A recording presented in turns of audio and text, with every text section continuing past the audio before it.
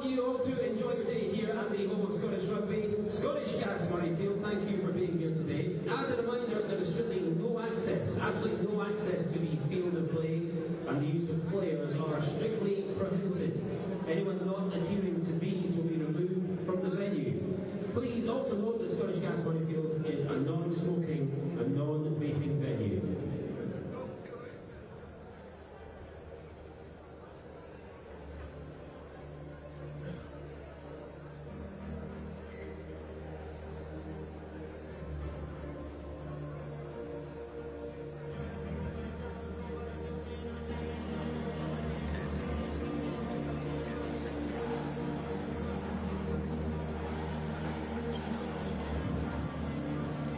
Ladies and gentlemen, now please welcome a performance from one of the teams who are taking part in the game shortly here at Scottish Gas Murrayfield. It's the Robert Gordon's College Pipe Band. Please give them a warm welcome.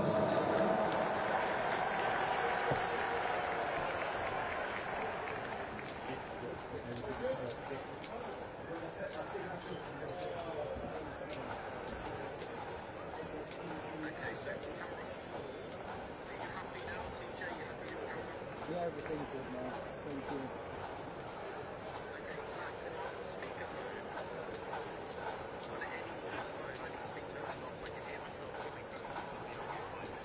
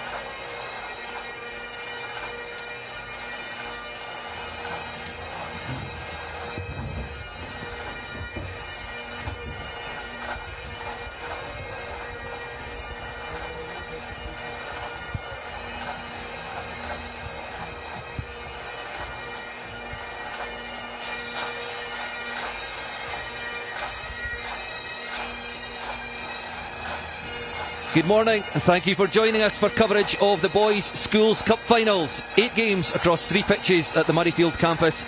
The back pitch is Hive Stadium, and here inside the main bowl at Scottish Gas Murrayfield. We have 4 of those matches coming to you live on Scottish Rugby's YouTube channel.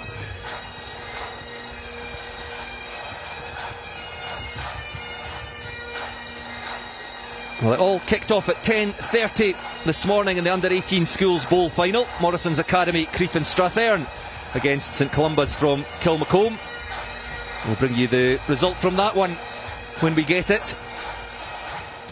And then at 11:30, with 2 games, the Under-16 Schools Plate final between St Leonard's Madras Blues and St Aloysius College. That one's out on Hive. And also our first feature game of the day, the Under-18 Schools Shield final between Robert Gordon's College and Dollar Academy. And we'll focus on that one just shortly. Then at 1:30, 2 more games, the Under-16 Schools Bowl final between Lomond and Helensburgh against Morrison's Academy, Crieff and Strathallan. That one's on the back pitches. And our second live game of the day out at Hive Stadium, the Edinburgh Academy against Loretto School. At 3:45, the Under-18 Schools Plate final between George Heriot's School and Fettes College. That one's on Hive, and again inside the main bowl here at Scottish Gas Murrayfield. Our third game of the day on the YouTube channel, the Under-16 Schools Cup final, contested between Stuart's Melville College and Merchiston Castle School. And then our action for the day rounds off with the Under-18 Schools Cup final, Strathallan School against George Watson's College. Kick-off at 5:45 once again inside the main bowl at Scottish Gas Murrayfield. So an action-packed day ahead, and thankfully the heavy rain of earlier seems to have abated. The forecast looks like it will be kind to us, so we can switch our focus now to our first feature game of the day, the Under-18 Schools Shield final, Robert Gordon's College against Dollar Academy. And delighted to have alongside me for this one Andy Cummings, regional representative for Caledonia, also involved coaching in the age group pathways. And Andy, you will know a lot about both of these teams. Morning, Bruce, and morning, everybody. And welcome to Murrayfield for what should be an entertaining game and an interesting game. We have 2 teams, 2 schools who play slightly different brands. Dollar traditionally have always tried to play wide, expansive rugby, edge to edge. And Robert Gordon's, they'll be looking to go towards their powerhouse forward pack today. So we've got perfect conditions, and 2 teams will look tactically to try and get the edge over each other. But the scene is set. We've got a great crowd and a great atmosphere. Yes, these schools finals always so well attended. I think the whole school just empties, piles into, whether it be the Scottish Gas Murrayfield Hive. There's huge numbers out there in the back pitches just now. It really is a fantastic occasion. Yeah, I was speaking to a couple of representatives from the schools this morning. I think there's 5 buses on the way up from Dollar, and I know the team at Robert Gordon's travelled up last night, and they've got 4 or 5 buses coming along as well first thing this morning. So yeah, great turnout, and who wouldn't want to be here today? It's always a great atmosphere, great excitement, and it'll be great for the players really to sort of thrive and to show their skills off in front of this crowd, and I'm sure they'll be desperate to get onto the pitch and to show what they can do. Well, let's run through the 2 teams.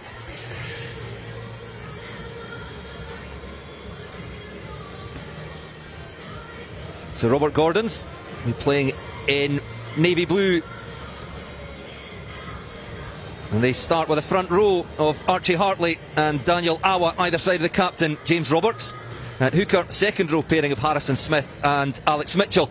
And in the back row, Ben Barclay, Emmanuel Uwijaran and Fraser Retty.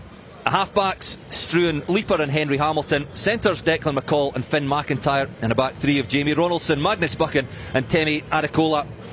On the bench for Robert Gordon's, Omar Abu El Aziz, Struan Davidson, Tolu Olase, Okulaja, Alex Wright, Evan Carbayo Wright, Charlie Mackey and CJ Ofadile. And let's start off with the team lineups and tell you how they're going to be starting with Robert Gordon's College. And for Dollar, and the 15 lines up like this. Front row of Kerr McGuffin, Alexander Tinch and Adam Powell. Second row sees captain Cameron Hind, partner with Alex Wishart. And the back row of Harry Bell, Harry Quinn and Nicholas Dow.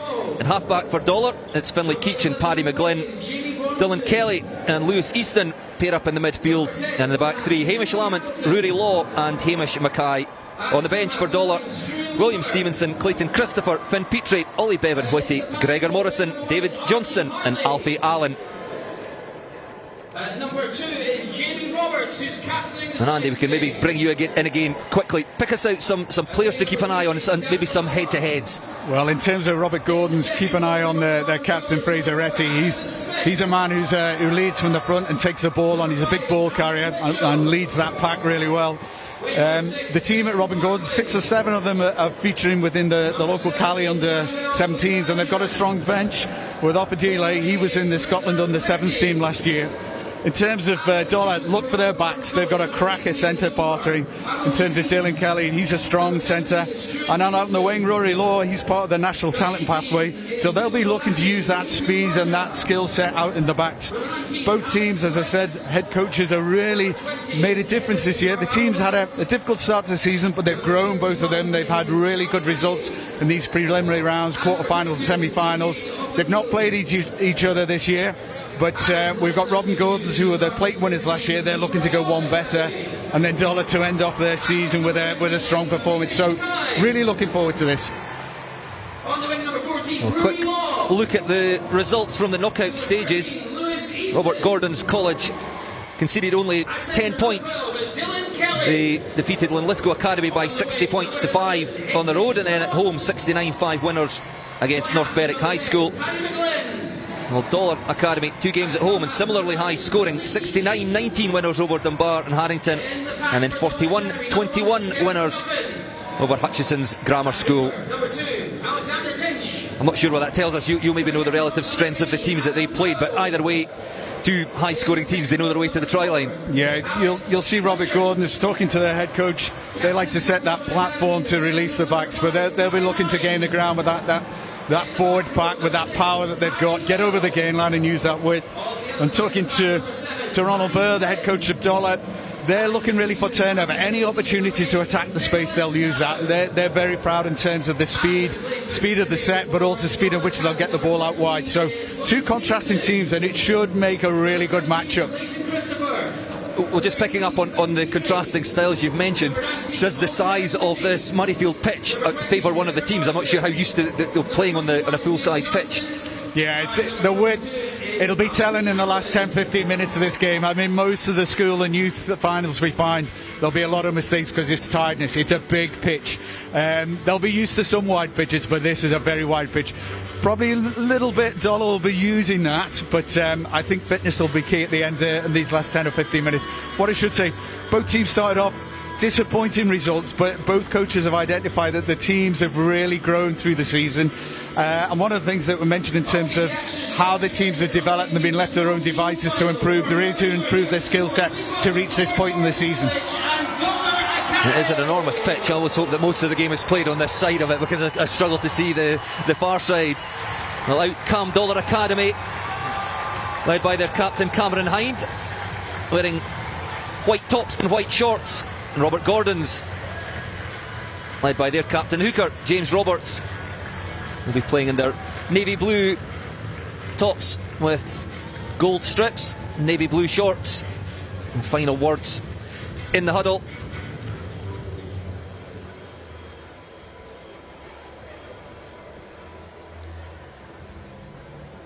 Robert Gordon's in blue, I think I'm right in saying their first visit to the big pitch at Murrayfield for a first 15 side in 20 years. Yeah, you're correct, and that's one thing they've really concentrated on. It's been a long time since they've been here, and they've really emphasised that the players have got to take this opportunity. Interested to see these first few minutes, because very often some of the players, just with the tension and the excitement, there could be a few mistakes, but it'll be interesting to see how each team's adapt in these first 5 to 10 minutes. Our referee for this one, Ewan Maguire, and it will be Dollar Academy in white to kick off. Paddy McGlynn gets the match underway. Long kick into the 22. First possession for Robert Gordon's is bang that one down the far touchline into touch. No messing about. We'll have our first line out of the day. Good clearance there by Stuart Leaper. He's well known up in the north. He's actually got himself as their starting scrum half for the regional side, so that's a good clearance and good setup.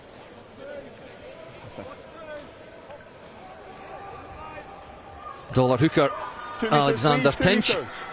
just on the Robert Gordon side of halfway. A little bit of movement, and then the low throw to the front Use it. Back. has been won by Dollar.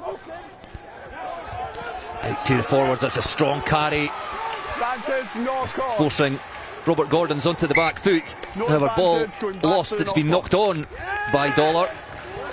So now our first scrum, but that first carry by the Dollar forwards, Shane, you got I this mean side, business.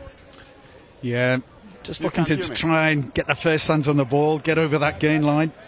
So the front row there, good pod set up, and then really you. good body position, and take it into contact, and that leg drive going forward. Bang! Good carry by Nicholas Dow there. Hold your weight. Stay. Yes, the Ball Dollar there, number 9, 8. stay 9, good. It's Robert Gordon's from that first scrum. Out the back, they've created space on the left. That's nice play. And up towards the 22 goes Temi Adekola, the Robert Gordon's fullback. Solid defence by Dollar. Alexander Tinch right in the middle of that. Struan Leaper, Robert Gordon's scrum half. Out to the hooker, James Roberts, the captain. Have you got Mark? And again, just pulling that ball out the back of the pod, trying to unleash the backs. That didn't quite work for them, but showing their intent. Here. And a lovely run from Temi Adekola to set up the position. Yeah, I like that line from Declan McCall, the inside centre there, just drawing the defenders on, creating that space on the outside. Lovely line to run on the outside. On my foot. And I'm really impressed with Henry Hamilton, just his ambition, looking for the space. Though the kick didn't come off there, it really heads up, looking where that opportunity is to attack and where there's open play. The first real opportunity of the match then goes to Robert Gordon's, as they put that ball into touch about 10 metres from the Dollar try line. The overthrow from James Roberts, so opportunity wasted. Snapped up by Dollar Academy. Back it goes to Paddy McGlynn, under some pressure, does well to get that kick away. And finds a good touch about 25 metres out from the Dollar line. Good reaction there from Alex Wishart, the Dollar second row, just claiming that ball, taking it forward, and just a nice clean setup to allow that clearance out. So hoping for a better throw from James Roberts here. Yeah, well, he would have rather had that Down by blue. Down from by blue. the previous line out. Another opportunity for Robert Gordon's back to come Advantage, high tackle. towards the line out. A high tackle, Number referee 5, playing an left. advantage here as Robert Gordon's take play back inside the 22, and again probing down the blind side. Struan Leaper using his left wing, Jamie Ronaldson. Driven back, aggressive Dollar defence, but it's still with Robert Gordon's. Looking for first points of the match. 4 minutes played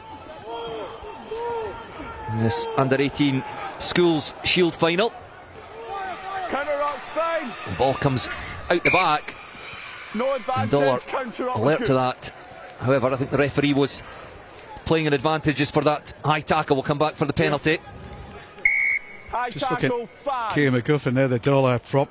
Really seen the opportunity to counter ruck there, strong body and really driving over the ball to just quell that attack there by Robert Gordon's. So Dollar really pressing on the defensive line, really putting pressure on in terms of that attacking option.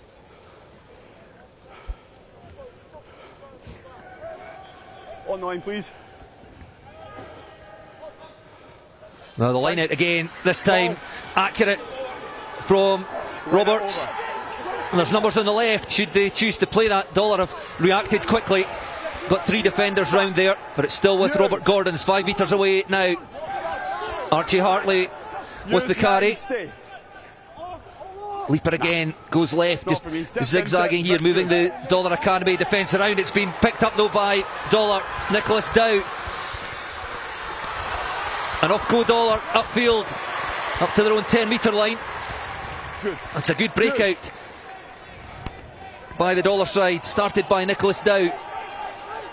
No hands. As he no turned hands. over that ball very close to his own try line. Almost through the tackle. Roll. No hands. Robert Use. Gordon starting to Stay. switch into defensive mode now. Finlay Keach out to Paddy McGlynn. There's numbers out on the right for Dollar. Good work by Lewis Easton. First man, play! First Rooney man! Law into secure possession. Well, this is going to come out on the Robert Gordon side of the breakdown. On. And that's an intelligent kick, just takes play back Shot. Happy with that. to the $22.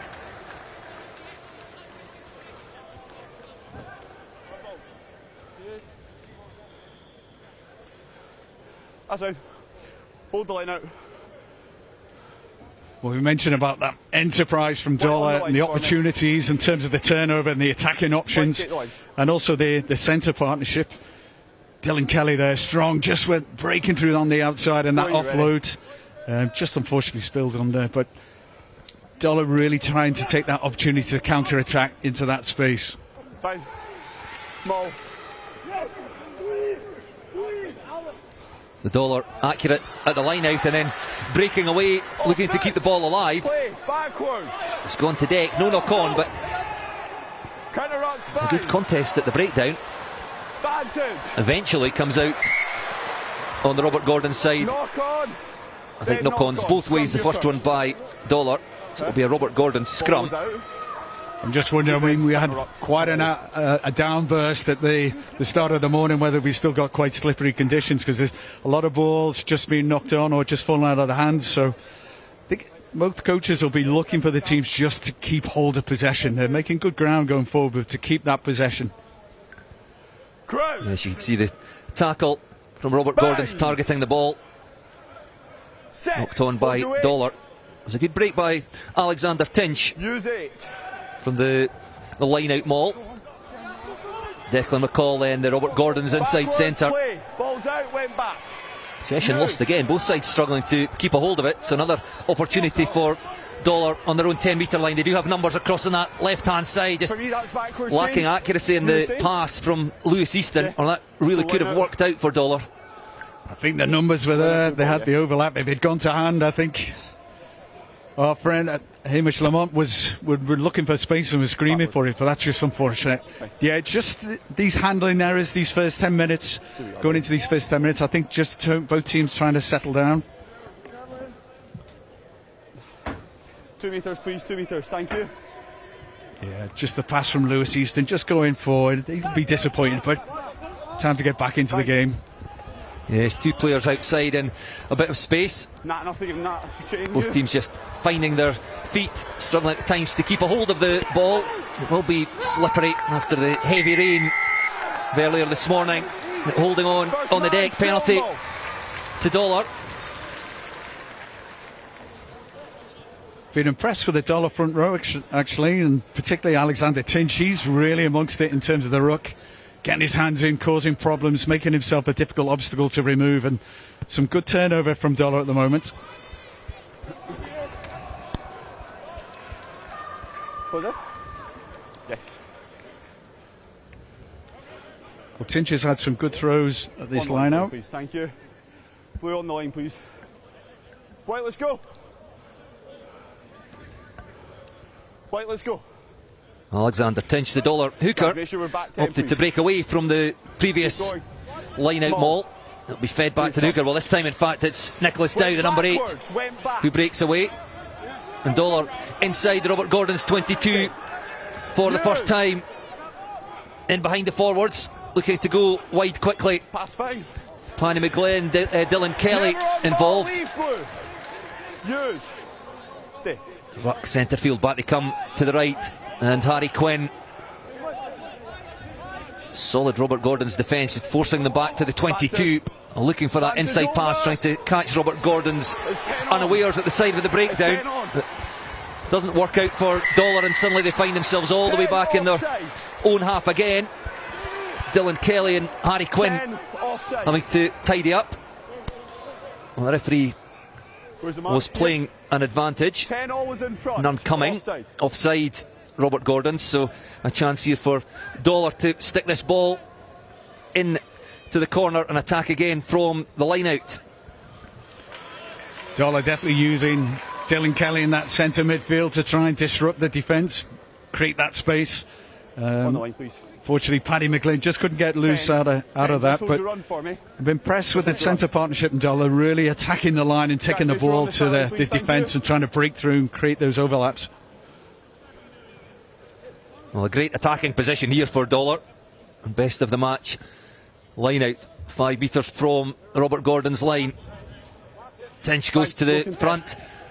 It's fed back to number 8 Nicholas Dow and then into the hands of hooker Tench.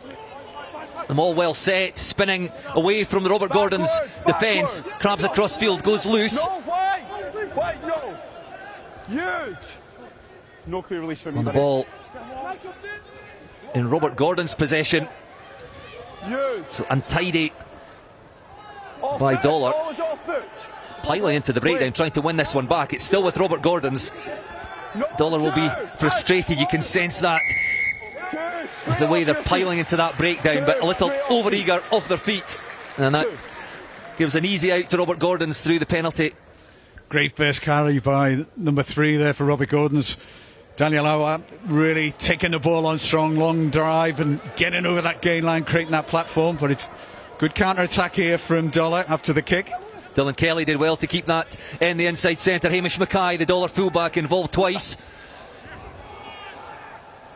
And Dollar having been under the cosh in the early stages inside their own 22. Stay back, good, use. Finding themselves a spell of pressure in possession. Use it, back. And behind Alex Wishart, big second row. Again, Dylan Kelly involved, both centres getting hands on the ball. Lewis Easton and Rudy Law trying to go through, but it's been knocked on again by Dollar. Interesting defensively. Both teams are looking to strip the ball in the tackle, and I think that's what's producing most of the knock-ons of the balls going loose. So I suppose as coach-wise, you'd really want them to make sure they're securing that ball, keeping hold of that possession, so to create those platforms. So that seems to be the, technically in terms of defence, the stripping of the ball out of it. I think so. What's happened? Lewis Easton, the Dollar outside centre, is trying to get the ball into one hand, flick it out the back door, didn't quite work. Guys, make sure we're on side, please. I think we're about to see our first change. Tolu Okulaja getting some instructions down pitch side from his coaches. Stay. Ball's there. Robert Gordon's from the scrum, Struan Leaper flips that pass out into the midfield, and Finn McIntyre. And again coming back to the left, just trying to catch Dollar overfolding. And off goes James Roberts, the captain. Harrison Smith, he's bundled into touch the second row. You can see how annoyed he is there, didn't manage to stay in the field of play. Nice short side break by Roberts. Just spotting the gap, came into the line well with plenty of pace, just unfortunate with the offload. Yeah, it was in touch. A good covering defence there from Dollar, quickly responding to the attack on that short side.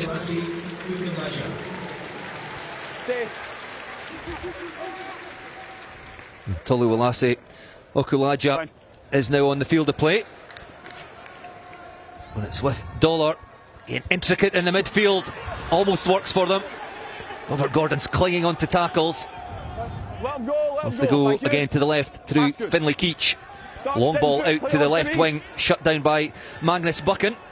Robert Gordon's right wing, wearing the white headgear. Dollar struggling to get any go forward against the strong Robert Gordon's defence, so they go this time to the skies. Well, that could work for them. Nobody claiming that for Robert Gordon's, and it's been plucked from the air. And Dollar now back on the fringes of that Robert Gordon's 22. They've got numbers on the right hand side. It's lobbed out to Hamish Mackay, the fullback, spinning away from his opposite number, Temi Adekola. And Alexander Tinch, the hooker, scythed down in the tackle. Dollar inside the 22 for the third time, unable to take either of their previous opportunities. What can they make of this one? Paddy McGlynn uses Nicholas Dow. The number 8, it's been stripped again though by Robert Gordon's. Off they go upfield. Foot race between the two players. Looks like Dollar will get back. That's good work to tidy that one up. He's lost possession inside the 22 once more. Use, stay. And back it goes to Paddy McGlynn. Sends that down towards Robert Gordon's fullback, Adekola. Two men dropping back for Dollar. Oh, it's just a bit untidy. I think that has been knocked on by Robert Gordon, so both sides getting opportunities in broken field, unable to take them. Well, bit of a kicking game that last 2 or 3 minutes, and particularly in terms of Dollar. Great play by Paddy McGlynn, but what a great take by Dylan Kelly to take the team up into the 22. But unfortunately, again, possession lost, and that counter-attack from Robert Gordon's and kick downfield with Henry Hamilton chasing up. So we've got the scrums here. We've got to say, set piece from both sides has been very strong. I think we've only had one awry in terms of their lineouts, but both the scrum and lineouts have been very accurate. So interesting to see who wins this one. Well, we're about the midway point in this first half in the under-18 Schools Shield final. Still 0-0. It's been a very entertaining game. Well, this may well lead to first points as Dollar burst up through the middle again through Rory Law. One of their players involved in the national talent pathway. It's the other winger now, Hamish Lamont. Dollar now 10 metres away. The forwards going to work, fighting through tackles. Robert Gordon's defence strung across their own 5 metre line. Racing forward to make tackles. They want to give Dollar an inch here. Captain Cameron Hind with the carry. Robert Gordon's holding firm. Good choice too. Alexander Tinch, the hooker again. There's numbers on the left if they want to go that way. Keeping things close for now. Just trying to tighten up that Robert Gordon's defence. Now they pull the trigger and go wide. Lewis Easton straightens, accelerates, tries to get through a gap. He's taken down. Still 5 metres out. And Dylan Kelly, the inside centre now, just a metre away. Back. Banter's 18 offside. Dollar driving forward now through Adam Powell, recycling forwards quickly. They're over the try line, and it's Dollar who do get first points of the game through the forwards. And they've had 3 or 4 opportunities, but this time they do get themselves over the try line, and well worth their 5-0 lead. Well, I think that came off 7 or 8 phases of play, but the real magician in terms of this is Paddy McGlynn, how he draws that defence, and that break on the inside. Rory Law came from the blind side, came through to generate that pace through that took them into the 22. Forwards then very, very effectively taking the ball on, drawing that defence in, creating those gaps, and then eventually we get that score just over the line. But great combinations between the backs and the forwards at Dollar.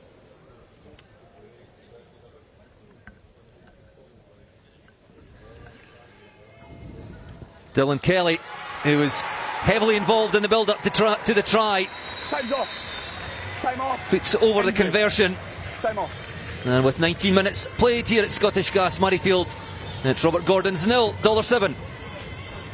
There was Ranald Bird for Dollar. I've been really impressed with how the team have been playing and how they've gone together, and particularly how they're drawing the defensive line and Robert Gordon's and making them guess all the time, using the kick options, using the short options, the wide options. They're really stretching Robert Gordon and asking questions in attack.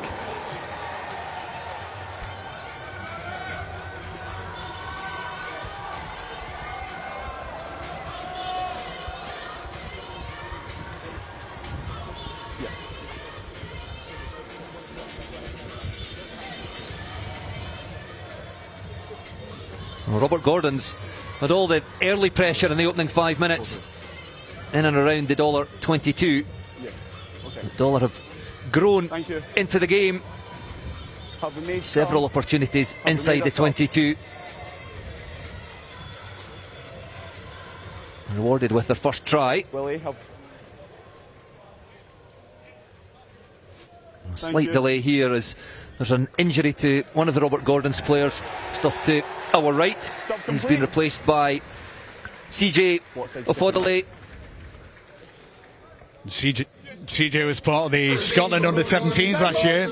He came back, he was offered an injury at the start of the season, but he's a strong, dynamic runner. Good substitution. Let's see what he can bring into the game. I suspect a cult hero at Robert Gordon's. I watched them go out to do their warm-up and there was lots of cries of "Go on, CJ." Yeah, he's a bit of a character, charismatic, and he's a bit of a talisman as well, so we'll see what we can do today. Temi Aricola trying to fight his way out of tackles, takes play up towards halfway for Robert Gordon's. What have they got in reply to that Dollar try? No hands! Back. You!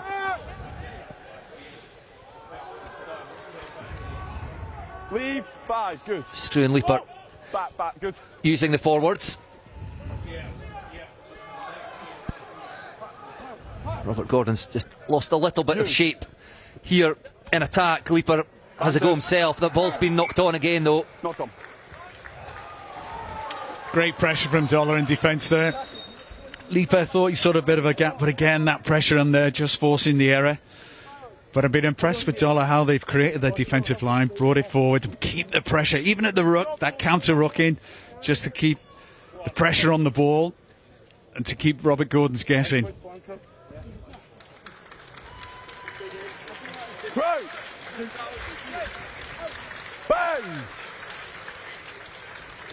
Set. Stay. Stay.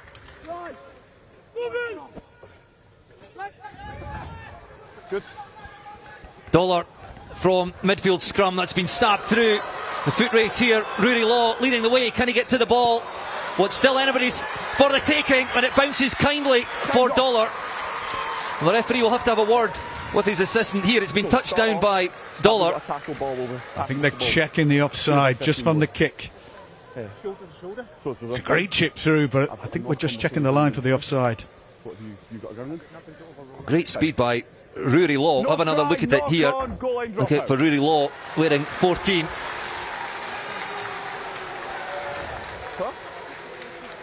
We've not seen that. It's a nice kick through. Rory Law chasing. Yeah, great chip by Hamish Mackay there, right into the back of the defence. Make sure we're onside. Oh, it's a knock on. Guys, make sure we're onside. It's a knock on in the end goal, I think. Yes, the referee, Ewan Maguire, has decided it is a goal line dropout. So the opportunity for Dollar, knocked on over the try line after a lovely kick through.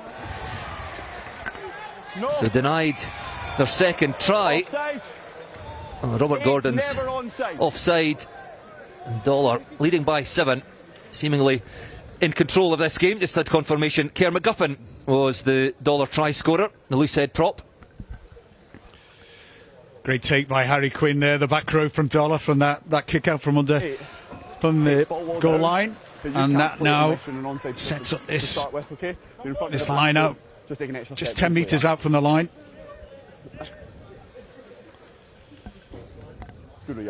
Cameron Hyde, the captain, he tends to be the talisman in the line out for Dollar. He's normally their go-to in this position. It'll be interesting to see where we go. Well, the Dollar line out has functioned well. Alexander Tinch, it's off the top this time, down to Finlay Keach, out to Paddy McGlynn. Drops the ball off to Potter forwards outside him, and then Dollar again coming back to the right. Not held in the tackle as the captain Cameron Hyde just goes forward another metre or so. Harry Bell, the blindside flanker, involved. Hamish Mackay, the fullback now. Dollar back on attack, deep inside that Robert Gordon's 22. Harry Quinn piling in to win possession.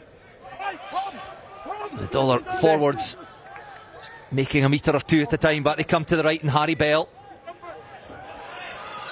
Robert Gordon's slipping off one or two tackles, allowing Dollar to make ground up to the 5 metre line now. Still with the Dollar forwards. There could well be space out to the left, keeping it tight though for now, going very close. Another pick and go, perhaps just one more needed. as they dive over. They do get their try. That's great work by the Dollar forwards, and they're rewarded with their second try. And it's the captain, Cameron Hind, who comes up last with the ball. Well, if you want to see second row play, Cameron Hyde, Harry Bell, how many times they took the ball, carried it forward over to the line, got themselves back up again, and then made themselves available to take the ball. And that's a great pick-up from Cameron Hyde. And as we said, great platform. He took the ball cleanly and allowed that platform for 2 or 3 phases. And I think the difference in these last few minutes is that in the past where both teams have gone forward, Dollar retaining possession. They're keeping the ball, protecting the ball, and that's allowing their forwards then to take the ball onto that next phase, get over the gain line and cause those breaks, those holes in their Robert Gordon's defence. Dylan Kelly once again accurate with the conversion. That extends the Dollar lead out to 14 points to 0. Kerr McGuffin with the first try, Captain Cameron Hind with the second. And Robert Gordon's College, who conceded only 10 points in the knockout stages, finding Dollar a bit of a handful in this first half of the under-18 School Shield final.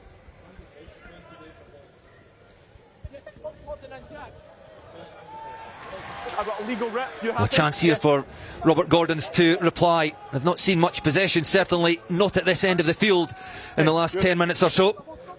James Roberts, the captain, the hooker, takes play into the 22.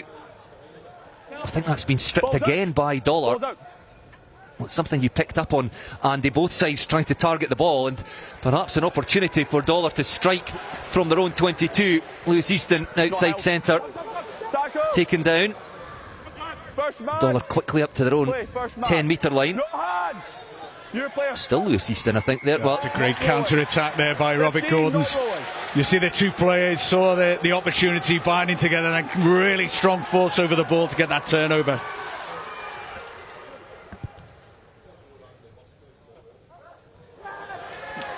Oh, that's unfortunate. That's gone dead. Kicking dead. Just tried to take too much. The assistant referee had a very close look at it. Look at the turnover here. Yeah, it was taken in there by Hamish Mackay.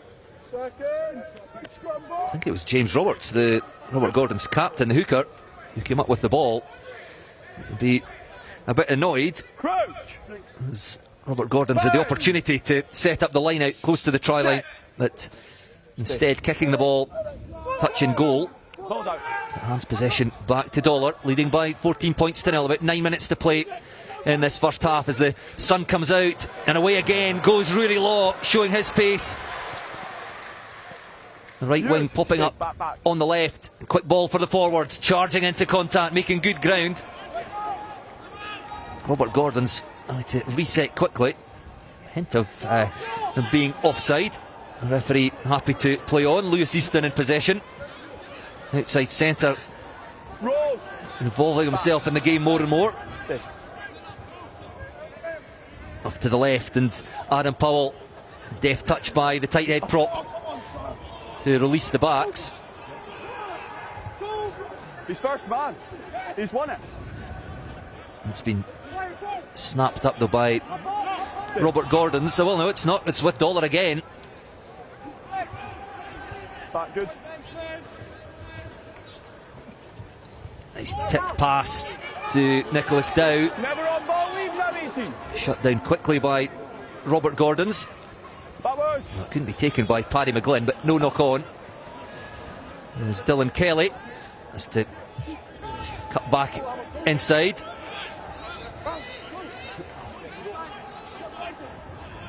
Keach again to the forwards. Well, Alexander Tinch proving to be a bit of a handful. The Dollar hooker. Again, they've manufactured space out there on the left flank. Dollar now up to the Robert Gordon's 10-metre line now. McGlynn again happy just to drop that ball off to the forwards. Now the backs will look to strike wider. Space in behind, the put boot to ball, looking to roll that ball into touch just outside the Robert Gordon's 22. It's a good kick. taking the pressure off. I mean, I know there were a few breaks in the tackle, but options seem to be limited there, and that's a great idea, putting the ball in behind and gaining that territory. Just Dollar at the moment just seems to be breaking out the tackles, just the tackles not being complete and managing to wriggle out and create those offloads or get those extra yards. So I think coaches at Robert Gordon's will be asking really to make sure the tackles are made properly, stop that offload, stop the gain in the source. Yes, they were very secure in the opening stages, but they'll be perhaps tiring. They've been under the cosh for most of the last 23 minutes or so. I mean, had the best of the opening 5 minutes. Harrison Smith on the charge for Robert Gordon's big number 4. Just hands on. Back they come to the left. Fraser Retty, number 8, takes play up to halfway. Henry Hamilton trying to stab that one through. Mark, please. Charged down by Dollart, will come back for the penalty. Good by the forwards for Robert Gordon's. They've been out of the game the last 5, maybe 6 minutes. And I think I like the idea of just taking a head down and really take the ball on with pace. What we need to see now, next few minutes or so, just concentrate on retaining the ball, taking the ball on, creating those phases.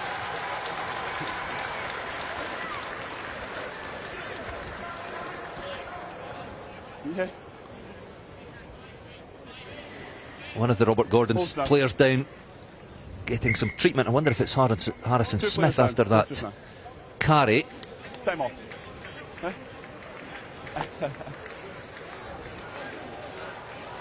Yeah, just going back to those last few minutes, just Dollar forwards just dominating and just proving that they've slightly got the edge and keeping the forwards from Robert Gordon's quiet. They're keeping the possession, taking the ball, creating those phases, and that's what you want, that continuity, keeping the team ticking over, keeping them alive, keeping them aware. So let's see how Robert Gordon's respond to that from this line out. Harrison Smith, thankfully, seems to be okay and may well be used out in the midfield by Robert Gordon's, but first they set up the maul from the line out. That's a great drive into the 22, look well set. Referee playing an advantage here. Robert Gordon still going. 10 metres away now. Struan Leaper waits for the ball. Robert Gordon's will be desperate to strike. 4 minutes to half time. James Roberts, the captain, 5 metres away now. The ball there for Struan Leaper. Comes to the left and Alex Mitchell. Take a step for me, please. Leaper again, back to the right, and Harrison Smith driven into contact. Take a step. 2 metres now. Take a step. Good.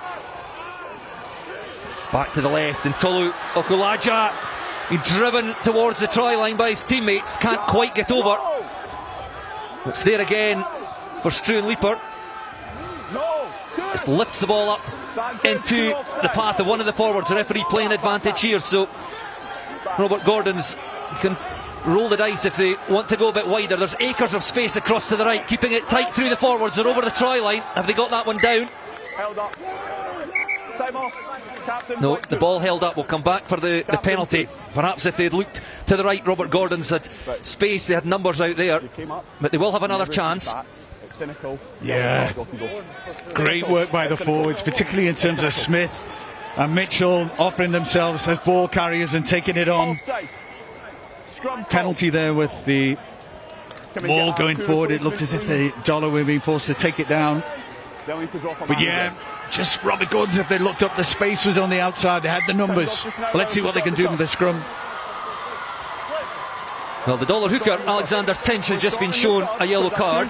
Robert Gordon's have called for the scrum, which will force a change in that Dollar pack. William Stevenson, I assume, will be the man to come on. Who's dropping in? What number? There'll be a bit of reorganisation here with the yellow card, with the hooker having to go off. So we'll need just to reorganise the forwards.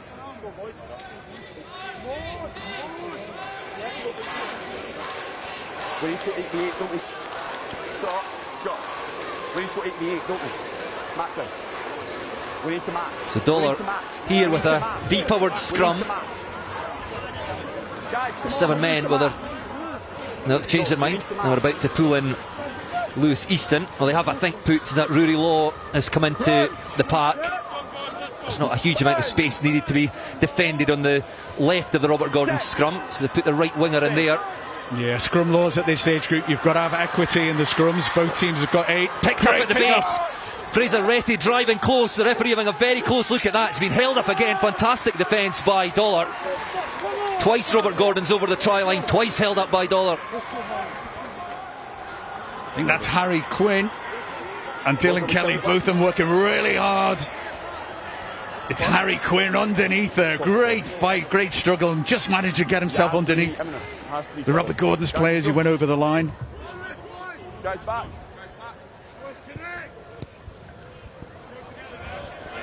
Well, we've seen what Dollar can do in attack. 2 tries for them.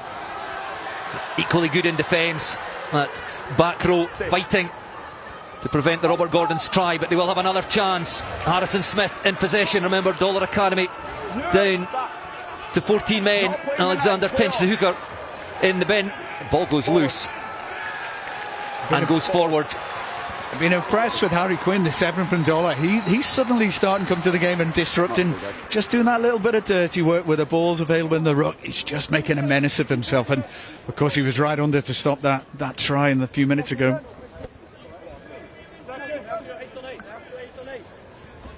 I think Archie Hartley will claim that he tried to tip that one on. Calm down. Calm down. Crouch. Bind. Set. So an interesting last 7 minutes or so with Dollar a man down. Oh, they can hold out. Came straight out the tunnel, it's just a reset. Straight out the tunnel, reset.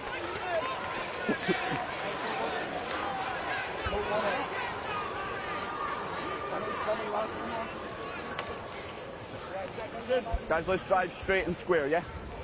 So Robert Gordon's 0, Dollar 14. Crouch! Bind! Eventually we'll get this scrum down. Dollar showing a willingness to attack from their own half. Hold the push, use. Under pressure at the scrum, but they get it away cleanly. Out to Paddy McGlenn. Then the centres, Dylan Kelly and Lewis Easton combining again. Easton thumped in the tackle. One of the Robert Gordon's players has taken a sore one. I think it was his opposite number, Finn McIntyre, that made the tackle on Easton. Made his way slowly back into the defensive line. Dollar will put boot to ball here. Looked to be in front of the kicker. Claimed by Henry Hamilton. Robert Gordon's fly half under some pressure from the Dollar chasers. Perhaps the last opportunity of the half for Robert Gordon's. They've got numbers out here on the left touchline. Jamie Ronaldson tried to bang that one off downfield, didn't quite connect with the ball. It's been tidied up by CJ Afodele. Well, there was opportunity for Robert Gordon's had the numbers. If they'd just gone through the hands and drawn the player, I know they would like to go wide, but I think the pass there, if they'd just used the numbers, I think they would have had the overlap anyway. But there's that tackle midfield with the 2 13s. Stay onside. Finn McIntyre really put a big hit on his opposing number, Lewis Easton, who's made some big inroads on some big runs this first half. And there's the Robert Gordons. Stay. Balls up. CJ Afodele just trying to throw that ball infield. Well, the clock inside the Scottish Gas Murrayfield Stadium ticked over the 35-minute mark, so last attack of this half for Robert Gordon's, and it might well work out for them. He will go in for their first points of this game. Over they go through Temi Adekola. Well, fantastic try for Robert Gordon's, just what they needed on the stroke of half time. And it's Robert Gordon's 5, Dollar 14. Well, we wondered if CJ Afodele would have something to do, and they brought him into the line in midfield. He made that initial breakthrough and was covered, and then the ball worked out to the right. Well, what great footwork, great hand off. The handoff for Temi there. Real strong leg drive as he powers through the line, and that's a great finish. And what a great end for this half for Robert Gordons. That brings him right back into the game.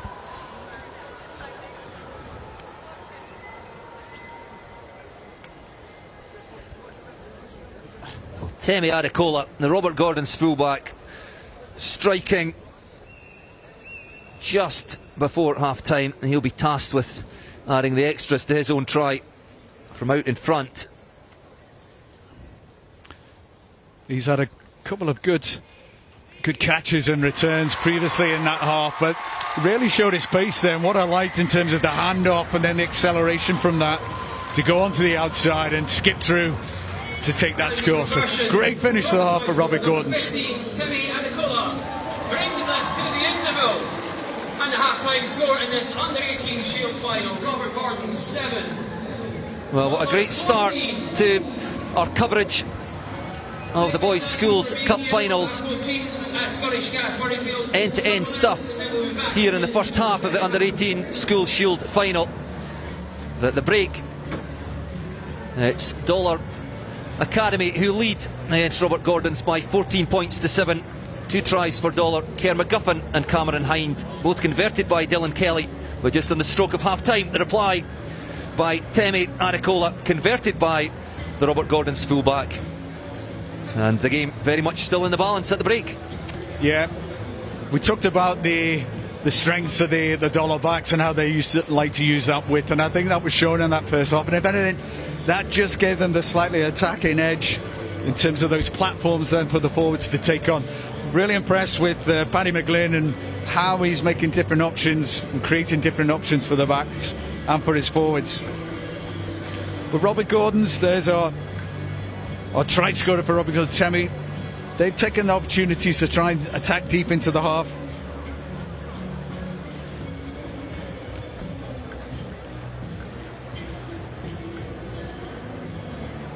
Paddy McGlynn just with the kick there picked up by Dylan Kelly, set up the position here for Dollar for the first try. It was Kerr McGuffin that we said propped the man to go over. Yeah, that strong leg drive helped by his 2 players really pushing him forward, and he sees the opportunity to pick the ball up and just get over the line. And I think that's been the key for Dollar, is how they've asked the questions of that Robert Gordon's defence, and when they've seen the opportunity, that wee gap, they've really expelled. Look at the power and the drive from the support there, and then that quick opportunity straight over the line to score. Well, quick look at the try that Dollar Academy got themselves over the try line. It was adjudged to have been knocked on correctly, so it was a lovely kick through, chased by Rory Law. We didn't quite know what had happened, but on closer inspection it was there for Hamish Mackay. Knocked that ball on. It's unfortunate. It was a great little chip through, lovely incentive in terms of get his winger in, but yeah, just in his excitement he just knocks it on. And then and again a bit of a repeat of that first try, how the forwards pushing, picking the ball up, using that support to drive them over. Then Dylan Kelly seeing that opportunity, and again great leg drive to go over the line. And the captain Cameron Hind, the man to touch down, as you said, Dylan Kelly kicking the conversion. And Dollar Academy at this stage led by 14 points to 0, but a wonderful try. Temi Adekola, the fullback, lovely balanced running. Well, he made a threat a couple of times earlier on the game, but he took his opportunity well, and as I said before, nice little handoff, just using that to push the player away and use that for the acceleration, and then using the leg drive then just to make sure he got through out of the tackle. But sees the space, there's the handoff, using that to push on. Great footwork to evade the offender at the ends and then right over the line. So cracking try at the end, individual try. Okay, this final is finally poised as we get into the second half, so you have a job to do for whoever you happen to be. So Robert Gordon's College 7, Dollar Academy 14, the half-time score in this under-18 Schools Shield final. It is time for inside Scottish Gas Murrayfield, second half just about to kick off. Well, both sets of supporters have been really entertained, thoroughly entertained in that first half, and let's hope we have a second half that's matched that first with the excitement. It'll be first possession of this second half to Dollar Academy. Use it. Taken back in. Scrum half Finlay Keach sends that back to Paddy McGlynn. Just bangs the ball down towards halfway, taken by his opposite number, Henry Hamilton.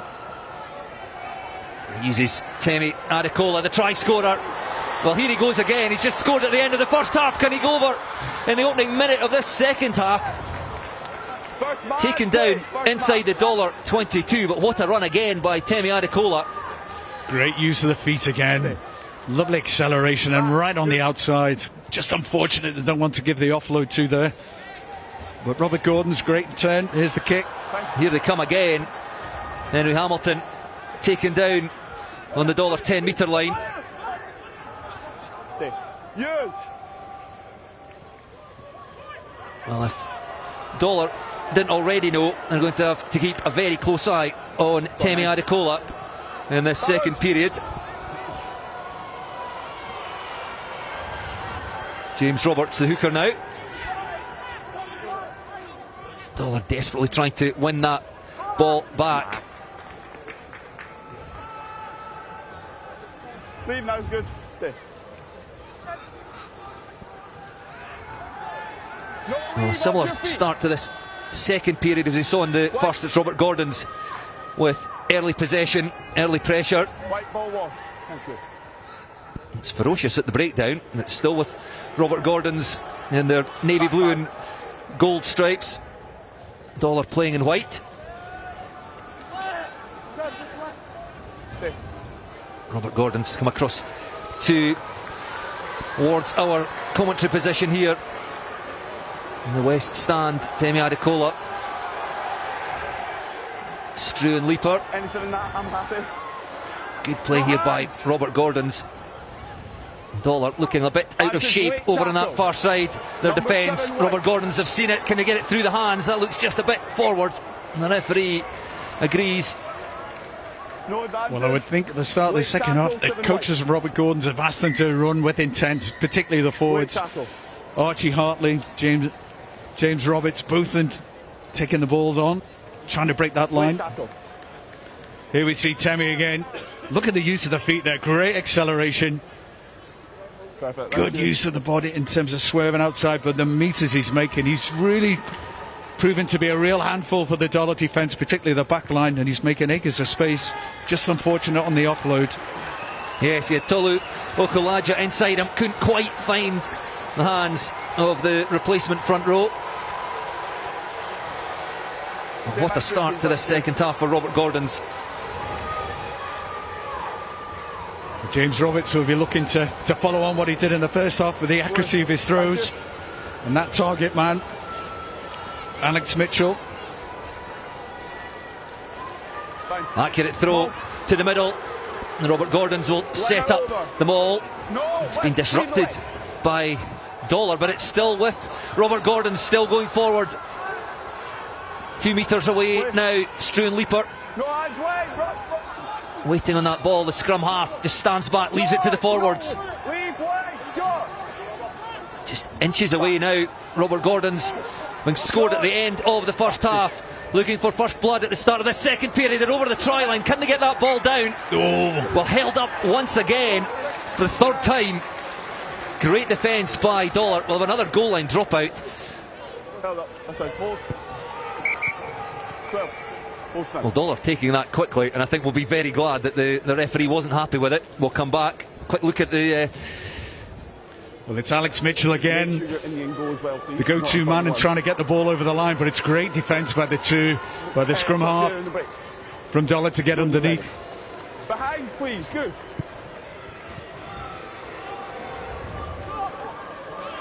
Well, what a start to this second half, and it's been all Robert Gordon's. This time it's the number 8 Fraser Retty charging into contact. That's a good quick ball for Struan Leaper. Leaper again goes wider to Henry Hamilton. Well, they've found space, they've got numbers out there if they can get it through the hands. Cutting the back inside of Adili again, Scotland under-17s player. Robert Gordon's with yet another opportunity, fighting towards the try line, metre short again. The forwards taking their time, pick and go.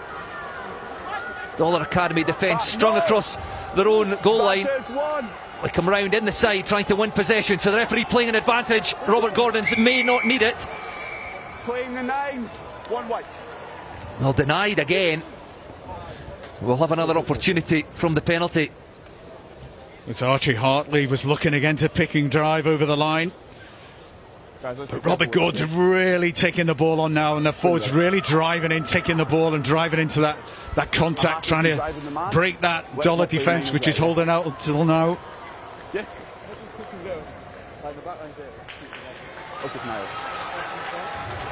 Yellow's coming back on. You see the penalty there coming in from the side with the Dollar player. No, white's on the line. 1, take it to your right for me, please. Thank Alexander Tinch, the Dollar Academy hooker, shown a yellow card at the end of the first half, comes back on just in time. Dollar back up to their full complement. Well, unbelievably, Robert Gordon's over the try line for a 4th time held up by Dollar Academy. Quite incredible defence. Guys, make sure we're onside, please. Make sure we're onside.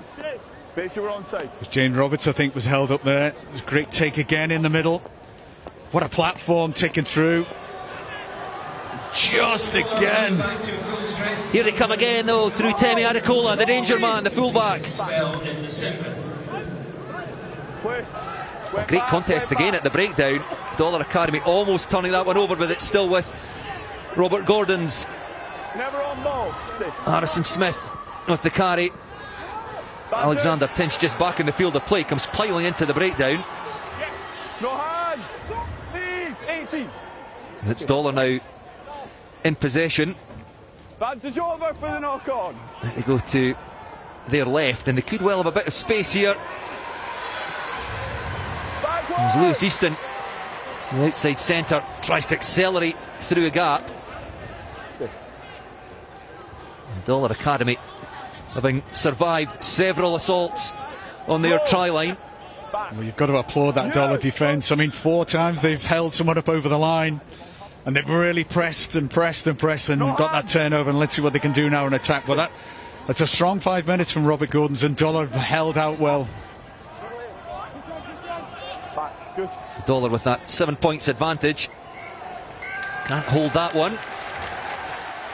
Hands possession back to Robert Gordon's. Just haven't taken advantage of the early pressure at the start of this second half. Alexander Tinch there, just with a slight knock on. Just took his eye off the ball there, looking to the defensive line. Well, I have to say, Robert Gordon's have come out firing these first 7-8 minutes in this second half.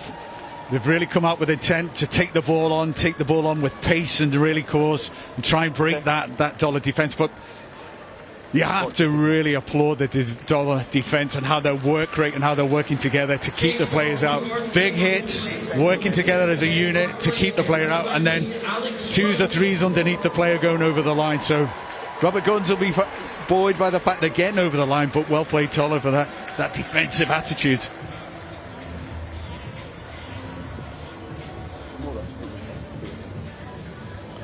Just looking at the pressure there from Dollar in defence. Really quick up into the line, putting pressure on the ball carrier, just causing those mistakes.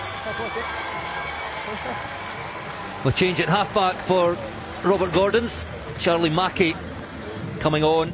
Change at scrum half for Robert Gordon. Number 9 replaces Struan Leaper. Being replaced by number 21 Charlie Mackey. You just wonder how much energy that's taken out of Robert Gordon's those last few 8 minutes or so, but with this respite, hopefully they can continue with the attitudes and the ambition they've had in their attacking with their forwards, setting that platform.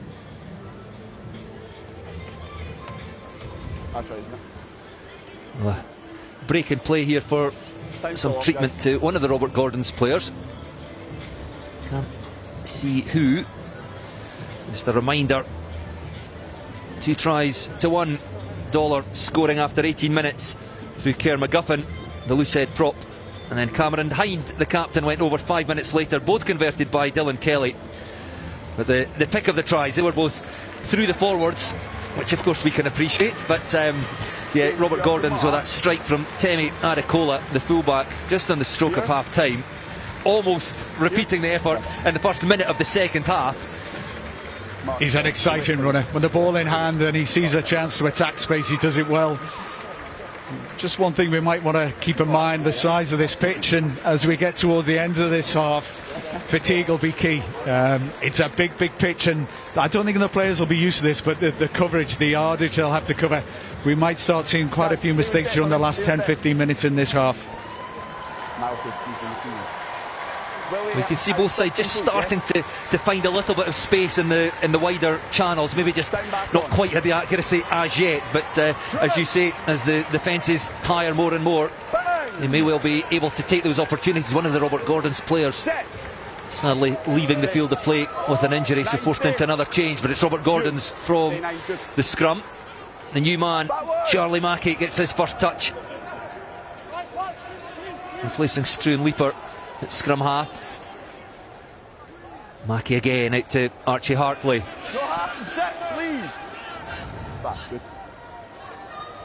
They come to the right this time, trying to release the backs. Away goes Henry Hamilton, accelerates half through a gap. Back to the forwards, and Fraser Retty. We've seen more and more of the Robert Gordon's number 8 as the game has gone on. Harrison Smith has been to the fore with his carrying.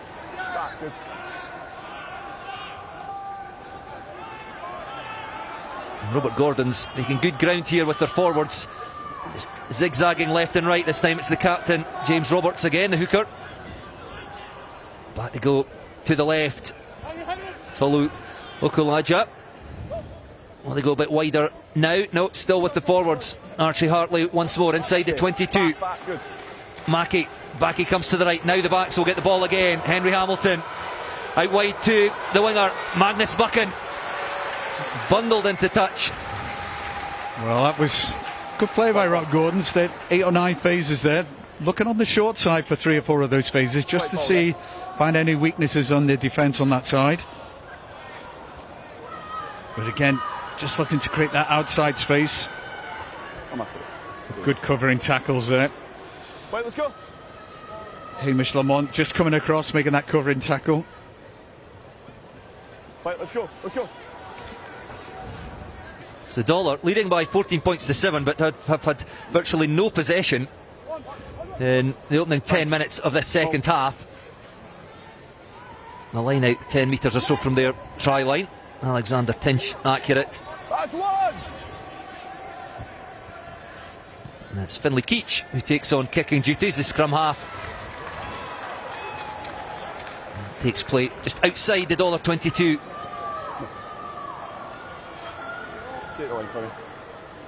Well, Dollar will hope to follow on what's happened in terms of the lane out with James Roberts.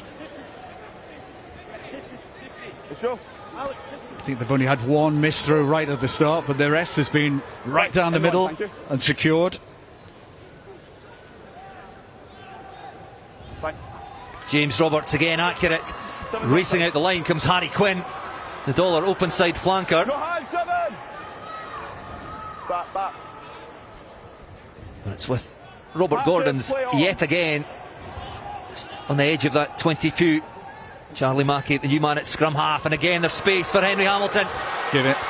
Takes it, he's got a man outside, it's Temi Adekola, and over he goes again, the fullback. Wonderful try yet again. Breaking to the right through Henry Hamilton. Timed his pass perfectly into the path of Temi Adekola, and the fullback goes over for his second try of the match. Well, the key to this is the switch in the middle. We'll see it coming up, but there's a switch in the middle of the play, and the backs are quickly reorganised and attack on that right hand side with pace. You see the forwards creating that platform again. The new scrum half. And you see that switch of play with a 13. Finn McIntyre splitting in there, and then that attacking line. Look how the pace coming in when Temi coming into the line, and what a dive to go into the corner. Beautiful. He's well deserved that as well. An outstanding try for Robert Gordon's. The switch of play, Henry Hamilton, the architect, and Temi Adekola applying the acrobatic finishing touches. Yeah, great vision from Finn McIntyre at the centre there, just to identify the attacking option on that right hand side, switching the play, And then the backs with Henry Hamilton putting the pace on, really exploiting that space. And Temi, well, he's been a live wire all through this game. With ball in hand, he's going to score. 10. Well, he converted his try at the end of the first half. Catches that one nicely, but it doesn't quite have the distance. Fades across the face of the post, so unable to add the extra 2 points. But Robert Gordon's, who trailed by 14 points to nil just before half time. 2 tries from their dangerous fullback Temi Adekola, got themselves right back into this one. It's Robert Gordon's 12, $14. Real reward for that first 12 minutes, the attacking options and the attacking ambition from Robert Gordon. So it's game on now.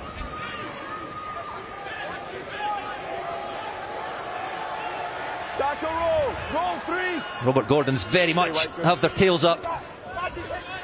He'll be happy to keep ball in hand here as Tolu Okulaja again fighting his way through contact. They've used the forwards well, they've released their backs at the right time. Harrison Smith yet again with the carry. Charlie Mackey now sends the ball back. Well, they look to kick. Well, why would you kick when you can run like Temi Adekola? Darts away from the Dollar defence, up over halfway, and once again the Robert Gordon's forwards go to work through Archie Hartley. That's a fantastic carry up to the 10-metre line. Then out the back, and again it's Henry Hamilton pulling the strings, still going the fly half. Taken down on the Dollar 10-metre line. Dollar have had almost no possession whatsoever in this second half. Still leading by those 2 points. Desperate to get hands on the ball. Well, they've disrupted that one. Stripped possession and a chance perhaps for them to counter. Now we'll come back for the knock on. But Robert Gordon's irresistible for now. Well, I've been really impressed with the bench from Robert Gordon's and the impression they're making. Those players coming on, really taking the ball on at pace. And if we see this, talk about Temi having a box of tricks. Look at that little show and go. And then the acceleration. We talked about his handoff before. But he's fully committed going forward.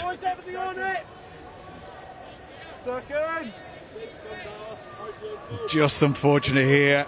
Just a bit high in the carry, easily stripped out there. But yeah, definitely Robert Gordon's in the ascendancy for these last 12, 15 minutes.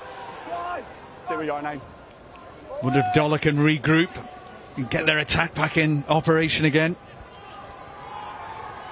20 minutes left in this one. Here go Dollar Academy. They have space out here in the left touch line. Out to their winger, Hamish Lamont. Back inside. A sweeping move up to the Robert Gordon's 10-metre line. Good quick ball for the forwards. Ball comes squirting out of the tackle. Paddy McGlynn tidies up Hamish Mackay. Into Dylan Kelly. Converted both of the Dollar Academy tries.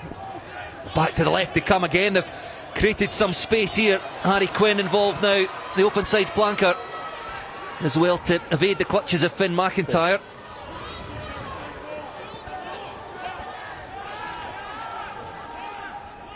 Dollar, a rare visit to the Robert Gordon's half in the second period. Clean through the middle goes Adam Powell. He's got man outside. It's the number 8, Nicholas Dow, and Dow has the pace to get to the try line. And having been under the cosh for most of this second period, Dollar burst into life, and they're rewarded with their third try through Nicholas Dow. Well, I wonder if there was a little message from the sideline just to concentrate and taking the ball and working through phase again. They've not had a lot of possession at the start of this second half. Went through the phases, went through the forwards, and then a great little attack through the middle. See Dow on the outside. I think it was Alex Wishart who was taking the initial one, but that's a great carry by Nicholas Dow, a great fend off for him to go over. Robert Gordon will be a little bit disappointed in terms of that midfield defence there. After all that hard work and getting themselves back into the game, just a slight lapse to allow their 2 forwards to come barging through the middle. But great support from Dow there.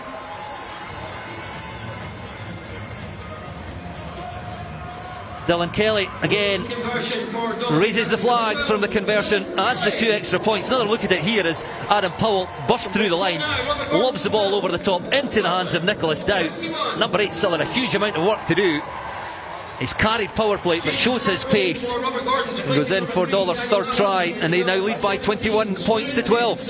Yeah, great line by Powell, saw the gap, great leg drive going through, powered through the line, and then looking for that support to offload, to draw the defender and then offload for the score.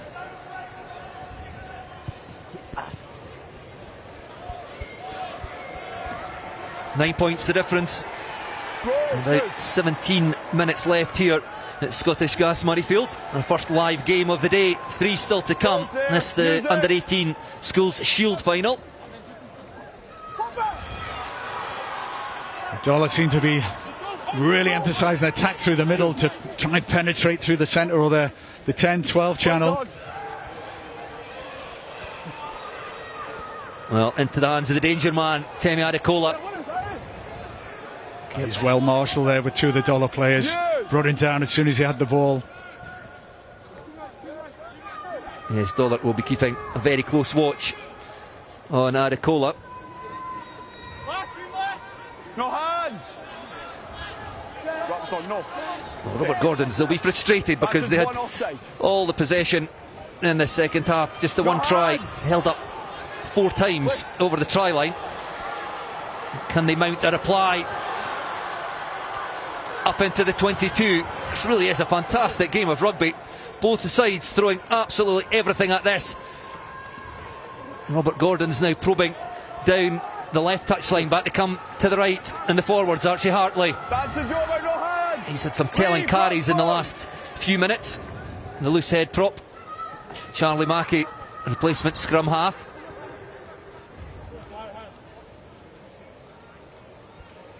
Again, keeping things tight through the forwards. That's a big tackle by Adam Powell, the provider for the Dollar try, showing his wares in defence, but Dollar illegally scooping that ball in the back on the ground. So Robert Gordon's now with the chance. Henry Hamilton puts that ball into the corner. Well, back to the, hopefully the Old Faithful, the line out. It's worked so well for them in this half and in the first half, so let's see what they can create. On the line, please. Roberts been accurate with his thrown here, gone to the middle, and they've always set a good platform for the maul coming off. Well, for the neutral, if there is a neutral, and the huge crowd in front of us here, I don't think there is. It will be a fantastic match. Fine. Robert Gordon's again accurate at the line out. Ball funneled back into the hands of the hooker, the captain, James Roberts. It's still moving inching forward towards the try line. They're well formed here. 3, don't change bend. Dollar holding firm for now. Robert Gordon's, they're over the try line. Roberts, I think. James Roberts, the captain, the hooker, hits his man at the line out, goes over as both captains scored. And Robert Gordon's, just conceded to Dollar at the other end with the reply. That's a great response for Robert Gordons.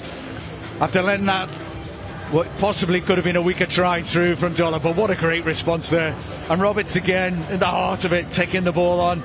Accurate throw from him, into the middle, platform set for them all, taking their time, patience. The ball's fed back to him at the back, and he seizes the moment really to power and drive over that line.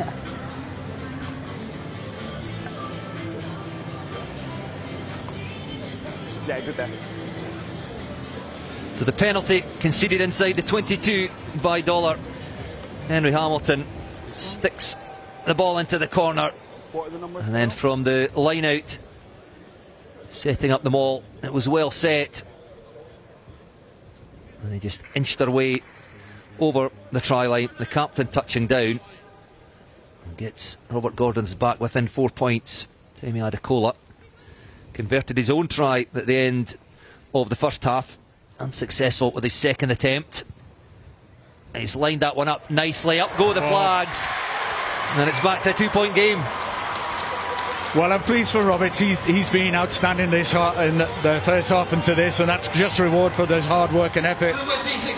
But those who don't know, there's quite a history in his family in terms of the North, with his older brother gone through all the pathway and represented Scotland at different ages, and he's just won a contract at Glasgow, so plenty of heritage, and he's following in his brother's footsteps. Great work by the Robert Gordon's pack, finished off by the hooker, the captain. For Dollar, onto the place, number 11, Hamish Lamont, is number 22, Alfie Allen.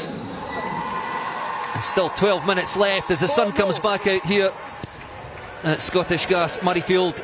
And in the front row, replacing number 1, Kerr McGuffin, is number 18, Finn. Temi Adekola with the clearing kick, takes play up to the Dollar 10 metre line. I don't know about you, I'm a little bit disappointed he hasn't gone the length of the field with the ball there, but great option.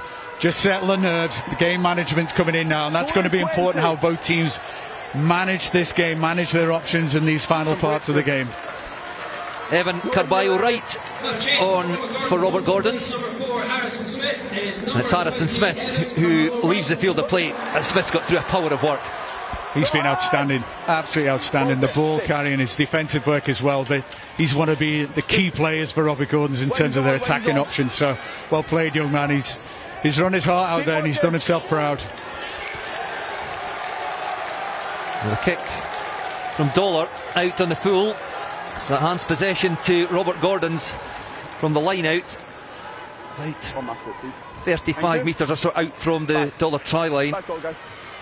And other than the 2 minutes it took them to score the try, Dollar Academy, through Nicholas Dow, they've hardly touched the ball in the second half. Yeah, there's been a real shift in momentum. Robert Gordon's came out firing, really want emphasis in terms of forwards ball carrying, and they seem to be carrying that on as well, and more importantly taking that territorial advantage, really pressing the button in terms of getting over the gain line and keeping the ball alive. Charlie Mackey getting good quick ball from his forwards. Well, it's intricate stuff, and away goes Henry Hamilton again. He's been superb at fly half for Robert Gordon's. Little offload from Tolu Okulaja to Roberts. Mackey again, now the forwards again. There's space out there in the left. Dollar Academy quickly coming up and shutting down the options for Ofodole. Mackey to Alex Mitchell. The second row, James Roberts. Out the back to Adekola. Scythed down by Dylan Kelly. Dollar inside centre. Charlie Mackey is to tidy up for Robert Gordon's. Dollar piling into the breakdown. Have they affected the turnover here? I think they have. That's great work by Dollar. Alex Wishart coming up with it. Finlay Keach lifts the ball up to the forwards. Now goes a bit wider. Paddy McGlynn. Good interplay in the midfield. The tip pass by Nicholas Dow. Looking for the return on the inside from Lewis Easton. And Dollar quickly taking play up to the Robert Gordon's 10 metre line. That was an important tackle.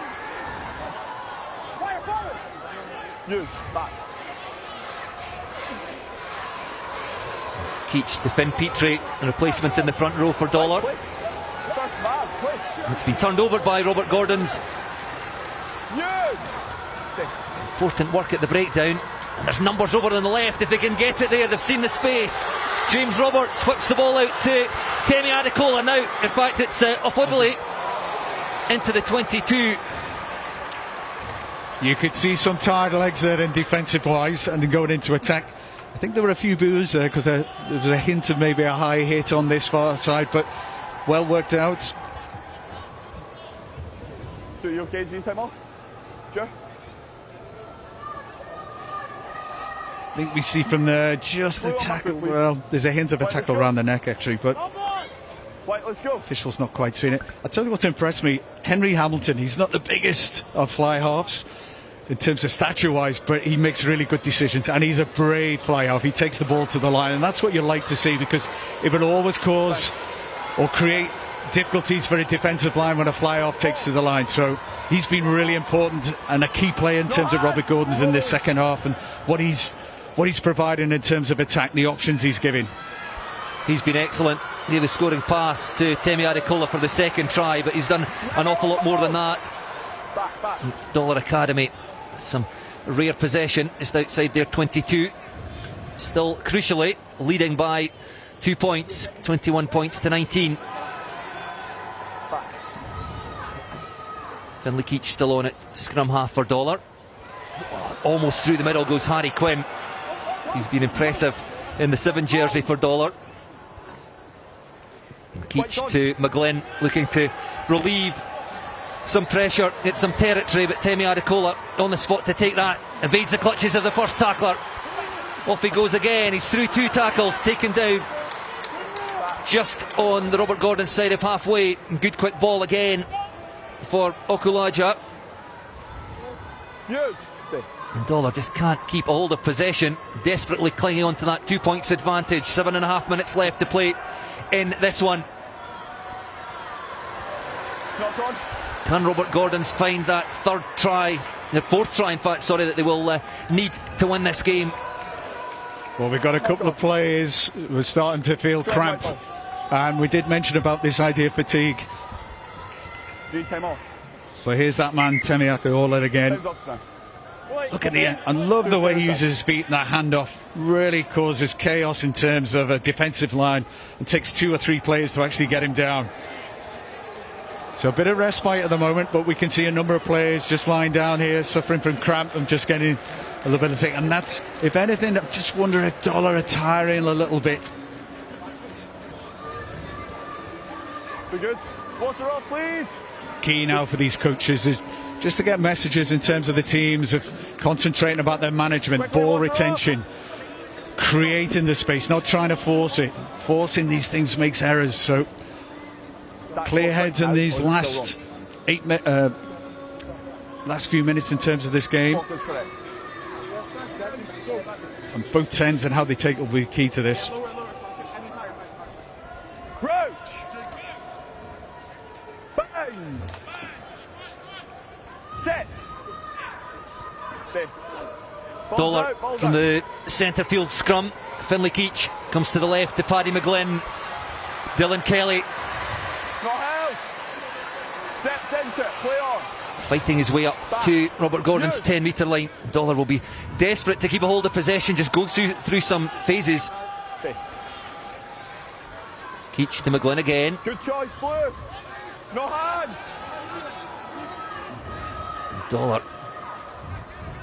will look to strike. A try now for Dollar. You think would win the match for them. 6.5 minutes left to play. It's Dollar to fight for possession just on the Robert Gordon side of halfway. Dylan Kelly again. Out to the fullback, Hamish Mackay, knocked on though by Dollar. We talked about that management. Robert Gordon's managed that defensively very well. Just shuffling across, waiting, and then putting the pressure on, causing that mistake. We mentioned about fatigue this 5 minutes or so. That's going to be key now, how we manage the game. Great tackle put in there. And then look at the pressures the defence work across to put pressure on the player. Really strong. Not give you a fight this time. Seconds. In you go. Good. Crouch! Well, still anybody's game. 5.5 minutes left to play, but it's Dollar with that slender 2 points advantage.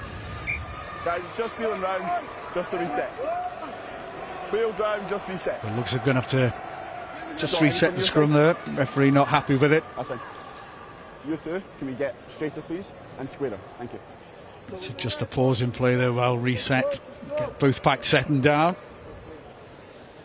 10s are going to be key. Last 5 minutes. Decisions they're going to make. Crouch! And in terms of the territory and the gaps, the attacking options they've got. Set. Hold your weight. Robert Gordon's just starting to run out of time. Ball out the back. Temi Adekola is lurking outside Henry Hamilton. Can't get the ball into the hands of the fullback. Hamilton again, breaking the line, getting those yards, the hard yards. Great courage with the ball in his hand. Robert Gordon's forwards again just trying to make meters, narrow up that defence. Well, away goes again. It's the fullback. It's Temi Adekola will go in for his hat trick, and is that the try that wins this game for Robert Gordons? If we get a chance, Charlie Mackey's clear out at the ruck makes this opportunity. But brilliant play against by Temi. But the replacement scrum have come off. He makes a massive hit into this ruck to clear the ball for them when they were under threat. And that's a great turnover. And what a finish again. With his third try. Here we see it again. Number 15, Temi Adekola. The scrum half's there looking to feed on with the forwards taking through. And you just see that pause, and then there's a threat. And look at that clear out by the scrum half to make sure they retain the ball. And then Temi sees that opportunity. Great handoff, and then accelerating through the gap. Lovely feet to round the ball back at the back. Great score. Such a balanced runner.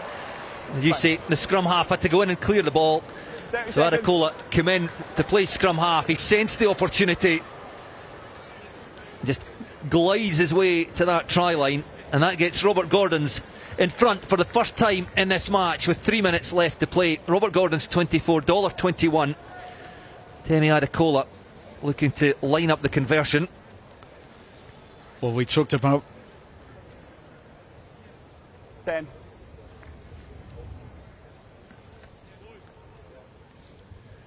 Again, strikes that nicely. Well, you would hear from the crowd down in front of us long before the flags went up that kick was going through. It's Robert Gordon's $26.21, 2.5 minutes left, and I think, Andy, it's a good time to get your thoughts on player of the match. Well, I've been impressed with a number of players. Both second rows and both teams have put in a huge amount of hard work. The 10s have been outstanding in terms of their attacking options, but the excitement, the enthusiasm, but just the sheer try-scoring ability, it's got to be Temi Adekola. He's been absolutely outstanding today, and he is my man of the match today. He's been fantastic, and he's just capped it off with a fantastic hat-trick. So Robert Gordon's fullback, Temi Adekola, scorer of a hat-trick. Player of the match here in this under-18 schools Shield final. But Dollar not done yet. 90 seconds or so left. Dollar trailing by 5. A converted try would win this for them, and they have a line out inside the Robert Gordon's 22. And this is where all the fitness, all the defensive strategy over the year comes down to this. Can Robert Gordon's hold out and keep Dollar out? Alexander Tench, the hooker, finds Alex Wishart at the front of the line out. It's off the top, it's been knocked on by Paddy McGlynn. He was just a step ahead of himself there, weighing up his options. Didn't take the ball. You're playing in front of the ball, played it, that's offside. It's a good line out, straight off the top. And just came out of his hands. I think he thought he had it all sorted and was all under control, and just went on there. We mentioned about fatigue and the fact that what it plays in terms of decision making and skills, and just unfortunately let him down there. Well, last seconds now. Can Robert Gordon see this out? The line out that's been so strong all through this game. Taken at the front by Alex Mitchell, and Robert Gordon's will just look to run the clock down here. 30 seconds left on the clock inside Scottish Gas Murrayfield, as the player of the match is announced over the speakers here inside the stadium. A warm applause from all the Robert Gordon's fans down in front of us to the right. Can they hold on now and pick up what would be a memorable win? They trailed by 14 points to 0 just before half time. A wonderful second half showing sees them leading by 5 as the clock ticks over the 70-minute mark. Can Dollar turn this over, give themselves one last opportunity? It's a fight at the breakdown. Time is up. Henry Hamilton kicks the ball off the field of play, and you can see what that means to Robert Gordon's. Their first visit to the big pitch here at Murrayfield in 20 years. They've come from behind. 4 tries, 3 for the fullback Temi Adekola, the player of the match. Both sides making a huge contribution to a fantastic start to the day here in the Boys Schools Cup finals. But it's Robert Gordon's who win by 26 points to 21. What a fantastic game, and a real tribute to both teams and to coaching guys. But the players put in an outstanding performance. Probably a tale of two halves. Dollar would deserve to be ahead after that first half, but the change for me was Robert Gordon's attitude that second half, particularly their forwards. The way they took the ball on, the way they attacked with pace and with vigour. And then that man, Temi Adekola, he, I think, was the key also, the spark that they needed. 2 cracking scores to begin with, and then to finish off with that hat-trick. But Robert Gordon's, in terms of their attack that second half, their vigour, but also how they worked tremendously in defence to keep the ball or to turn over the ball, I think they're deserved winners. But huge congratulations to both teams. What an outstanding start to the day and a fantastic game.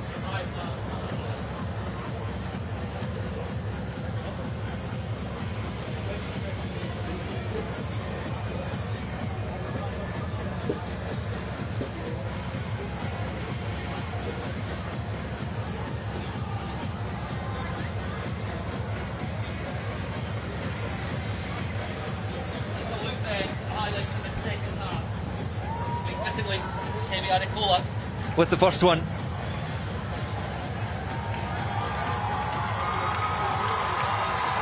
We're just looking through the scores now. Here's that outside, and Harry again with the ball at that pace, drawing the defenders, and Temi then with this magnificent dive into the corner. And that really provided that impetus, that initiative for that team to come on and come forward and attack again. That intricate play, we talked about that shift there from Finn McIntyre, changing the option, the angle of attack, and then the backs reorganising, coming on at pace, and lovely hands to give them, create that opportunity on the outside. Beautifully timed pass from Henry Hamilton into the path of Temi Adekola. Back came Dollar Academy though. Nicholas Dow, the number 8, showing power and pace.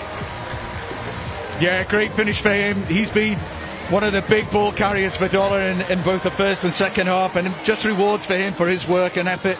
Okay, let's start with these. And just a lapse of concentration there through the middle for Robert Gordon's. Great carry by Alec going through, but Dow just on the outside and strong enough just to break that tackle and then go behind the posts.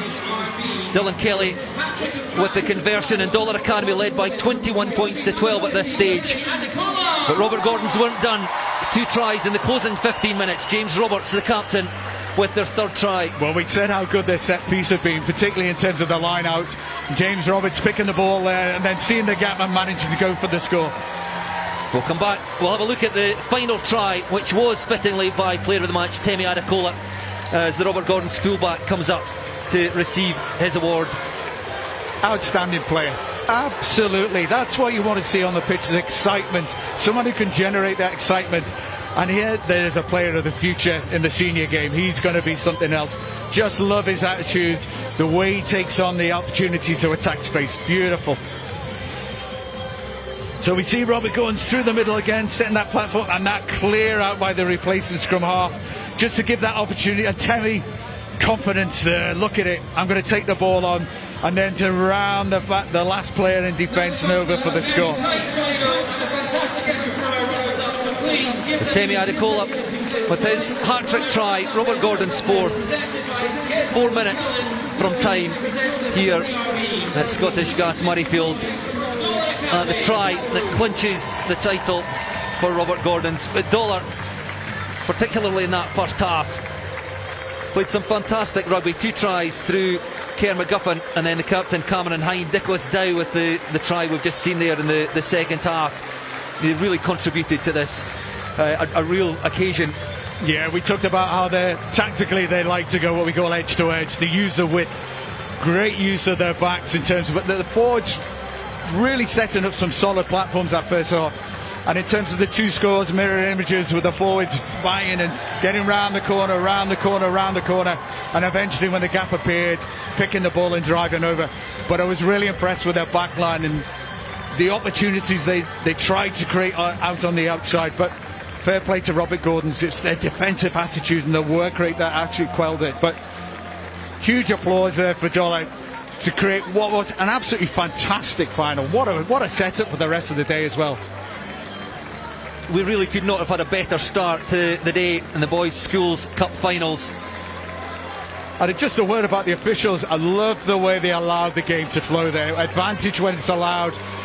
clarity in terms of looking for, and that's what produced a really open and flowing game today. So round of applause for our officials today. I thought they were first class. The officials coming up now to receive their medals. Ewan Maguire and the referee, he did have a very good match.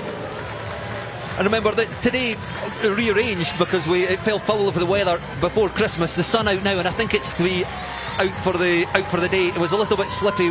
We spoke about that in commentary, but the handling at times was absolutely superb. Some of the interplay between forwards and backs. Yeah, speaking to both coaches over the last few days, they've made great efforts to try and do a lot of work over the holiday, but particularly, with the conditions we've had recently, they've made use of indoor facilities. I know in terms of Rod Gordon's, they've been using that, and I know Dollar had gone out and had a run out at the Oriam against Glenhammond. So fair play, well done to both sets of coaches and trying to make sure that both teams were prepared today. And as you say, it was outstanding handling. We knew that the first 10 minutes or so there would be nervousness and a few errors, but if you take from the rest of the game, some beautiful rugby and some fantastic handling. Yes, Dollar Academy head coach Ronald Baird, Robert Gordon's Rory Riddle. We didn't mention him earlier, but credit to both of them. Their sides came here to play rugby, put on a show, and they have entertained the sizeable crowd down in front of us in the West Stand here at Scottish Gas Murrayfield.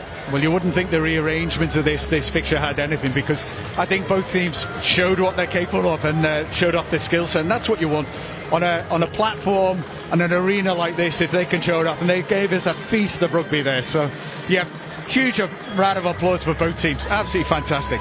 Well, Robert Gordons have received their winners' medals, just waiting patiently on the cup to appear. The under-18 schools shield, taking the applause of the crowd. You can see the player of the match in among the supporters there, Temi Adekola. He really I wonder is what one his to reward watch. will be tonight when he goes home. He's had an absolutely outstanding game. Well, I suspect there'll be one or two people at the next level of the game will have just been alerted to the ability of Temi Adekola. And James Roberts, the Robert Gordon captain, lifts the shield aloft. Well, even think 20 years since they were here last, Robert Gordon's, and what a performance they put on for the school there today. Their supporters will be so proud, but the players should be so proud of themselves. That was absolutely first class. And that's the way you come back to Murrayfield after 20 years, for an honour performance like that and taking the winners' medals. Again, Roberts thrusts the shield aloft. Both sets of players can be very proud of the contribution they made to that one. Disappointment, of course, for Dollar Academy, but they gave their all. They led until 15 minutes before full time. Just couldn't quite finish off the rare opportunities they had in that second half, but it looked for a long time that they would be the winners. But credit to Robert Gordon's 4 tries to 3, 26 points to 21, and what a start to the day. Well, it'll be interesting to hear what the coaches had to say for Robert Gordon's at half time, because they came out all guns firing that second half and deserved winners, but I think a little bit of fatigue at the end just for Dollar. That seemed to be just the gaps started appearing in the defence, and when you've got a man like Temi, he's going to exploit those gaps, and he was fantastic. I'm fatigued just commentating on that. We've never moved from here. Well, we've been up and down because I mean the excitement, it really was a superb game. I think they'll head out onto the pitch now for the obligatory photo in front of the little green plaque. Well, you were mentioning about there's a lot of the performance staff here and senior performance staff, and from the senior section as well, so I would think they'll be looking at a good handful of players in both sides there, because some outstanding play. You're absolutely right. There are a number of players, we'll not name them, there's too many to name, but there's certainly some players put their hands up to say that they have a very bright future in Scottish rugby.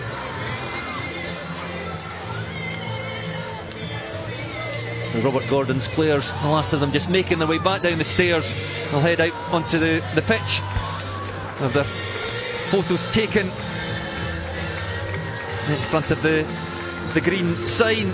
The sign just doesn't sound quite right, does it? I must come up with a better name for that. But I tell you, I've been to a number of these finals, and this is a real moment to enjoy, not only for the players but for the parents, teachers, schoolmates, etc. This is a great day out, and fair play to the spectators. They generated a great atmosphere. We've had a great game, but the atmosphere they created as well has really built up the atmosphere within the stadium. Well, James Roberts, the captain of this Robert Gordon side, again holds the shield in the air. Our first winners of the day, and credit to them. So full time at Scottish Gas Murrayfield in the under-18 schools shield final. Robert Gordon's College 26, Dollar Academy 21. I'll now make the dash across the Hive Stadium via the coffee stand if I have time to cover our second live match of the day on Scottish Rugby's YouTube channel. That's the under-16 school shield final between the Edinburgh Academy and Loretto School, which kicks off at 1:30. In the meantime, congratulations once again to Robert Gordon's. Thank you to you, Andy Cummings. Okay, Robert Gordon's the under-18 school shield winners. And thank you to everyone for watching.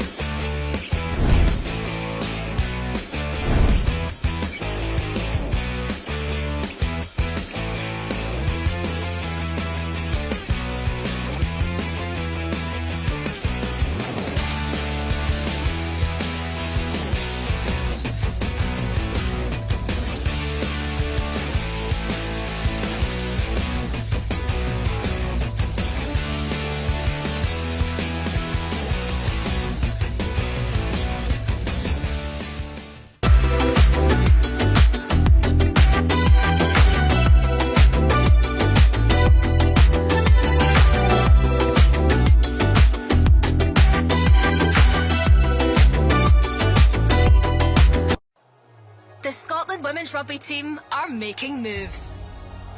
To a stadium we've dreamt of, a stadium every rugby player dreams of. We're making moves to Scottish Gas Murrayfield. Scotland women face England's Red Roses in the Guinness Women's Six Nations at Scottish Gas Murrayfield on Saturday the 18th of April 2026. Join the movement.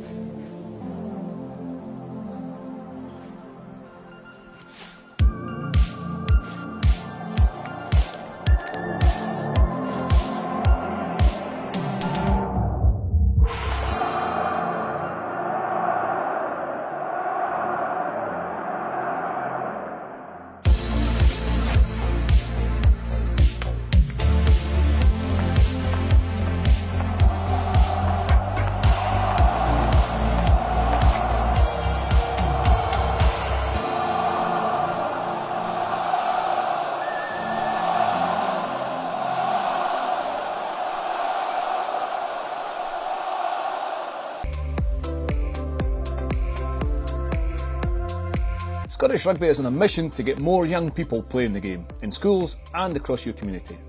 To encourage more young boys and girls to play the game, we've introduced a new initiative called Turn Up and Play. As the name suggests, it's all about just turning up at one of the events across the country and having a go at playing under the watchful eye of experienced coaches.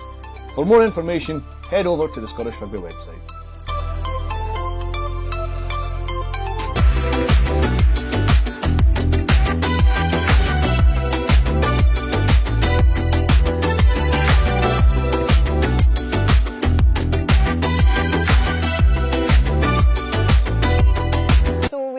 Imogen, she came through our ranks of minis.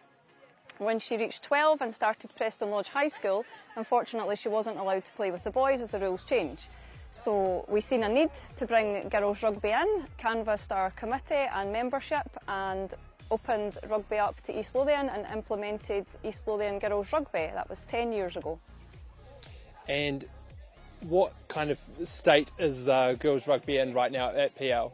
Absolutely thriving. So we are delivering taster sessions in all of our primary schools.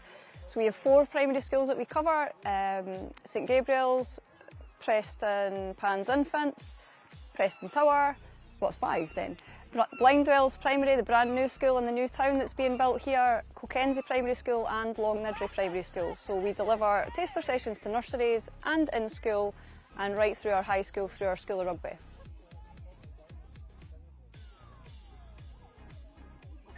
It's phenomenal. We see girls wearing their badges out and about, we hear girls talking about rugby, they're hashtagging rugby, they love it, they breathe it. It's bringing a whole new generation into our game. They're bringing their parents along, their siblings along. It's just great to see.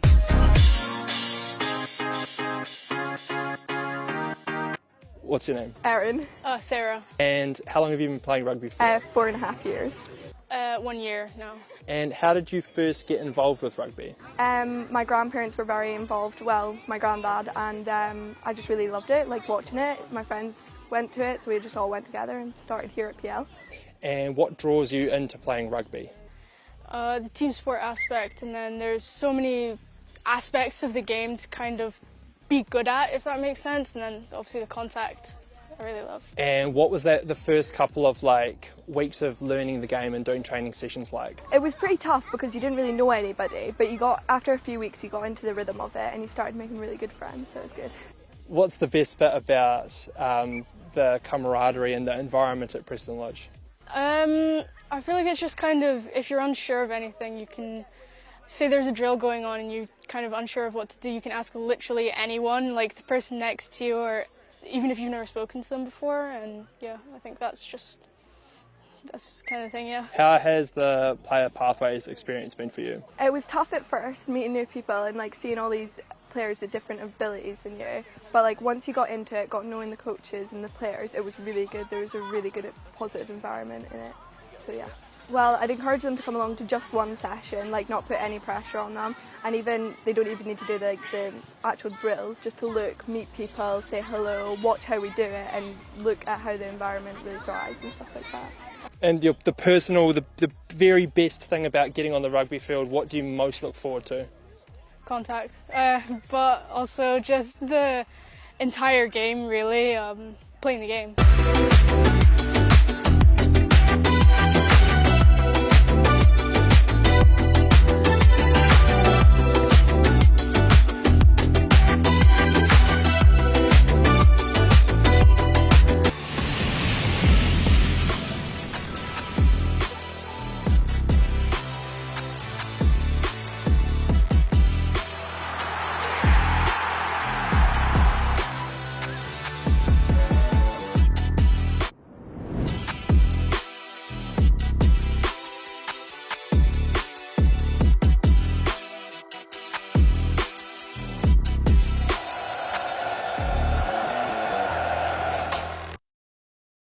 Officiating is a rewarding, exciting and enjoyable way to stay involved in rugby. Find out more on how to become a match official at scottishrugby.org.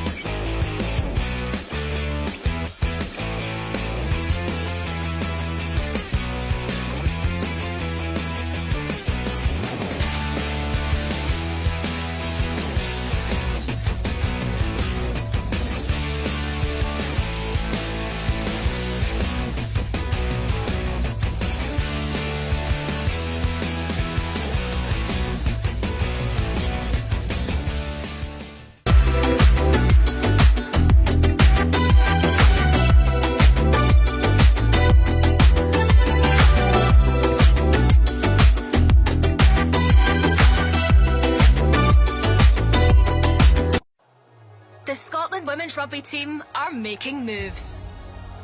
To a stadium we've dreamt of, a stadium every rugby player dreams of. We're making moves to Scottish Gas Murrayfield. Scotland Women women face England's Red Roses in the Guinness Women's Six Nations at Scottish Gas Murrayfield on Saturday the 18th of April 2026. Join the movement.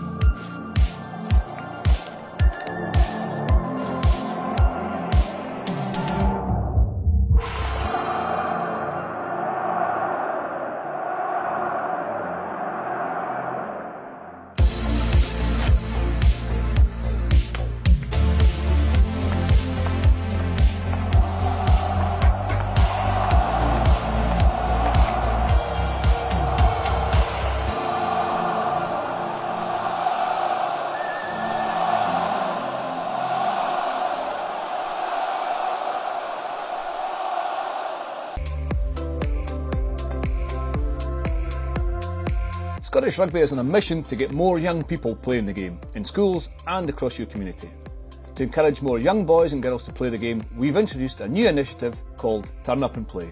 As the name suggests, it's all about just turning up at one of the events across the country and having a go at playing under the watchful eye of experienced coaches.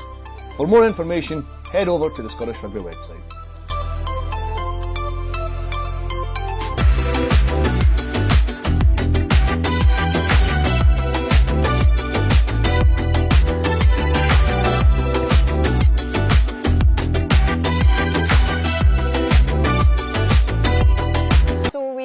Imogen, she came through our ranks of minis when she reached 12 and started Preston Lodge High School. Unfortunately, she wasn't allowed to play with the boys as the rules changed. So we seen a need to bring girls rugby in, canvassed our committee and membership and opened rugby up to East Lothian and implemented East Lothian girls rugby. That was 10 years ago. And what kind of state is girls rugby in right now at PL? Absolutely thriving. So we are delivering taster sessions in all of our primary schools. So we have 4 primary schools that we cover, St Gabriel's, Preston Pan's Infants, Preston Tower, well it's 5 then, Blindwell's Primary, the brand new school in the new town that's being built here, Clancy Primary School and Long Nidri Primary School. So we deliver taster sessions to nurseries and in school and right through our high school, through our School of Rugby.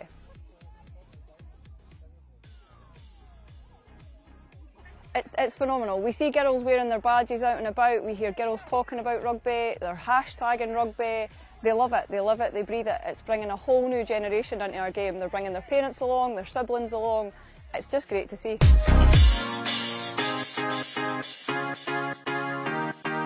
What's your name? Erin. Sarah. And how long have you been playing rugby for? 4.5 years. 1 year now.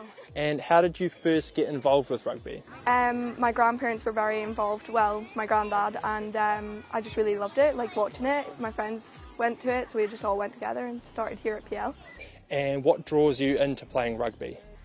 The team sport aspect, and then there's so many aspects of the game to kind of be good at, if that makes sense, and then obviously the contact I really love. And what was that the first couple of weeks of learning the game and doing training sessions like? It was pretty tough because you didn't really know anybody, but after a few weeks you got into the rhythm of it and you started making really good friends, so it was good. What's the best bit about the camaraderie and the environment at Preston Lodge? I feel like it's just kind of, if you're unsure of anything, you can say there's a drill going on and you're kind of unsure of what to do, you can ask literally anyone, like the person next to you, or even if you've never spoken to them before, and yeah, I think that's the kind of thing, yeah. How has the player pathways experience been for you? It was tough at first, meeting new people and seeing all these players with different abilities than you, but once you got into it, got knowing the coaches and the players, it was really good. There was a really good positive environment in it, so yeah. Well, I'd encourage them to come along to just one session, not put any pressure on them, and they don't even need to do the actual drills, just to look, meet people, say hello, watch how we do it, and look at how the environment really thrives and stuff like that. And the very best thing about getting on the rugby field, what do you most look forward to? Contact, but also just the entire game, really, playing the game.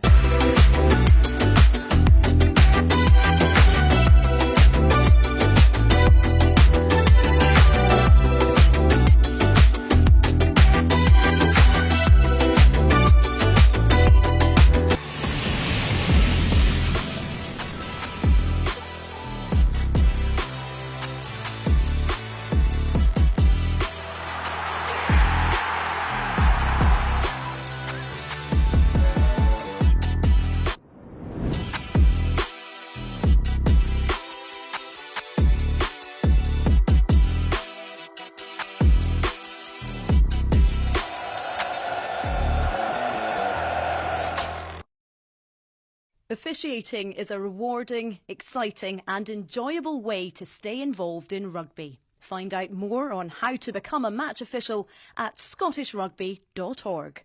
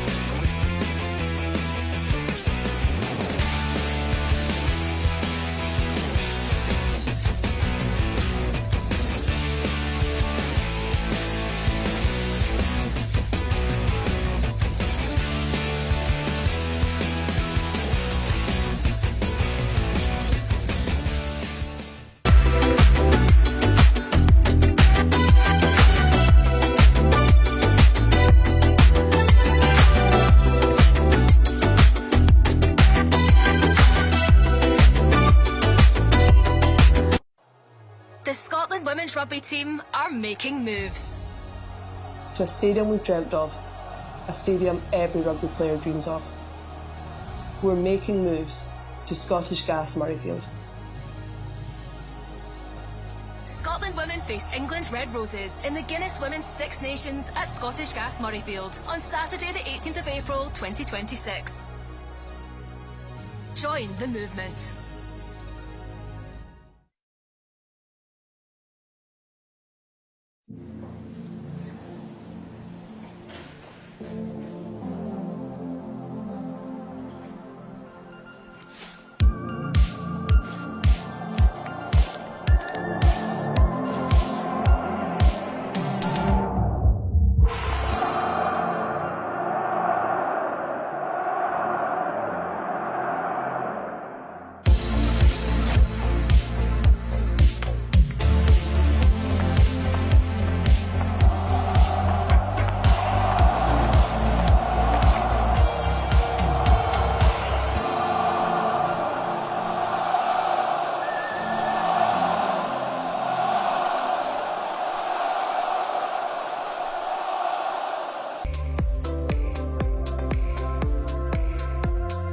Scottish Rugby is on a mission to get more young people playing the game, in schools and across your community. To encourage more young boys and girls to play the game, we've introduced a new initiative called Turn Up and Play.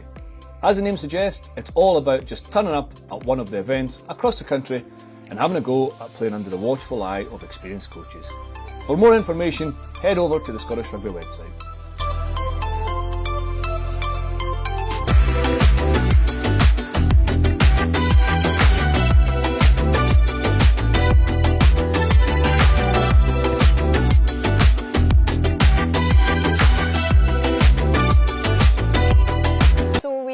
Imogen, she came through our ranks of minis.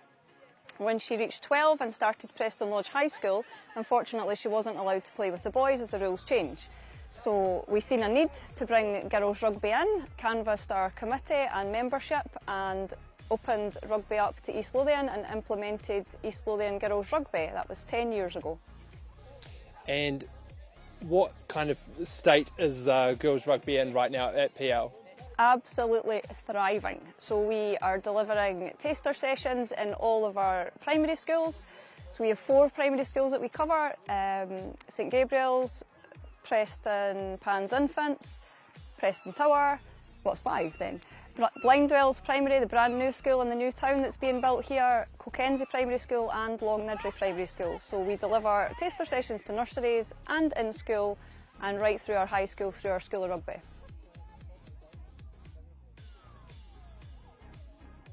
It's phenomenal. We see girls wearing their badges out and about, we hear girls talking about rugby, they're hashtagging rugby, they love it, they breathe it, it's bringing up.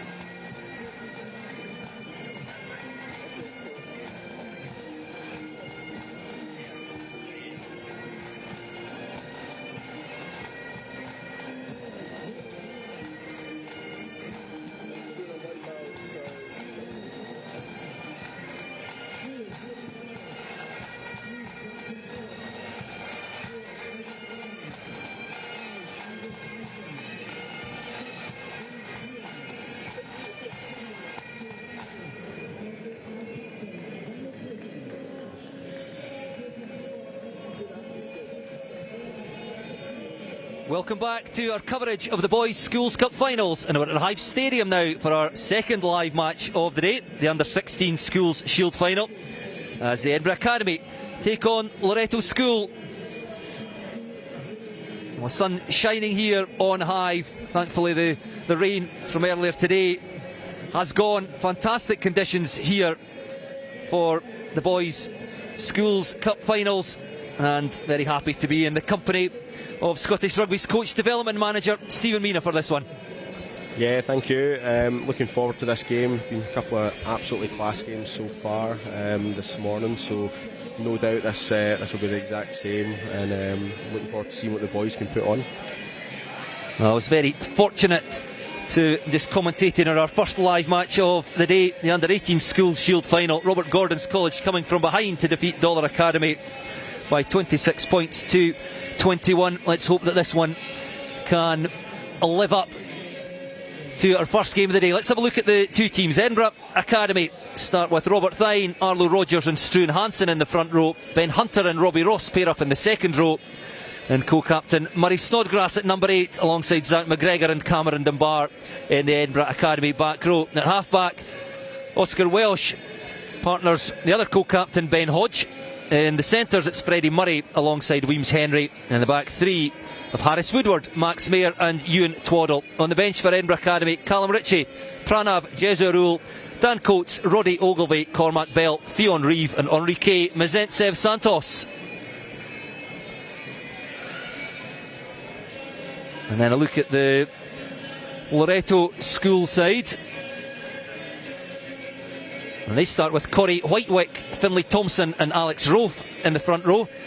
Giacomo Healy alongside Ethan Hennessy in the second row. And in the back row, Fergus Lawson, Andrew McDonald and Hamish Holland. The halfbacks for Loretto, Struan Friedman and Finlay Day. Captain Andrew Weatherhead, partners Harris Moody Cook in the centres. And Loretto have a back three of Ewan Shepherd, Marcus Aitken and Harry McDermott. On the bench, Jack Regals, Connell Patterson, Raphael Busan, Ewan Kay, Callum Barr, Murray Lee and William Earnshaw.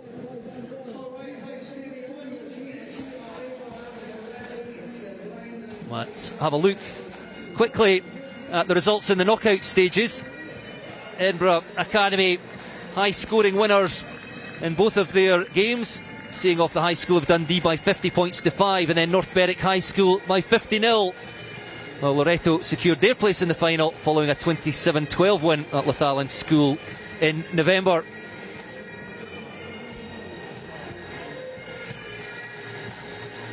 They're just waiting on the sides appearing here at Hive Stadium. Piped onto the pitch.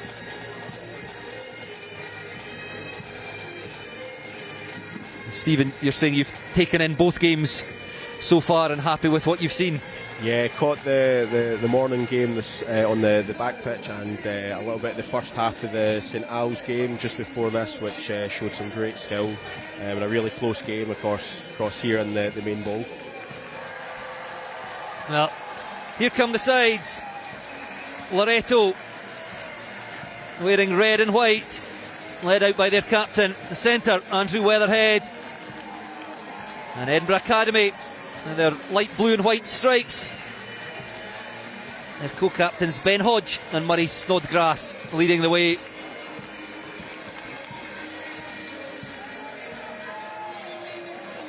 Well, I think, Stephen, probably unfair to ask your thoughts on players and potential matchups here, just in your new role for a matter of weeks. Yeah, it's new ground for me watching these two teams to play, but no doubt we'll see some good skill, and it's a great pitch to Hive, so there's lots of space for the boys to express themselves, and I'm sure we'll see some good flowing rugby, and a lot of pace and attack coming out from the lads. So the Under-16 Schools Shield final, Edinburgh Academy against Loretto School. A referee for this one, Angus Healy. And it will be Edinburgh Academy to kick off, playing from left to right as we watch from our commentary position on the north side of the stand. Scottish Gas Murrayfield away to our left, Edinburgh Academy defending that end. And the match underway with the kickoff, which takes one bounce into touch. And the first line out of the match will go the way of Loretto.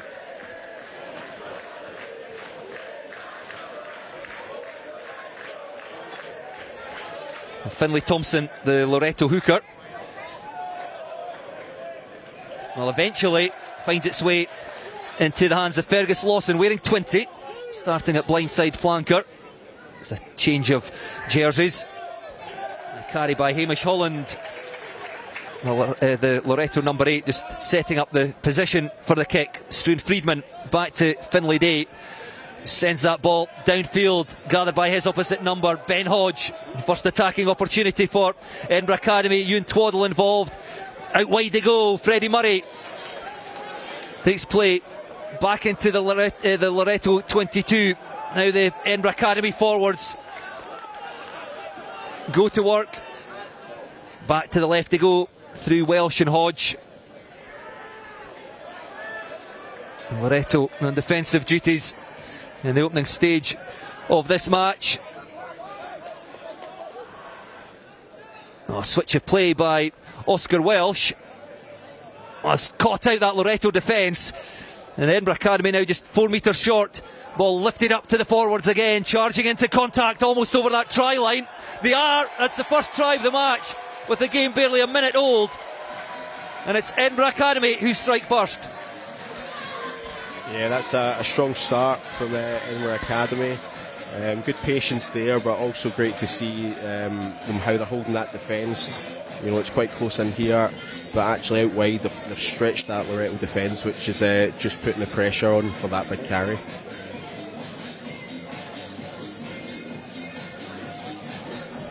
Great work by Edinburgh Academy. It was a Loretto line out inside the 22, but the ball kicked to Ben Hodge, the Edinburgh Academy co-captain. They probed down the left, worked their way into the 22, and then powerful work by the Edinburgh Academy forwards sees them over the try line. Minute and a half into this game, the under-16 Schools Shield final. The conversion attempt comes back off the left hand upright. So Hodge unable to add the extras, but fantastic start for Edinburgh Academy.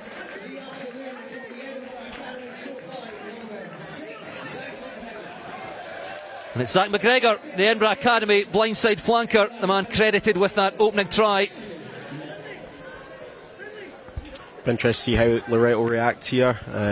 It's always quite hard going down so early, but that's a great start defensively. That's a big hit just to get that momentum and that positive start back into the squad to make them feel good. It's Edinburgh Academy just looking to run this ball out of their own 22 from the restart, showing confidence early. Good hands. Ewan Twaddle, the fullback, involved again. They take play quickly up towards the 10 metre line, then put boot to ball, looking for space in behind, but Ewan Shepherd, the Loretto left wing, alert to that, and he races away, lobs the ball over the top, trying to find his fullback, Harry McDermott, but didn't quite have the accuracy, but a hint of the first opportunity for Loretto. Yeah, they held that space out wide well. There could have even been a wee option for a kick in behind, but just trying to pass over the top's always difficult, that close, and the balls just went out. But it's good to see them. The spirits seem quite high. They're up for it. It's still pretty physical from them. Arlo Rogers, the Edinburgh Academy hooker, accurate again with the throw through the hands of Ben Hodge out into the midfield. Quick ball for Oscar Welsh, keeping that ball alive, back into the hands of Welsh from the centres, and then off down that left hand touchline goes Harris Woodward.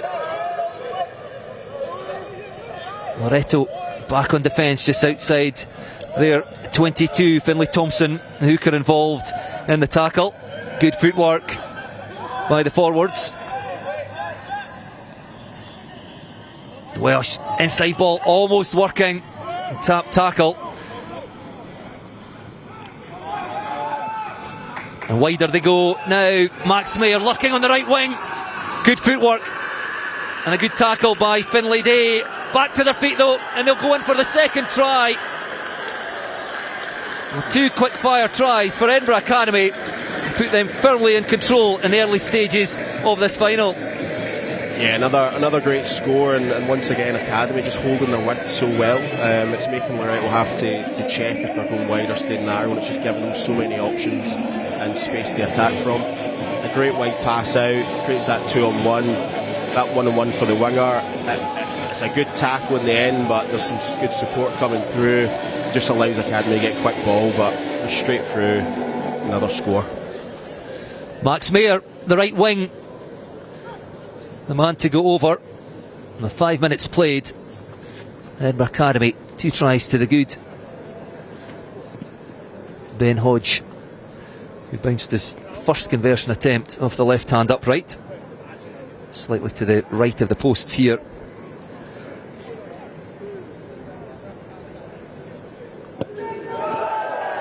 Catches that one nicely, but the flags stay down.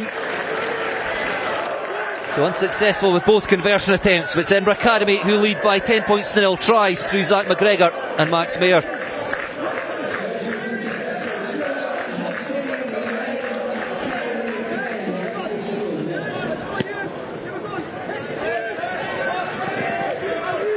So Loretto will be somewhat shell-shocked. A start from Edinburgh Academy. Great support here.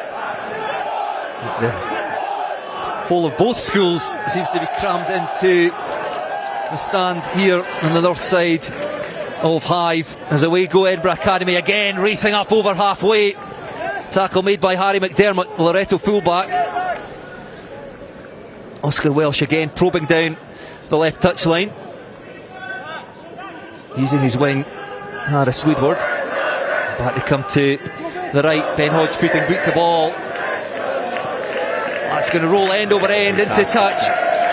8 metres or so out from the Loretto try line, and it really is a great kick. Yeah, once again Academy just showing the options they can bring from attack. They're holding that width, they're going through the middle, and now just putting kicks in behind. They're going to just keep that defence guessing of what could come next.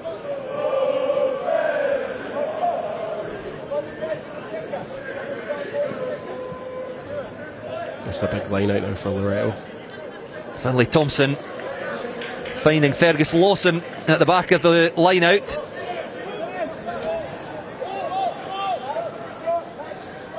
And then back to Finlay Day looking for space across on the right hand side. Well, this could bounce up for Marcus Aitken. Well, it's been won by Edinburgh Academy, and they go over for their third try. The kick from Finlay Day looking for his right wing, but instead it bounced into the hands of the Edinburgh Academy player, and that is 3 tries in 8 minutes for Edinburgh Academy. Yeah, those bouncing balls always hard to take from a defensive point of view. The attack's going forwards, a little bit of luck in the bounce, straight up in the air, just puts that defender down. Great take, great ball inside there, straight through. Yeah, really good opportunity to try. Well, it's Murray Snodgrass, the co-captain, the number 8, who takes that ball, plunges over for the third try. And what a start to this match for Edinburgh Academy.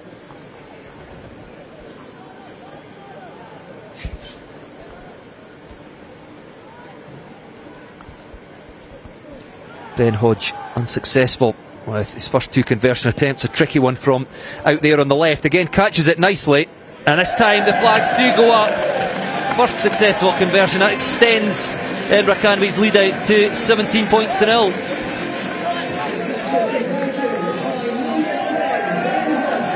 Very strong start from Edinburgh.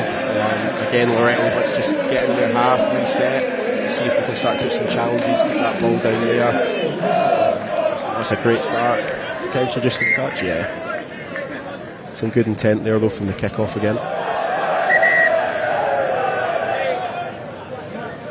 Pushing and shoving. Finlay Thompson, the Loretto hooker, involved.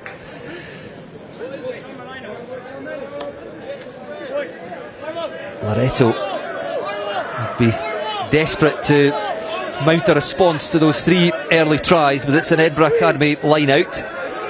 Arlo Rogers, man with ball in hand, goes to the back, not straight though. So Chance then for Loretto from the scrum. Yeah, good opportunity to try and get the momentum swing here. Take that scrum, hopefully get a good platform, start to show their strike attack.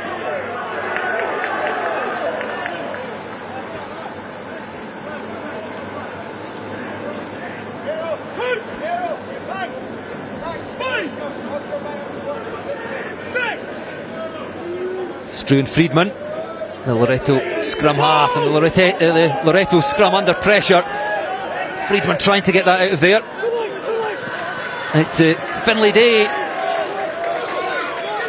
Strong carry into contact. Will continue to go to the right. Through Hamish Holland.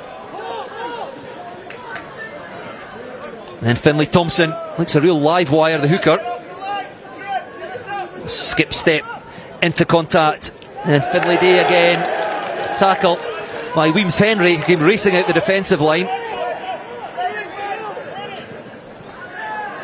Loretto is going through the hands of Finlay Day to the forwards. Edinburgh Academy piling into the breakdown, but high tackle, penalty Loretto. It's good for Loretto, a wee bit longer in possession, starting to build some phases. It was good defence up until that point from Academy, just with a high tackle, but Loretto will be happy here just to come away with another bit of possession, see if they can build.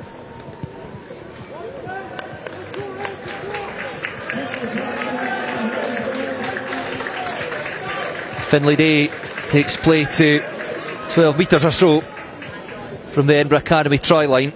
Loretto would dearly love a try here, trailing by 17 points to 0 after only 12 minutes. 35 minutes in each half, remember, in these Schools Cup finals.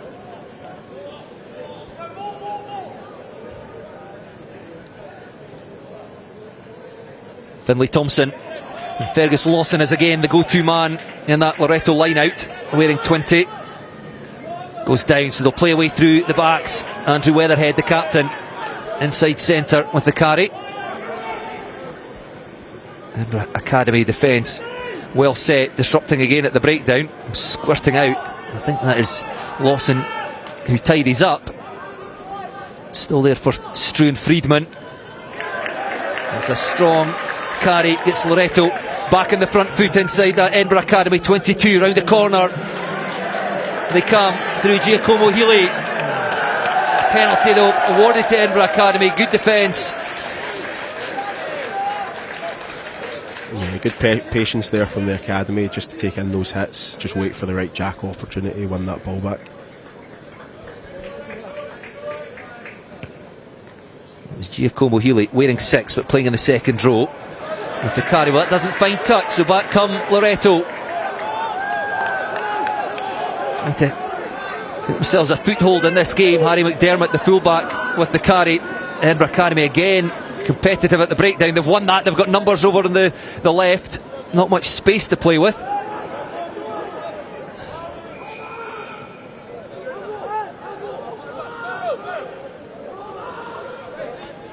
Oscar Welsh out to Hodge. Freddie Murray throwing the dummy, straightening, accelerating into contact. A loose pass ends up in the hands of Weems Henry, the outside centre. Might still work for Edinburgh Academy as they get it to Max Mayer, second try scorer. Forwards again through Robert Thine. Again probing down the right and clean through. This time goes Ben Hodge, taken down by his opposite number, Finlay Day. Again Robert Thine, loose head prop with the carry. That's good quick ball for Oscar Welsh. Numbers now out on the left. Cameron Dunbar. Harris Woodward, the left wing out there, and again they go down the short side. Oscar Welsh fighting his way through tackles, the scrum half. Edinburgh Academy looking for that fourth try, having survived a few minutes of pressure at the other end. However, Loretto survive on this occasion. Yeah, Loretto have done well there. That will do their defence a good bit of confidence after this start. academy still moving the ball about, going through the middle, gaining that ground, but good bit of patience there with the defence not to give any penalties away. And in fact, they win the penalty and hopefully can start to build up a bit of an exit here.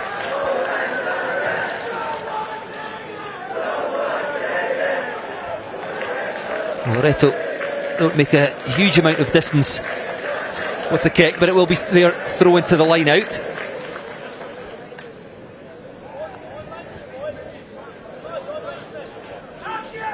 Yeah, difficult place to build an attack from here. Well, and again, it's Fergus Lawson the target at the back of the line out. Finlay Thompson, the hooker, comes racing round the tail, looking for a gap, doesn't find it. Loretto going to play their way out of the 22 through Finlay Day. Friedman back to the forwards, but solid defence by Edinburgh Academy. They've dislodged the ball. Ben Hodge puts that through Max Mayer. The right wing comes up with the ball. Well, it's certainly feisty. Yeah, a wee bit afters there. Hopefully the boys settle down, get back to their halves, stick to the game.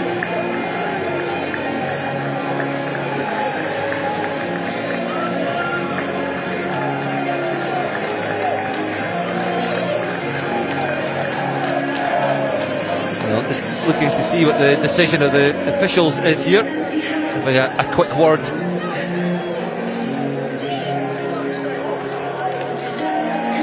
Loretto is desperate to find any way whatsoever into this game.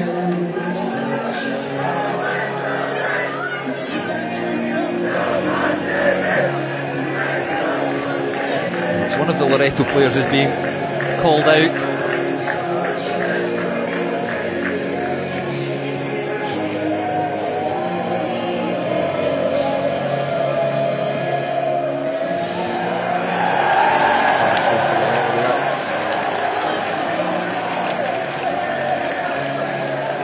So yellow card to Loretto, down to 14 men. And a penalty awarded to Edinburgh Academy. What we'll opt to do here is going to take the quick tap, I think. Just that little bit of discipline. They'd done well to. They actually had the penalty there before the scuffle broke out. Just holding that discipline there. They could have been exiting, but instead they're now under pressure on the line. It's Edinburgh Academy forwards looking for that fourth try, going very close. The referee on the spot awards the try.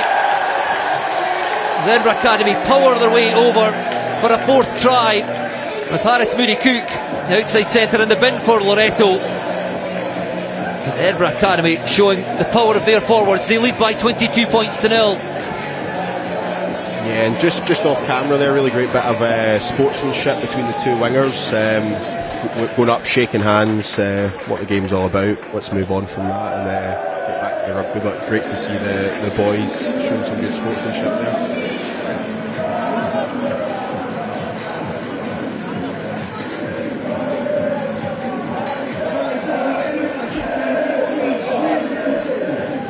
Well, it's Struan Hansen, the Edinburgh Academy tight head prop, the man who piles over for that fourth try, converted by Ben Hodge.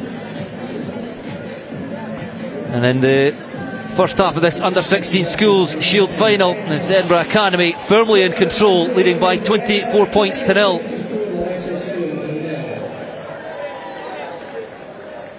Yeah, Loretto just need to take a deep breath here. Not allow that momentum to get away from them. Start to go back to their game plan, rebuild. But as I said, they've done really well to actually get the penalty back there. But it's resulted in a score just for a little bit of discipline. Yes, Harris Moody Cook shown the yellow card. So Loretto down to 14. Can they get themselves back into this game? Finlay Day with the restart. Well, that's been plucked from the air by Ewan Shepherd. That is fantastic work by the Loretto left wing. Struan Friedman and Giacomo Healy again with the powerful carry. Big second row. Day again, nice interplay between the forwards. The tip pass by Alex Rolfe, driven back in contact, but it's still with Loretto, stabbed through by Finlay Day. Andrew Weatherhead, the captain, in pursuit. That is good work by Ewan Twaddle, the Edinburgh Academy fullback.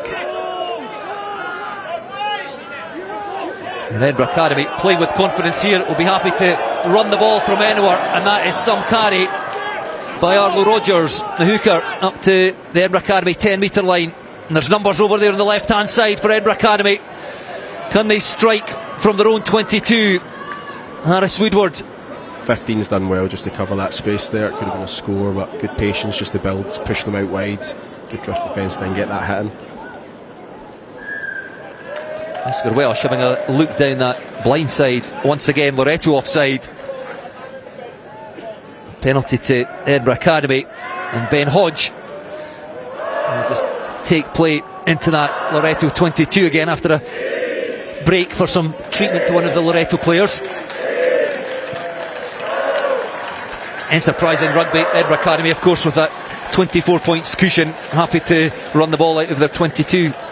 Yeah, they're just full of confidence right now. They've got a really good platform each time they've got the ball to attack from, through, round and over. It's really putting Loretto under pressure, and now down a man, it's those gaps might just keep appearing here, but hopefully they can reset it.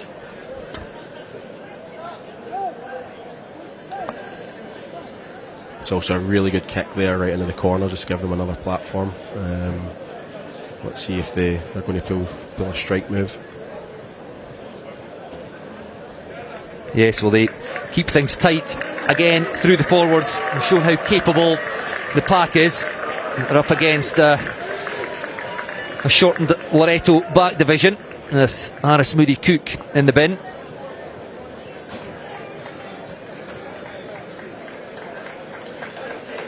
Loretto forced into a change. The players coming off just down in front of us with an injury.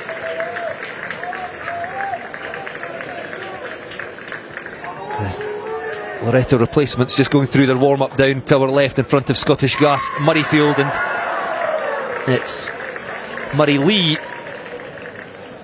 looking somewhat surprised to be pulled out in an earlier introduction to the game than he was expecting. Well, not one of his teammates injured, but he'll be buzzing to get on now and have a go at the team. Well, straight into defensive duties. Edinburgh Academy right in the corner. The kick of Ben Hodge from the penalty, accurate at the line out, funneled back into the hands of the hooker Arlo Rogers. That goes down legally. Oscar Welsh having a go round the side of the breakdown. Now they'll go a bit wider, put boot to ball. It's a lovely kick by Hodge straight into the hands of Max Mayer, and Max Mayer goes over for his second try, but it was the vision of Ben Hodge. Yeah, great score. Winger was calling for it early, and brilliant from Hodge to look up, get his head round, scan what's there. Beautiful kick, and really good work as well after the catch, just to get the step in and find that try line. That quick carry there off the line out. Loretto all just looking in the way, but Hodge just head up here. Lovely kick. Great take. He's still got work to do to get that line, but great winger's finish. He knows where it is. Ben Hodge, the provider there, guides the conversion between the uprights, adds the 2 extra points, and with only 20 minutes played here in this under-16 schools shield final, it's Edinburgh Academy who lead Loretto by 31 points to 0.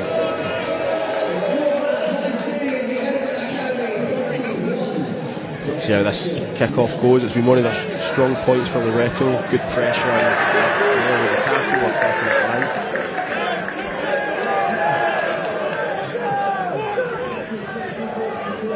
Well, there's been a huge amount of effort from Loretto in the opening 20 minutes, but all for naught so far, although they win themselves a penalty.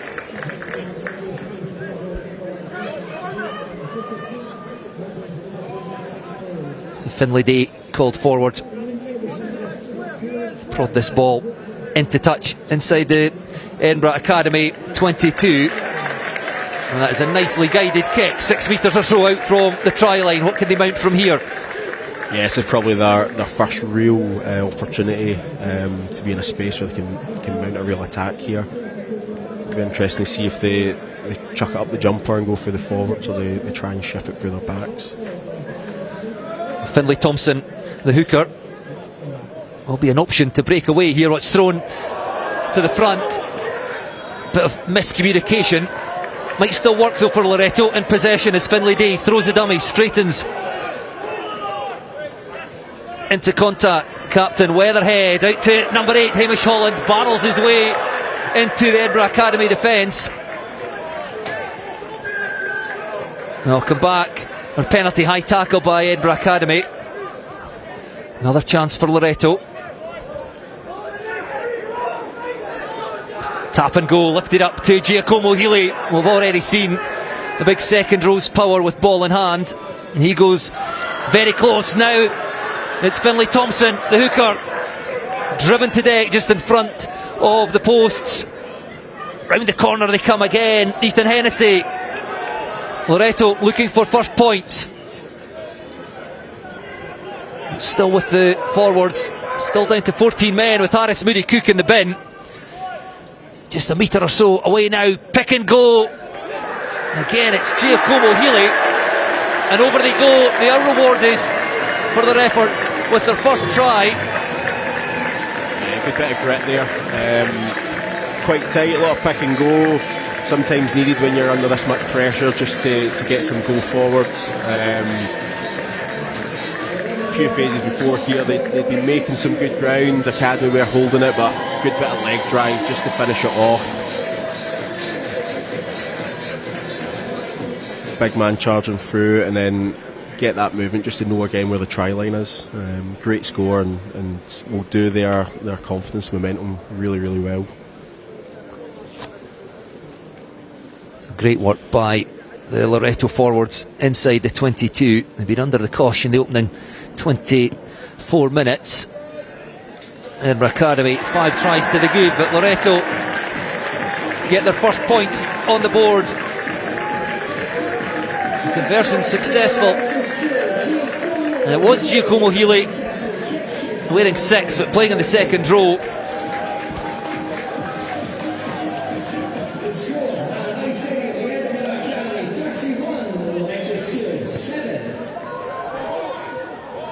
So Edinburgh Academy 31, Loretto 7. About 10 minutes to play in the first half. Back come Edinburgh Academy, the ball kicked through. That's just about the bounce of the ball, and it bounces up kindly into the hands of Weems Henry. It's been knocked on though by the outside centre. That kick almost working for Edinburgh Academy, looking to strike back immediately. The ball lost forward by the outside centre. Loretto survive. Yeah, again, just another way to put a lot of pressure on here. They see that space in behind. The Loretto press well, but massive gap. And you've got 1, 2, 3, 4 good chasers coming up here. It just adds a lot of pressure. Unlucky not to get the score from that kick. Good bit of play, just mixing it up again. Well, Loretto scrum under pressure again. The referee calls for a reset. Edinburgh Academy seem to have the upper hand at scrum time.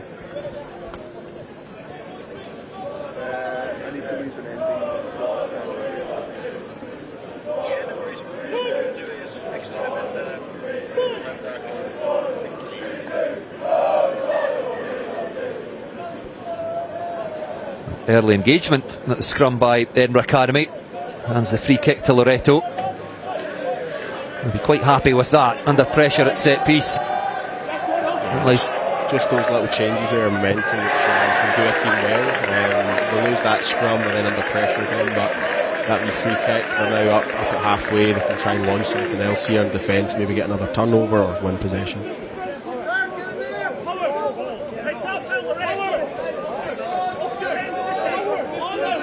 Finlay Day with the kick, takes play up towards halfway. It's a free kick, so throw in will be Edinburgh Accies, or Edinburgh Academy I should say. Arlo Rogers knocked on, snapped up by Loretto. Stabbed through by Finlay Day. His options were cut off outside by the Edinburgh Academy defence. Thought he saw space in behind.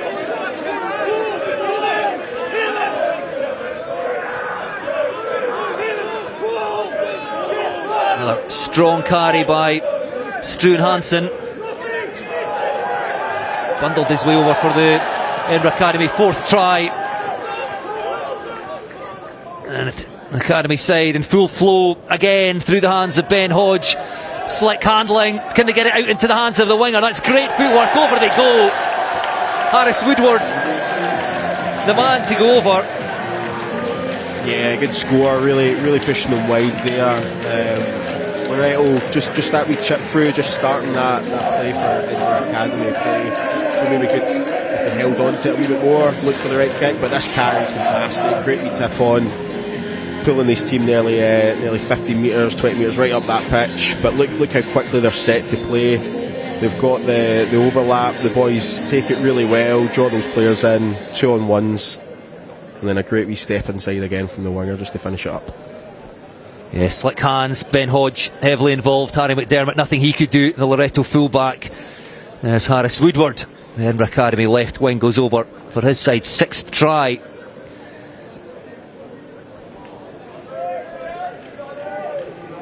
And the ball rolling off the tee. Harris Moody Cook back on the field of play. Loretto outside centre, showing a yellow card earlier in the half. Trying to charge this one down. Hodge, cool as a cucumber, stabs that one through again. Up go the flags. A good display of kicking by Ben Hodge, and extends his side's lead out to 38 points to 7. Yeah,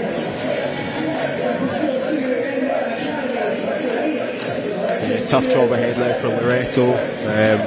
Again, just reset, get going, get back to their basics, think about how they can keep hold of that ball and get it in the right parts of the pitch. They certainly won't give up. No, it's been class effort from them. They're still putting in those big hits, still looking for that attacking opportunity. One try for the Loretto side through Giacomo Healy. It's Edinburgh Academy in possession. It's been thrown away, snapped up by Loretto. Struan Friedman looking for his half-back partner Finlay Day. He's shown a real willingness to take the ball into contact when needed. However, no release as he bounced back to his feet, so penalty goes the way of Edinburgh Academy. Yeah, he thought he saw a wee gap there, but unfortunately the boys were just there to get him. It's really hard that tackle when you don't know if you've been held or not. You've got the time to get up. Good intent, but sometimes when in doubt, just reset it and go again, and not add more pressure to yourself.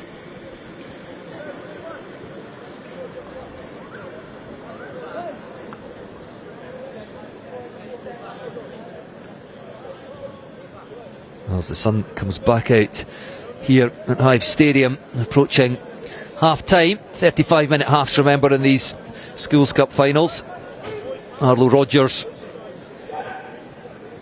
throws in to the Edinburgh Academy line out off the top, quickly out into the midfield and behind the forwards. That's good interplay between the centres. Weems Henry with the footwork, finds his fullback Ewan Twaddle, and he's got Max Muir outside. Can he go in for the hat trick? He can indeed. Lovely handling once again by that Edinburgh Academy back division, and it's Max Muir with the hat trick in the first half. Yeah, another fantastic score. Great little bit of offloading in the middle here.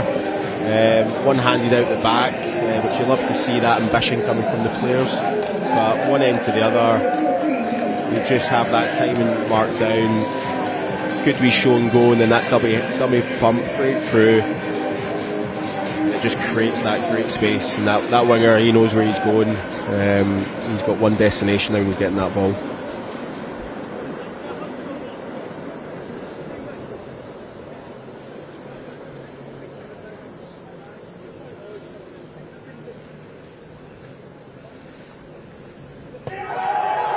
Hodge from out wide, just falls short.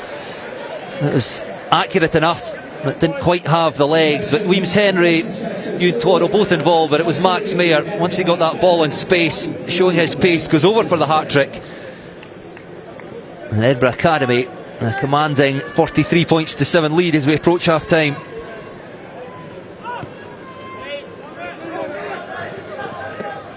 It's a good restart, won by Andrew Weatherhead, the Loretto captain. One part of the game they've done really well in restarts. They've either put them under pressure or won the ball back. They're a wee bit unlucky there, but it's certainly challenged the academy there. Yes, there wasn't a Loretto player on hand to win the ball after it was knocked back by Weatherhead as Edinburgh Academy sliced through the middle again. The tackle made by Finlay Thompson. Ben Hodge again pulling the strings. Good footwork by the fly half. Stabs that ball through. That's a good kick. Now, who got there first? Robbie Ross, I think, just beaten to the punch. The Edinburgh Academy second row chasing the kick of Hodge, but has been touched down by Loretto. Yeah, fantastic little bit of skill there from Hodge. He could have been tackled on his touch, but keeps that ball alive, puts more pressure on them. Got a goal line kick now, which will bring some possession back to Academy, and they can launch another attack from here. So really great bit of skill just to see that space in behind. Breaking the Loretto defence through the middle. That one coming to naught, but they'll have another opportunity as they get the ball out to Harris Woodward again. And can he get there? He can. Reaches out, touches down the left wing. That's his second try. And Edinburgh Academy unstoppable. Yeah, it's another good score. Again, it can be fed back to that Hodge kick that just put them under pressure for the goal line now. If he takes that any touch, we've got a defender from a line out, but it doesn't. It gives the boys a good platform to start attacking from here. Takes the kick well, gets the offload, just keeping that ball alive. Great bit of footwork, and then this reach at the end just to find that goal, that try line.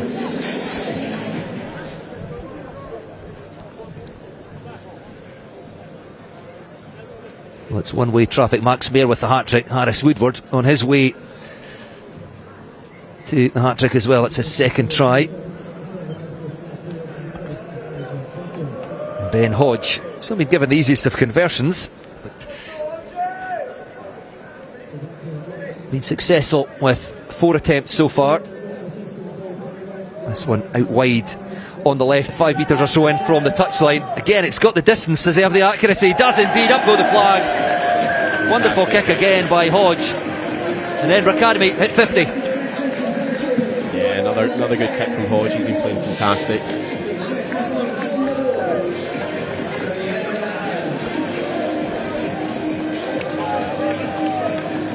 Well, that's the last action of the first half here at Hive Stadium.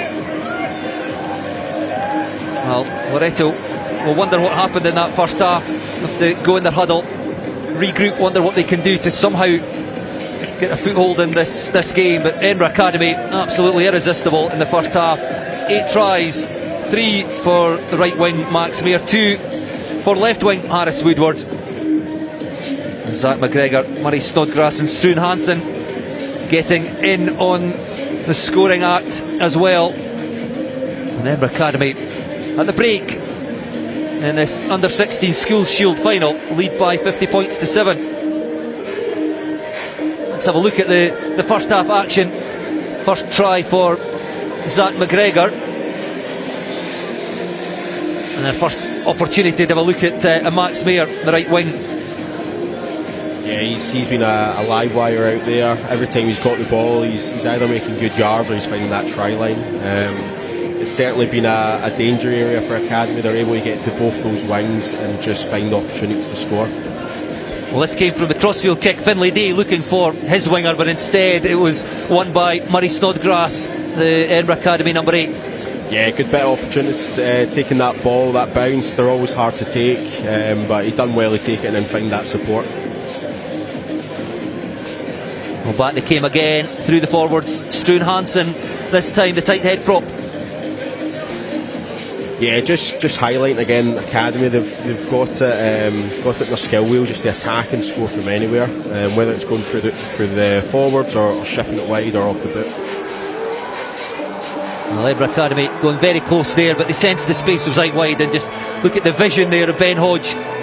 It's the ball across, accurate kick into the hands of Max Mayer. Yeah, great kick, but that catch is fantastic. Under a lot of pressure there, also got an eye on the try line. Could have easily dropped it, or Loretto could have won that. Loretto did get themselves a try, and it was Giacomo Healy who had carried well earlier in the first half and rewarded with a try. Back came Edinburgh Academy, and it was the wingers, 2 for Harris Woodward, 1 for Max Mayer. Yeah, they bounced back pretty quick. Loretto done well to get that score, but Academy again just not letting the foot off.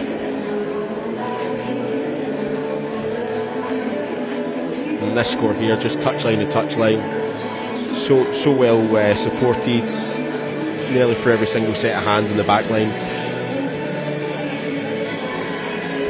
Well, he still had a lot of work to do under the attention of 2 defenders. Dives over in the corner for his hat-trick. Anything you can do, I can do too, said Harris Woodward on the other wing. Yeah, absolutely. Just pulling Loretto as wide as possible, really finding that space, and then this reach at the end. Great determination to make sure he gets a score and he's not getting left behind with another winner. So 8 tries for Edinburgh Academy, and an impressive first half performance. 5 of them converted by Ben Hodge. Just the 1 try for Loretto. Giacomo Healy at the break. It's Edinburgh Academy 50, Loretto 7 in the under-16 schools Shield final. If you're in the Loretto coaching team, what on earth do you say at half time? I think for these games it can be quite difficult in a final. I've certainly coached a few where you start to go behind quite a lot, but it's about resetting back to basics. It's looking at what the goals are you want to set as a team, what's going to give you a good platform going forward, winning the ball back, getting the good spaces in the pitch, playing in the right part of the pitch. You don't want to start worrying about the scoreboard too much and ticking it over.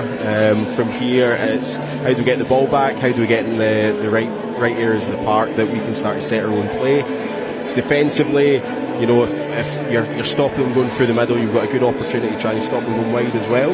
So yeah, get back to what goals we want to achieve here as a squad, and you know what good bit of play we've got here to the final anyway. So it's about resetting that and not focusing too much on that scoreboard, because that can become quite daunting. They've played some good rugby with the very little possession they've had, but Edinburgh Academy very much in control of this. Our second live match of the day. We've already watched the under-18 schools Shield final. Robert Gordon's College defeating Dollar Academy by 26 points to 21 in that one.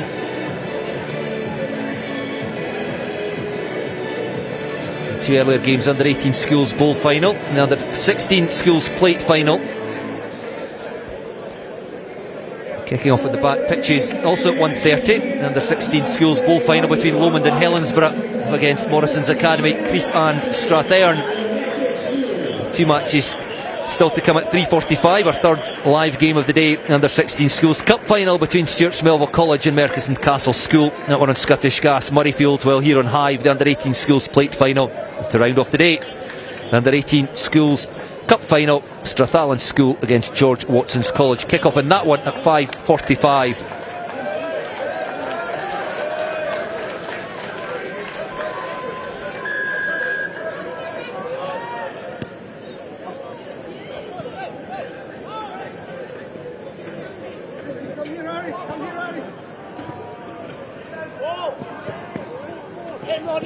So second half underway. Loretto in possession through Harry McDermott. A loud blast on the whistle though. Penalty awarded to the Edinburgh Academy. One of the Edinburgh Academy players has taken a sore one, thankfully sitting up. Yeah, that's unfortunate for Loretto. They've done well to keep that ball in play, but again, just that little bit of discipline there, allowing Academy to get the ball back. That's those key moments for those momentum swings. Just keeping that discipline, so you're not giving the team even more opportunities to come at you. But yeah, hopefully they're back in the huddle, having a good chat. Let's see how they start to pull away from this one. Well, the medical team quite rightly just taking their time over their assessment here. A quick reminder of the results in the knockout stages. We knew the Edinburgh Academy would be a handful here. 55 or 50 points to 5 winners, I should say, against the High School of Dundee, and then 50-0 winners against North Berwick High School. Loretto seeing off Strathallan School by 27 points to 12. Look, a very complete attacking side, Edinburgh Academy. Yeah, they've shown this first half they can attack from anywhere, and the actual setup they've got is fantastic. You know, the wingers holding out wide, which is just going to make Loretto have to question, do they follow them, which when they do, they've got great attack just going straight through the middle. If they don't follow them, they're going wide. If Loretto start to give good pressure, they've got a great kicking game, just put them in behind. So they're really cool and composed at just picking the right moments and what attacking opportunities to take.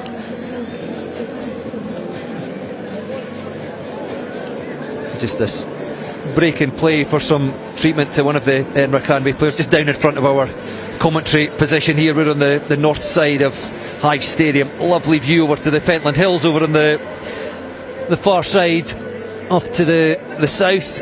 Yeah. Scottish Gas Murrayfield off to the left. It's great, the sun's came out and it's been good weather to allow for the boys to attack and play from. Maybe plenty of Edinburgh fans know that when it's wet and cold here, it can be pretty miserable out there, so it's classic. We've got a good opportunity for the boys to go out and play and have a great experience here. No matter what side they're on, it's always great to get yourself to a final and get to play at Murrayfield or at the Hive. Yes, I've spent a bit of time commentating up here at the back of Hive Stadium, and it's lovely when the sun is shining. It can be guy cold when the wind is whistling along through the stand here, but it's filled. I wouldn't like to guess how many. I think there's a side take, maybe 2,000 if I remember right. So we've got, it's got to be over 1,000, well over 1,000 people in here, you would think. Yeah, it's a brilliant crowd. The whole day has been really well supported. You're seeing school support coming in from the young lads as well, coming across and supporting other pupils, which is great, and setting that ambition for them to maybe come here at 16s and 18s and get to represent their school. So no, it's been really well attended and great to see, and the lads haven't been quiet anyway. Some good songs coming out just to show their support. Yes, the Loretto supporters playing their part as well, enjoying the day despite the fact that their side up against it, trailing by 50 points to 7 against an inspired Edinburgh Academy side coached by former Scotland international Duncan Hodge. Well, thankfully the Edinburgh Academy player back on his feet, able to walk off the pitch under his own steam. Won't take any further part in this match though. Yeah, good to see him up and off, and he looks alright, to be honest. Now shaking hands with the boys, so we'll be gutted these games came short, but good to see that he's okay. Well, the match underway again. It's Edinburgh Academy straight back onto the attack from the penalty. The line out just outside the 22. And a new man at hooker with Callum Ritchie now on, wearing 16.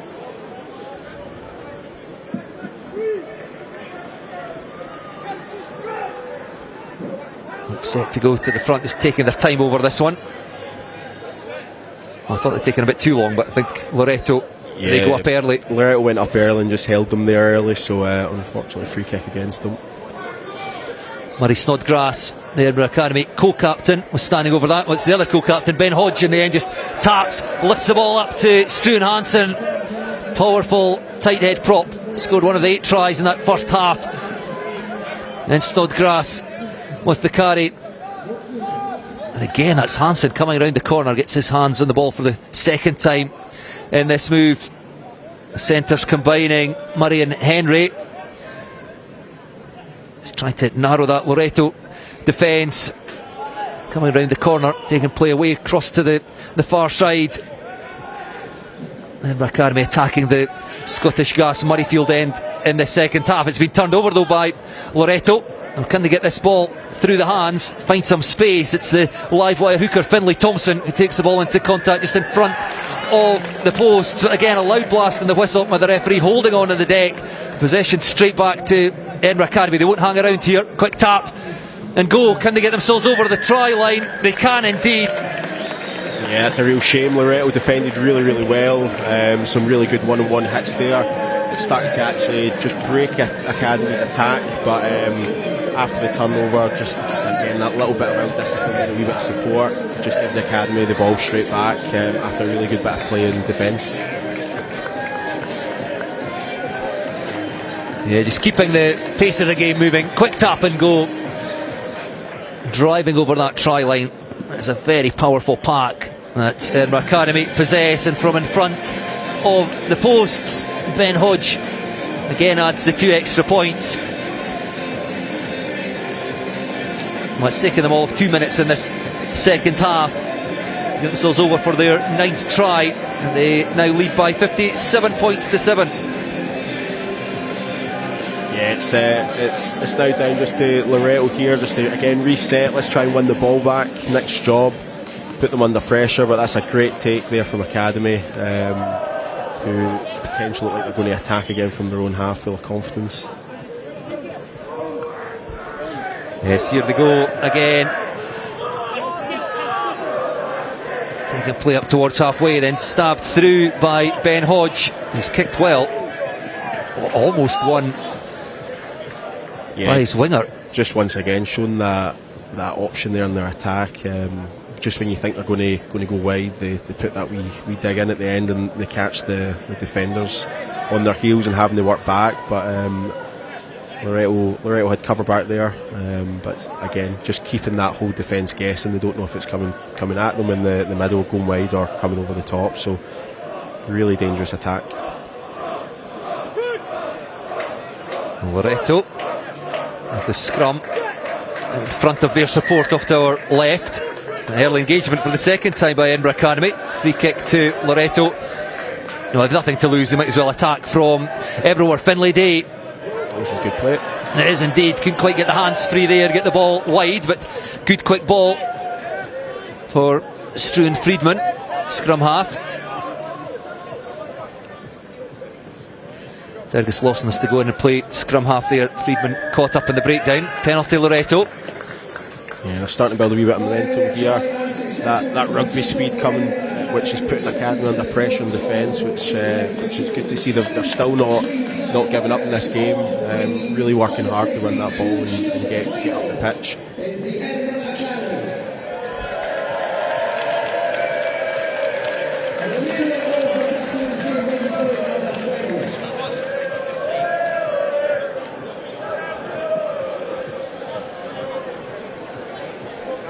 So confirmation there. There's a 50 points rule at this level of rugby, at schools rugby.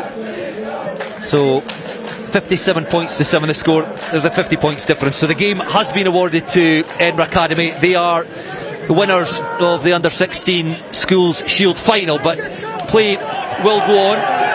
And away they go again, racing down this left-hand touchline. Enrique Minzentsev Santos, replacement on the left wing, races away from the defence, touches down under the posts, and a fantastic introduction to the game.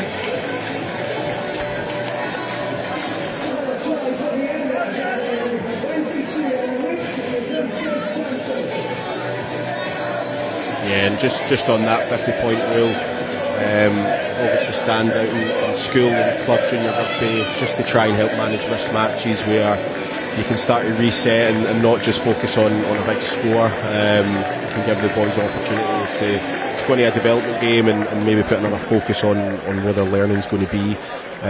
You see it all the time out in clubs and schools where they'll maybe start to swap around positions and key areas, set out new targets to try and just push their development, whether you're the team that's in the lead or falling behind, and it just allows development just to continue, so it just doesn't become a bit of a slog for both teams, because at the end of the day nobody starts to learn from that. Yes, and there's players I think from both sides still haven't made it onto the field of play. It means that everybody still gets a run out, but here go Edinburgh Academy again. It's that same man, Enrique Minzentsev Santos, trying to find space down this left-hand touchline, but runs out of space into touch. It'll be a Loretto throw into the line out. Finlay Thompson wearing 2 for Loretto. With the little ball they have seen, he's looked good. Yeah, he's been good on ball, good ball carrier. He's working hard around the pitch. He's doing a lot of the hard work and the rucks to win that possession back.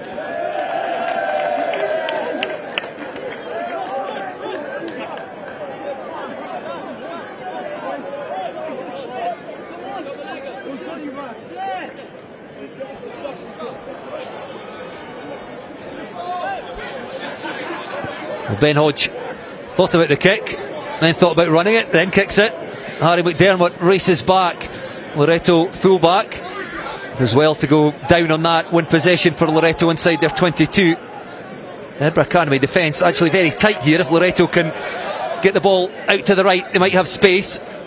This needs to go through a couple of sets of hands here. Fix the last man. Now they do manage to get the ball out there, however. Used up the space they had, maybe a little bit too lateral and into touch they go. Yeah, probably just wanted to trust themselves to go a wee bit more forward there, just to hold that defence. Sometimes you see that gap and you want to be the one to run through it, but just holding it so that your support outside can have more space to go through. But good that they created that opportunity, and they're still going at it.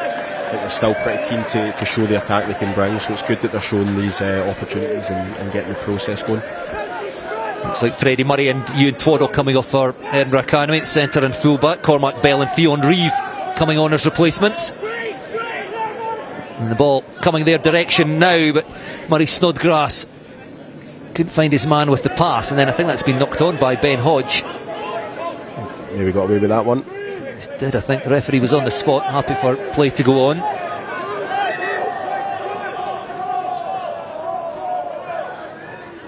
A loud blast in the whistle when the referee again. That's another injury, was indicating, I think, that a scrum to Edinburgh Academy. Yes, I think maybe a knock on missed. Loretto will be a bit frustrated by that. Yeah, absolutely, and good to see the physio just going on there, though, to check his players and not being afraid to stay at the side of the pitch. It's good to see that. Obviously the lad's good to continue, but physio thought he saw something, but it's good to see that player safety coming at the top there, and the ref just blowing the whistle to take on what was being said. Well, let's see what the new men in that Edinburgh Academy backline can do. Picked up again by 8 out to Oscar Welsh. Hodge looks at his men outside. Cormac Bell just on the field of play, almost over that try line again. Yeah, good scramble defence by Loretto there, just to stop them getting into that corner. Again, just showing some good grit and determination not to give them easy tries. Edinburgh Academy almost striking from the scrum. Murray Snodgrass picking up, using Welsh. Hodge involved. Another change by Loretto. Ewan Kay coming on, wearing 21.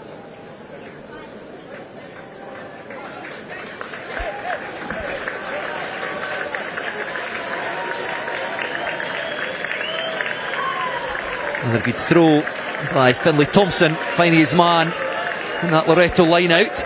Yeah, it's good play from the line out, just to set up a good platform to exit here. I think they're going to run it. Good take. Oh, it's well taken, drifting away from that. He's lost the ball though. Could be a penalty there, it looked quite high, but I think we had some advantage going.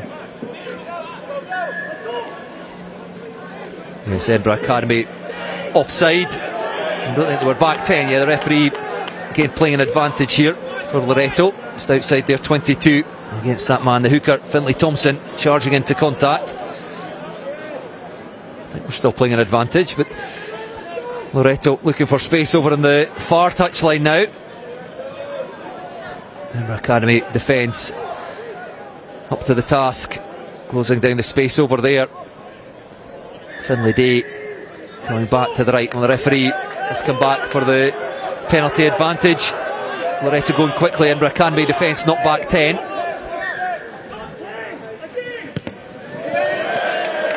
Finlay Day looking for space in behind. It's been charged down, but I don't think Edinburgh Academy were back 10 for a second time. Yeah, Loretto just getting a good bit of pace behind their game now, just really looking to speed it up, take those opportunities, maybe catch Academy asleep when it's been a turnover. So it's good to see that they're getting that rugby speed back up and putting Academy under pressure. So Finlay Day can take his time over this one, put the ball into touch. A rare foray into the Edinburgh Academy half for Loretto.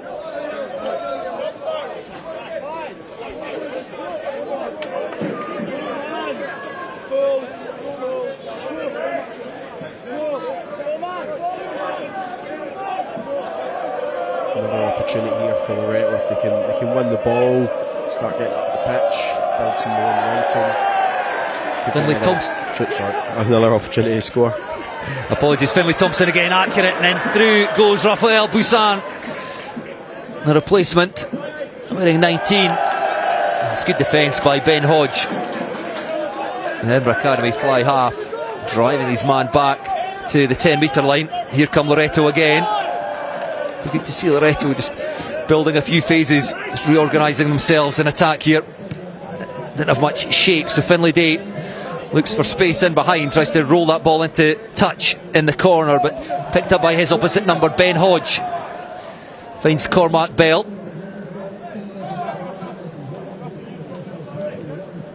Oh, it's good hands, and another sweeping move up towards halfway by Edinburgh Academy. Loretto reorganising in defence, clinging on to the laces there of Roddy Ogilvie. Another strong carry by Struan Hansen. He's been impressive with ball in hand, the big Edinburgh Academy tight head prop. Hodge again, using Snodgrass, the number 8, up towards the 22 again.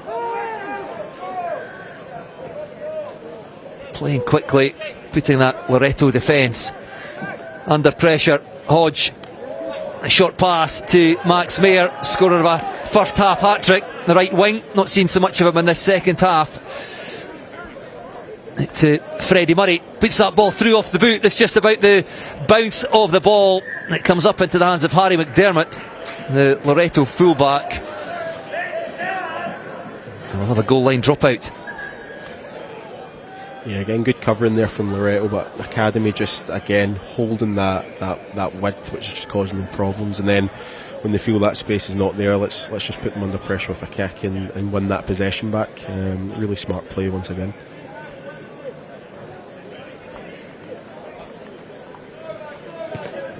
Finlay Day under pressure. Edinburgh Academy got hands to that.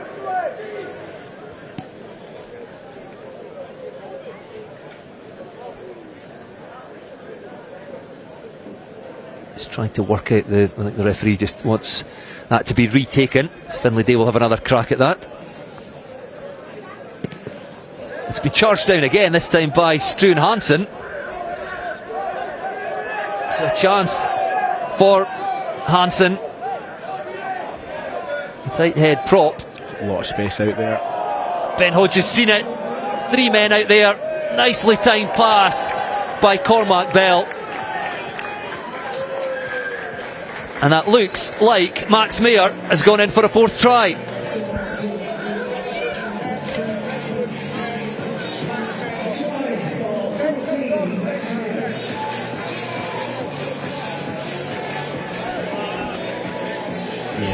Just stemming from that goal line kick-off, the charge down just wins them the ball back. But because the wingers are just holding that width, it's always on once the defence bite in, and just a really easy through the hands, the score comes to them again.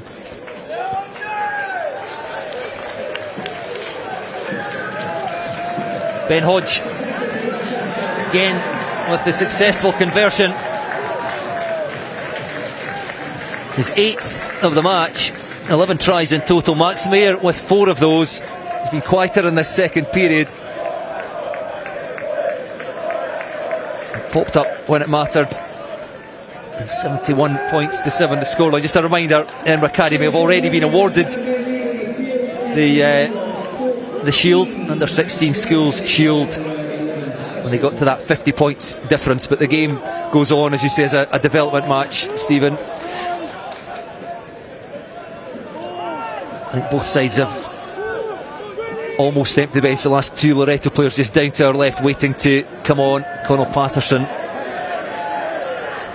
Away they go again, back inside to the Weems Henry, the outside centre, fights his way to the try line. Well, it's just never ending for the Loretto defence. Yeah, it's another well worked score, and one thing Loretto can take is they're making the academy have to work right to the edges just now to get the scores in, which sounds like a small thing, but that's a great score, and just this wee check inside as my support there, great time just to give it back through, and yeah, it's just that support play coming through, strong runs, there's options either side, and the boys just having the vision to look for that support. So Weems Henry, the Edinburgh Academy outside centre, the latest try scorer for Edinburgh Academy. That's 12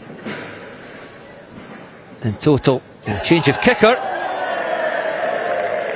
Ben Hodge stands back, which is Freddie Murray. It's his conversion attempt. I think Ben Hodge might ask for the ball back for the next conversion.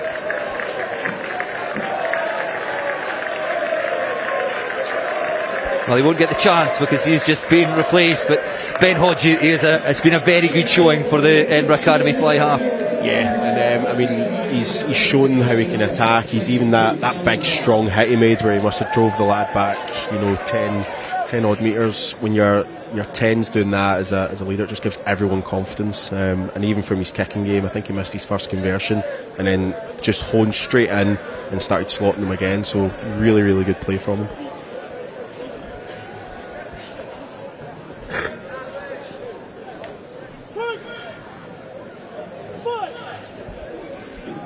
So Edinburgh Academy 76, Loretto 7 the scoreline.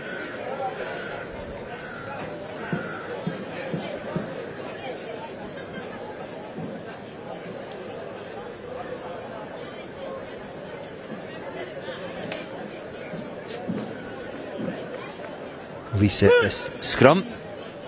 Centre field, Oscar Welsh. Edinburgh Academy starting scrum half still in the field of play. Early engagement this time by Loretto. Edinburgh Academy have been guilty of that twice. This time Loretto, the defending party. It's been kicked through again, looking for Enrique Menzentsev Santos. Well, it's been picked up by the replacement left wing. How on earth did he win that ball? Taken down 8 metres or so short. Right, it goes to Roddy Ogilvie. Replacement in the back row. And they're queuing up out there. It's Struan Hansen again with the carry. It's there for Oscar Welsh. Off he goes to the right. Murray Snodgrass, the number 8. Stopped short again. Loretto just running out of defenders as Edinburgh Academy continue to go round the corner. And in they go again. Yeah, I think the tanks started to run low. They had the boys there, which made them think about having to go wide, but a great wee step back inside. Again, it's really difficult to defend an attacking team that's feeling this much fire and creating options everywhere. It's a great line just to get over the line there. It's hard to defend that, it's so close. Well, it's Weems Henry, the outside centre again. 2 tries in the space of 3 minutes for Henry. Conversion attempt successful by Freddie Murray. And that takes play up to 83 points to 7.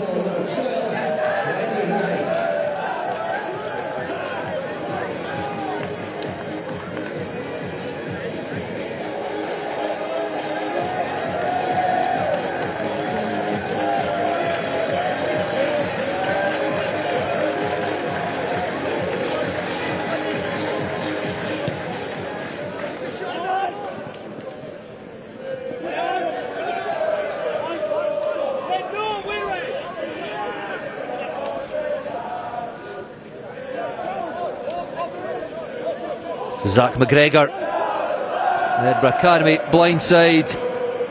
And the Edinburgh Academy supporters off to our right in good voice, as you would expect. Low penalty, there's the way of Loretto.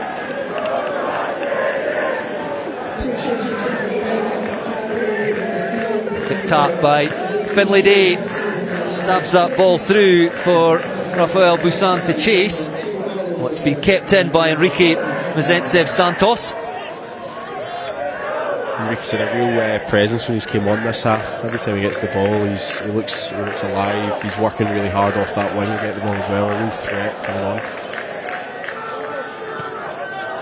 Pressure on the kick there. That'll stay in the field of play. Picked up by Callum Barr. 22 for Loretto. And here he goes again. Finlay Thompson winding up into contact. That's a great carry by the Loretto hooker. Yeah, he's not stopped working hard this whole game. It's been great to see. Really leading from the front.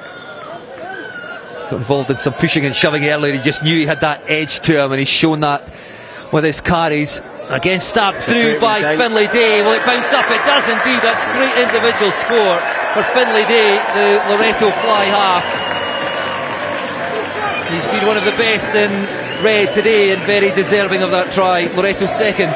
Yeah, absolutely, and he's been trying those wee kicks in behind the whole game, and he's just been unlucky a few times, but he can see that space early, and he's got somebody outside him which just pulls that defence wide. He looks to give it, we dink through, and he works really hard to gather it and then get over the line.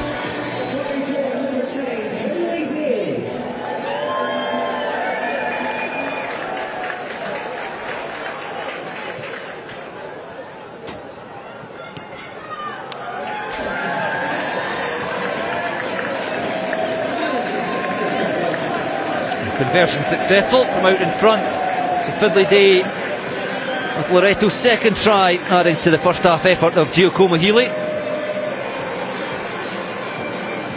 Doesn't affect the scoreline. Perhaps should have said that earlier. Once it reaches that 50 points difference, it doesn't change. It's still Edinburgh Academy 57, Loretto 7. That will be the final score. The play goes on. 60-minute mark here, so still 10 minutes to play.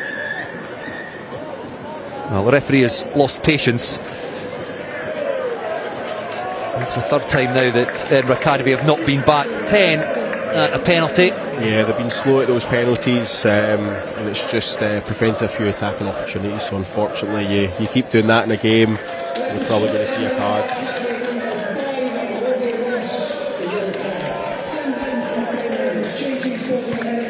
Robbie Ross, the Edinburgh Academy second row, the man who's shown a yellow card.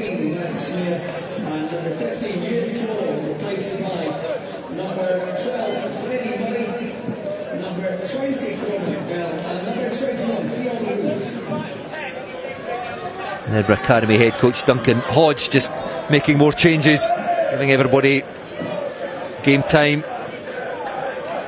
That's one well at the line out by UNK. Edinburgh Academy were up early. Here come Loretto again.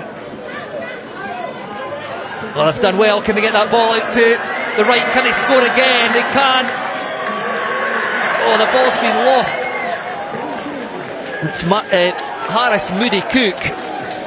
Has he got that ball down? I think potentially a penalty against him. Have they given the score? Yeah, they've given the score. They have given the score, yes. He seemed to lose the ball in contact, but he's regathered it, touched that ball down. The referee awards the score. So that's 2 tries in quick succession for Loretto.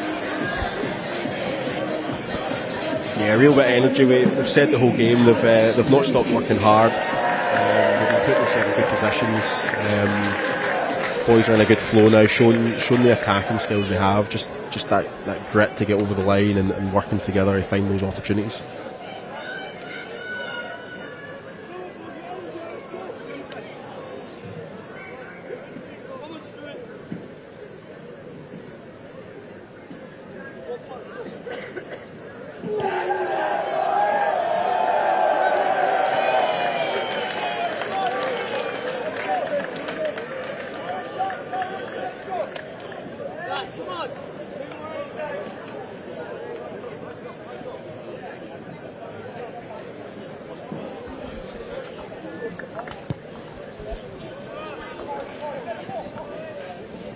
Ben Hodge, after a brief breather, back on wearing 10 for Edinburgh Academy. Good to see Loretto finding their way to the try line through Finlay Day and then Harris Moody Cook.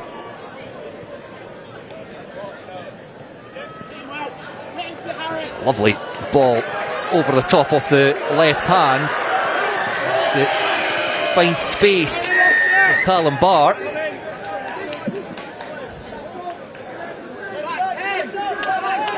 Edinburgh Academy offside again. Finlay Day, quick tap, he's got his hooker Finlay Thompson outside him. Be well advised to give it to the hooker. Lifted off the deck, that's good work by Day and Thompson, combining well to take play back up into the Edinburgh Academy half.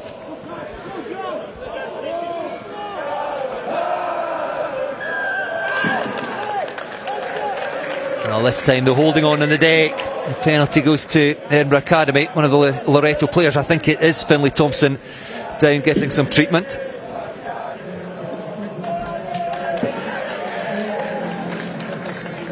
Hopefully just a bit of cramp, the amount of work he's been doing out there. Hopefully he's okay. He's perhaps been the pick of the bunch for Loretto. We'll get you to start thinking about a player of the match, Stephen.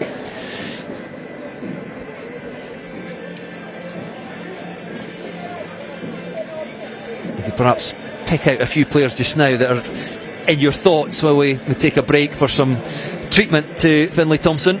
Yeah, some good performance out in the Loretto. Obviously Thompson and Day for me have been really well, just hammering away.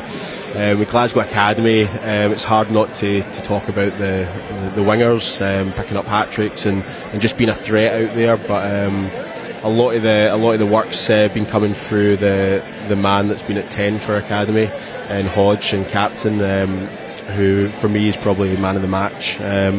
He's led from the front, as I said, great ball in hand, great kicking, but even just that big hit he put in for me was massive. You see your captain doing that, everyone's just up now for the rest of the play.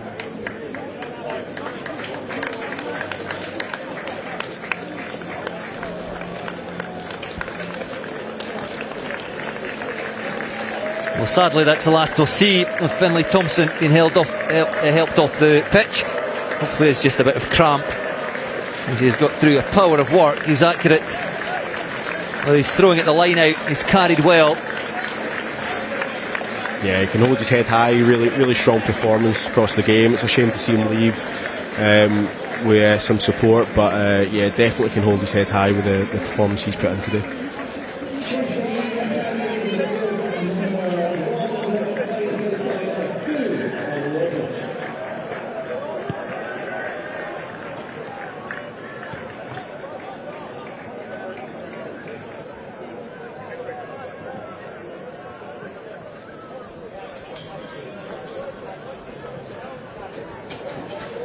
So Ben Hodge, a worthy winner of the Player of the Match award, the Edinburgh Academy fly half and co-captain, along with Murray Snodgrass, their number 8.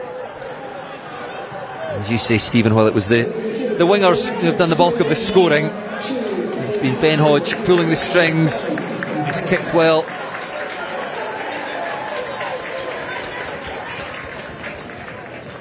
About 4 minutes left on the clock. Edinburgh Academy with the line out over on the far side. Well, I tried to go through between the forwards. A bit of a muddle. Enrique Mazentsev Santos goes back to tidy up. Flat ball whipped out into the hands of Harris Woodward. Done well there just to avoid that touchline. Really strong work just to work back in. Still on 2 tries, the left wing. He'd like a hat trick, I'm sure. Kicked through again by Hodge. Saw the space in behind. Across comes Callum Barr to tidy up for Loretto. Taking in the tackle of Ewan Twaddle. High tackle again though. Penalty to Loretto. And good work by the number 22, Callum Barr. Just to secure possession inside the Loretto 22. That kick into touch just down to our left. 3 minutes left on the clock.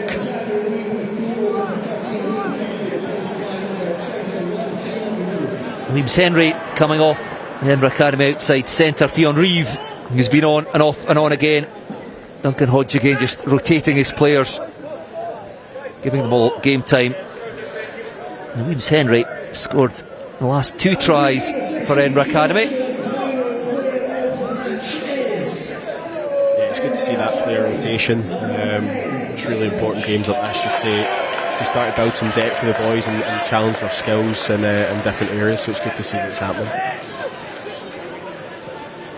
Well, speaking of skills, that's fairly slick by Loretto. Finlay Day have been heavily involved in everything that Loretto have done well. Scored one of the tries of the day. Kick through, regathered by the Loretto fly half. Converted it himself. He's been impressive for Loretto School. Here come Edinburgh Academy again. With that gone to hand, it was on outside, but it's been hacked through by Finlay Day. It'll come back. The referee was playing an advantage for a knock on. Well, that would have been interesting. Yeah, I think Day had the gas there. He keep going as well, so he's probably a wee bit disappointed. Thought he was getting on the score sheet again.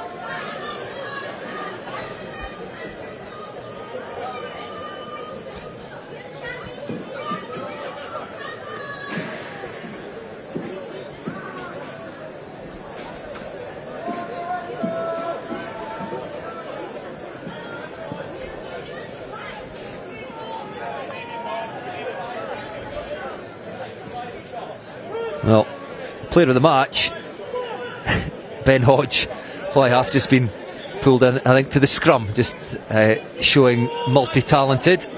He's not been allowed to play number 8. Murray Snodgrass, his co-captain, picking up from the base.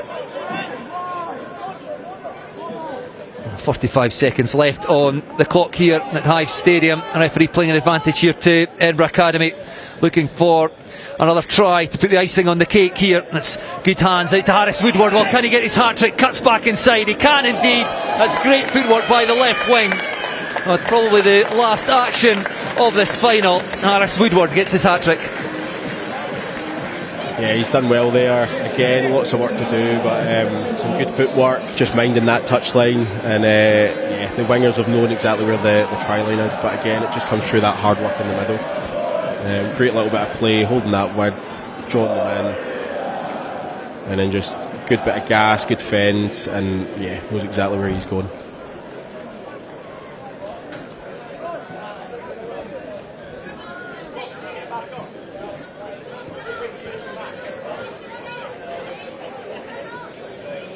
Well, the clock has ticked over the 70-minute mark here inside Hive Stadium. So the final act of the game will be from our player of the match, Ben Hodge, the Edinburgh Academy co-captain, from just about as wide as he could be on the left. Doesn't quite have the legs with that conversion attempt, and with that, the referee Angus Healy blows for full time. And it is the Edinburgh Academy who win the Under-16 Schools Shield. 57-7 winners over Loretto School. That 50 points rule coming into play. Now it gets the 50 points difference. We stop counting, and the game goes on, as you say, becomes a development opportunity. Loretto, they played their part. They had virtually no ball to speak about in that first half. Good to see them. They scored one in the first half through Giacomo Healy, but scored 2 fantastic tries in the second half. Finlay Day and Harris Moody Cook, but with 14 tries. Thoroughly impressive display by Edinburgh Academy. Yeah, absolutely. We said it the whole game. They attack from every opportunity. They attack from every space in the pitch. It's really good to see some of these youngsters out there and how they're starting building attacks together. But Loretto, fair play. They kept going. They kept their head high. They had lots of strong points in their game. It just wasn't for them today, but they kept going. I'm sure they've loved their day out, and yes, some good play out there and lots of talent on show, which is great to see.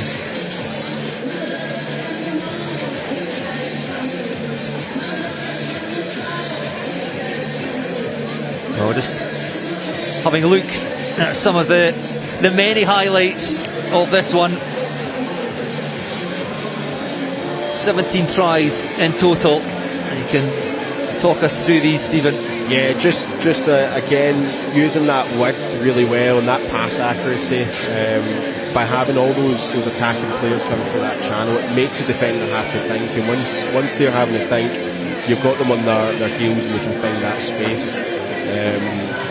The boys were just quick to reset, and here again, but bit of a walk-in thing in that space, but that only starts by that winger holding it. If they start to get narrow in attack, then it becomes really difficult. But the whole backline just really smart to make sure they're exhausting that space wide and forcing the Loretto defence to either bite in or stay. Once again, just that wide pass out wide. It's there, great inside pass. The support just flooding those channels, keeping the ball alive, and then a real bit of grit just to drive right across that line. Yes, Enrique Mazentsev Santos, he was good when he came on in the second half. Yeah, he came on and that threat stayed alive. Really strong ball runner, really quick, and it's his work rate as well. He wasn't afraid to come off his wing and look for other opportunities. And certainly when those balls were dinked through, he was always the first one there chasing through and doing a bit of the dirty work to win it back as well. Well, look here at the second Loretto score, Finlay Day, that was a cracker. Yeah, Day again had a really good bit of performance today, and he looked up there. He could have went out wide. There was a tiny bit of space, but he noticed a massive gap in behind and decided to use that. And it was good to see him get on the scoreboard. 2 tries in quick succession for Loretto. Harris Moody Cook going over for their third. Yeah, strong run. Probably a bit again opportunist tries to get that offload away and managed to get the score. But again, great sidestep, in and out. You know, that's ankle breaking work there for the winger just to put those defenders back.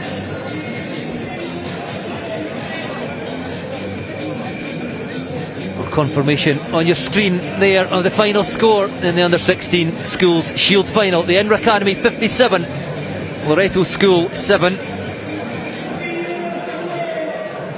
So we stopped counting after the 50 points difference reached, but thankfully the game going on, and there was some lovely rugby played after the scoreboard stopped ticking, and so much of it actually came from Loretto. Yeah, absolutely. The spirit was high and it was played in the right way from both teams.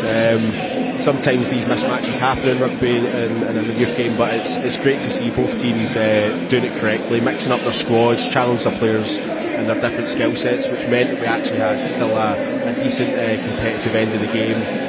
Loretto showing what they can do in attack, but also academy boys linking up and trying new things.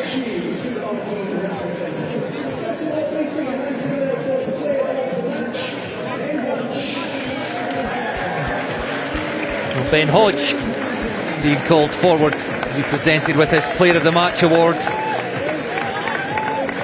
and it really was an excellent all-round display by the Edinburgh Academy fly half, including a cameo appearance in the scrum. Yeah, I think he nearly forgot to take his Man of the Match award there. Or he did, he just didn't want to get his photo taken. Desperate to get back to his team.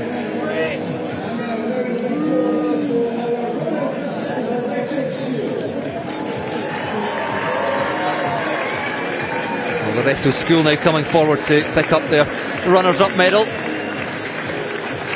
Great opportunity for them today.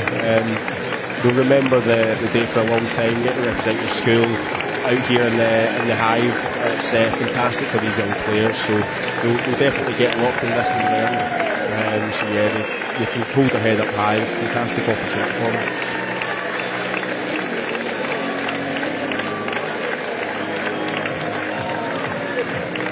Taking the applause of their supporters off to our left, who were vocal throughout. Yeah, both sets of supporters have been class today. It's created a really good atmosphere, and again just adds to the whole occasion for the boys on the pitch. But no, it's good to see. I see a red over there for them, and giving it back with some applause to them. Yes, very much played their part. As you say, all you can really do is learn from the occasion, enjoy it the best you can.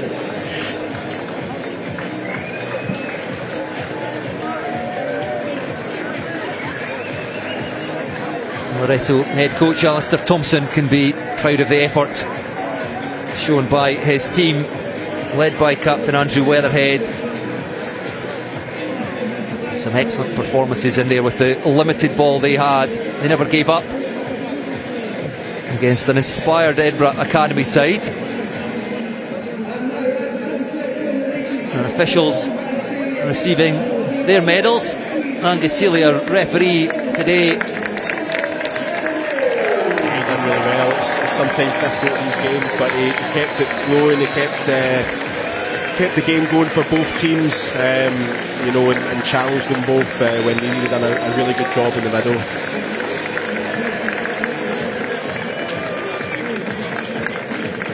The Edinburgh Academy players now coming through, picking up their winners' medals.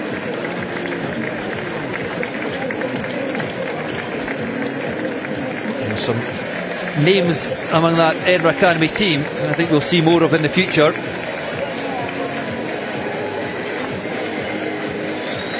Hope for a lot of the boys in both squads. This isn't the first time they're at the Hive, and maybe even at Murrayfield.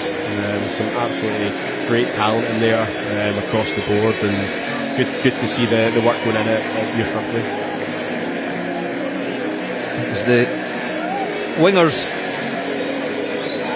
scored 7 tries out of the 14 scored in total by Edinburgh Academy, 4 for Max Mayer, 3 for Harris Woodward, but there was some excellent work done by the forwards. Murray Snodgrass, the captain, Soon Hansen, the tight head prop, was excellent with ball in hand.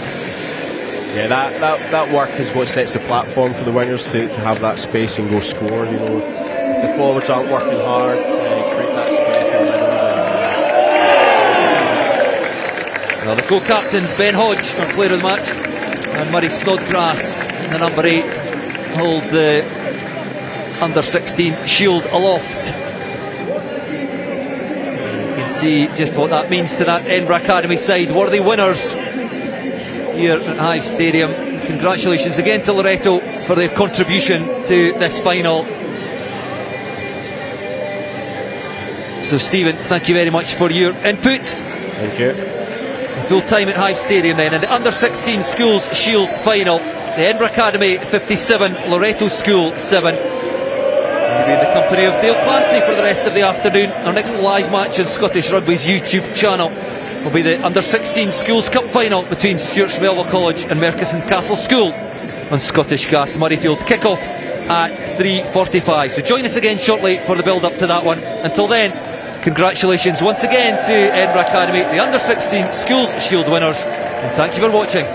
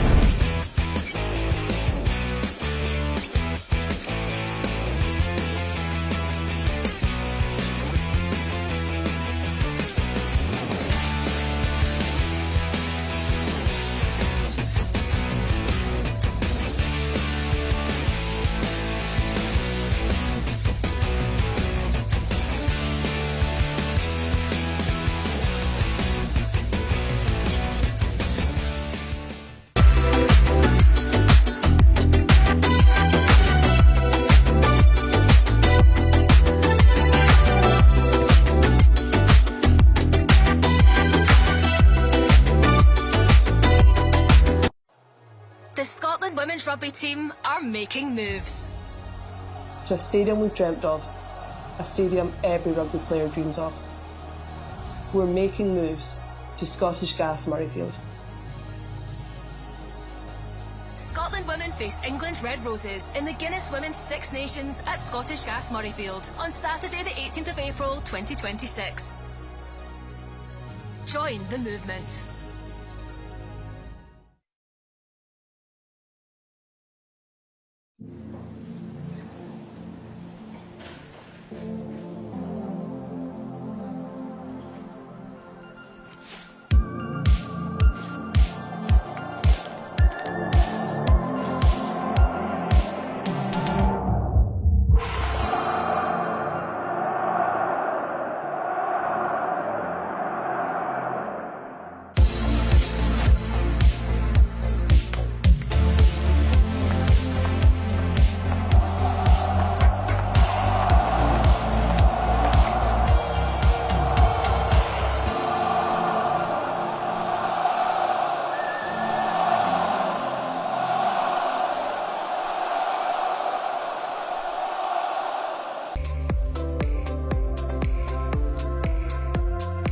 Scottish Rugby is on a mission to get more young people playing the game, in schools and across your community.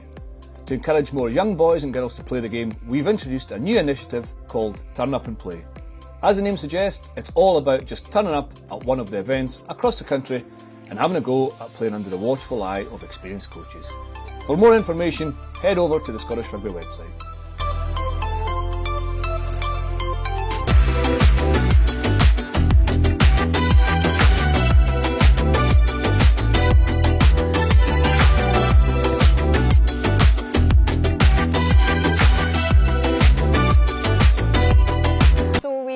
Imogen, she came through our ranks of minis when she reached 12 and started Preston Lodge High School. Unfortunately, she wasn't allowed to play with the boys as the rules changed. So we seen a need to bring girls rugby in, canvassed our committee and membership and opened rugby up to East Lothian and implemented East Lothian girls rugby. That was 10 years ago. And what kind of state is girls rugby in right now at PL? Absolutely thriving. So we are delivering taster sessions in all of our primary schools. So we have 4 primary schools that we cover, St Gabriel's, Preston Pans Infants, Preston Tower, well it's 5 then, Blindwells Primary, the brand new school in the new town that's being built here, Cockenzie Primary School and Long Nidri Primary School. So we deliver taster sessions to nurseries and in school and right through our high school, through our School of Rugby.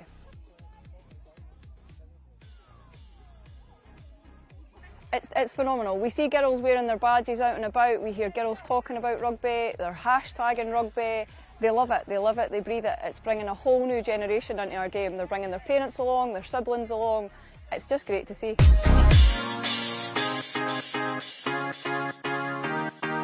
What's your name? Erin. Sarah. And how long have you been playing rugby for? 4.5 years. 1 year now.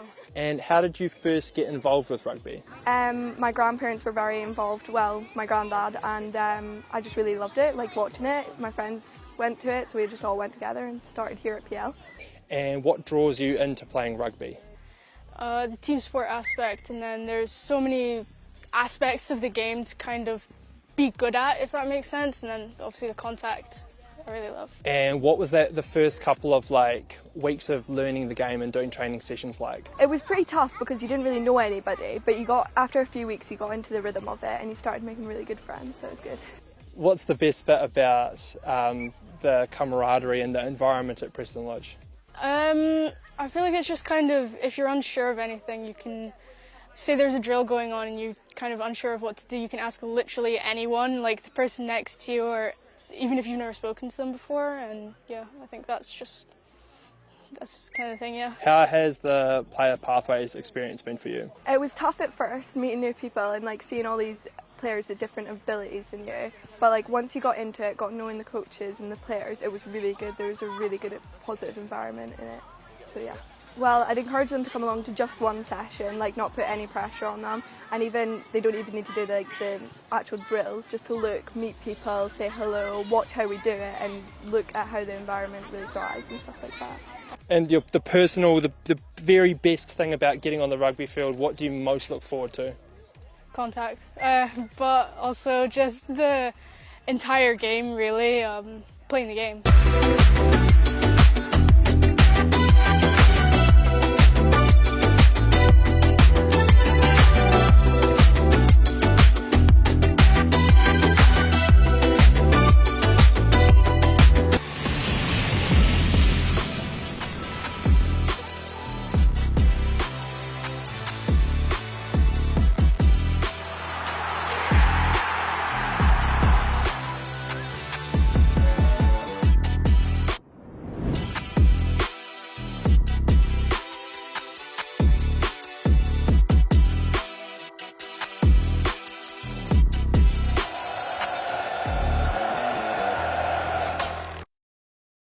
Officiating is a rewarding, exciting and enjoyable way to stay involved in rugby. Find out more on how to become a match official at scottishrugby.org.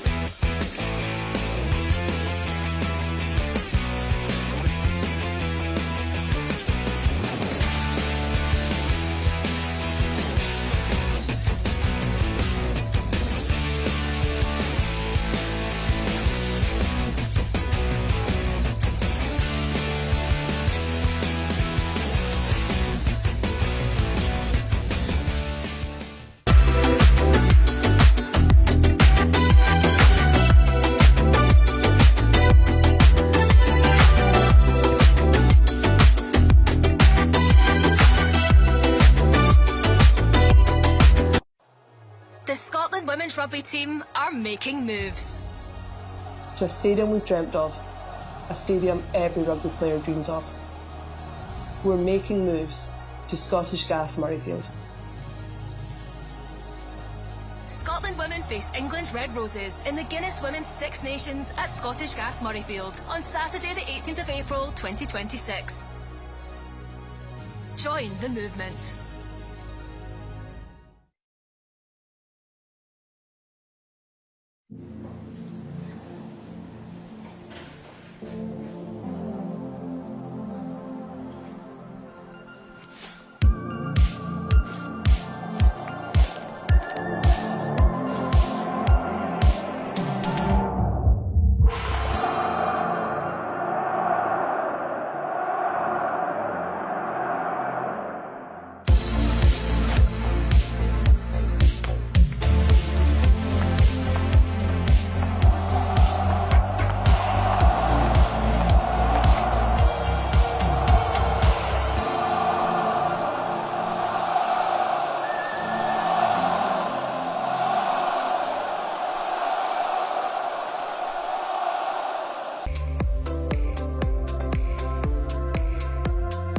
Scottish Rugby is on a mission to get more young people playing the game, in schools and across your community.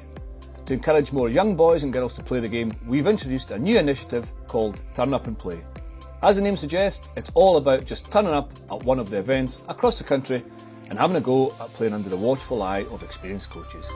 For more information, head over to the Scottish Rugby website.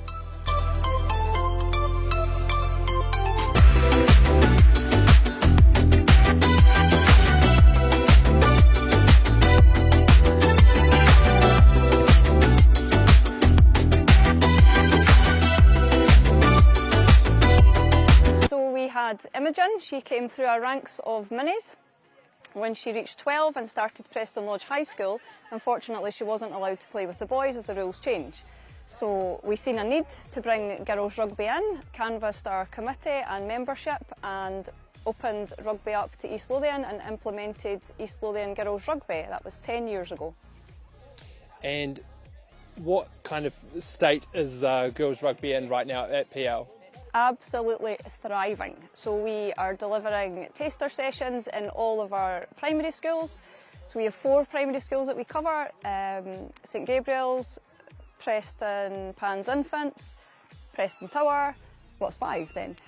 Blindwells Primary, the brand new school in the new town that's being built here, Kilkenzie Primary School and Long Nidri Primary School. So we deliver taster sessions to nurseries and in school and right through our high school, through our School of Rugby.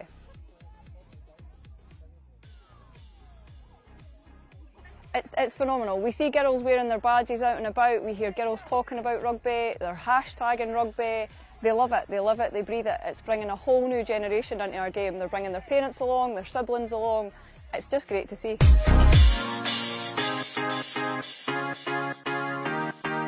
What's your name? Erin.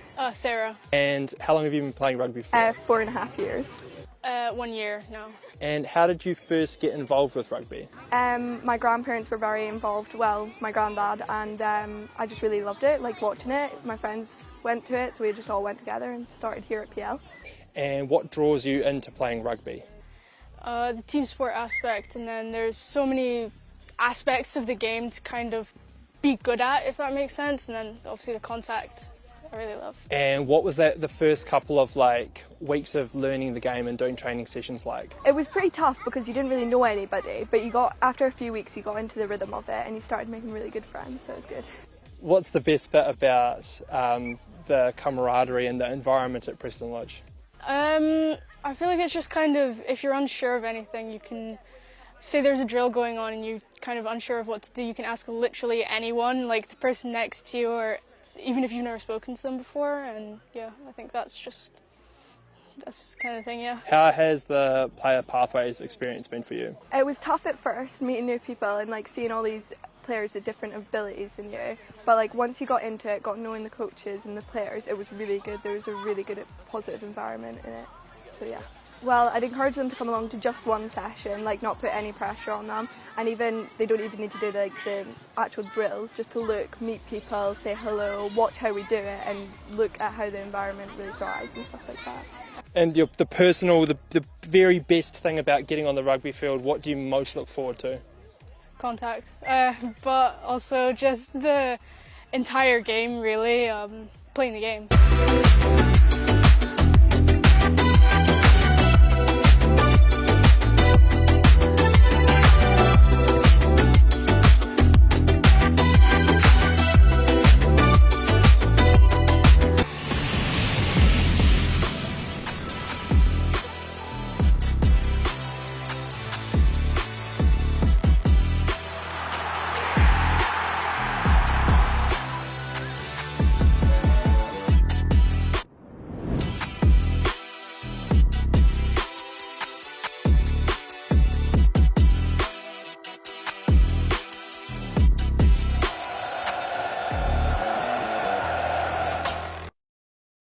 Officiating is a rewarding, exciting and enjoyable way to stay involved in rugby. Find out more on how to become a match official at scottishrugby.org.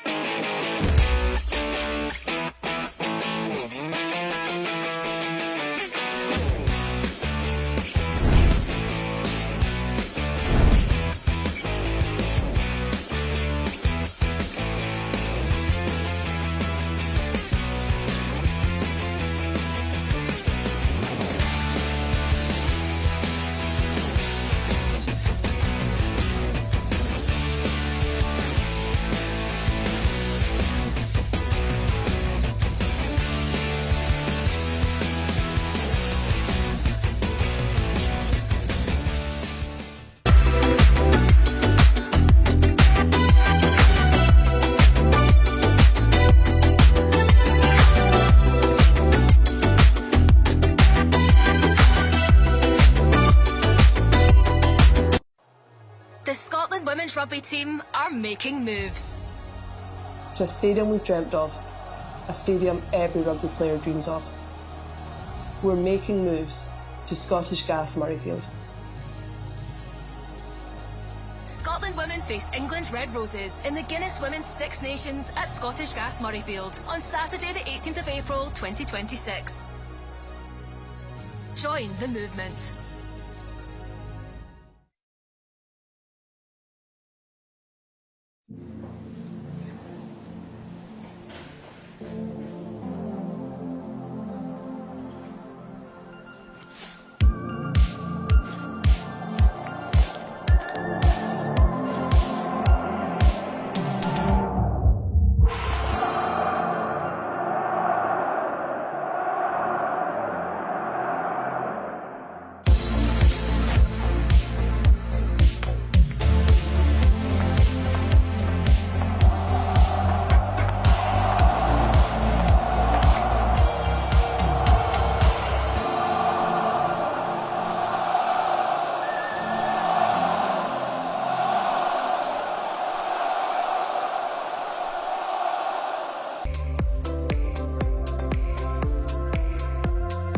Scottish Rugby is on a mission to get more young people playing the game, in schools and across your community.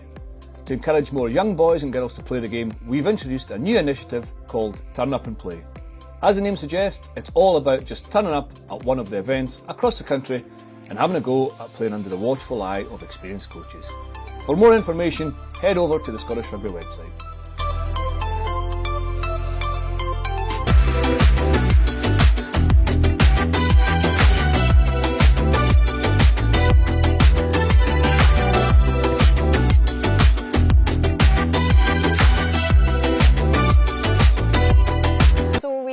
Imogen, she came through our ranks of minis when she reached 12 and started Preston Lodge High School.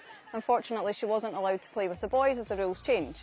So we seen a need to bring girls rugby in, canvassed our committee and membership and opened rugby up to East Lothian and implemented East Lothian girls rugby. That was 10 years ago.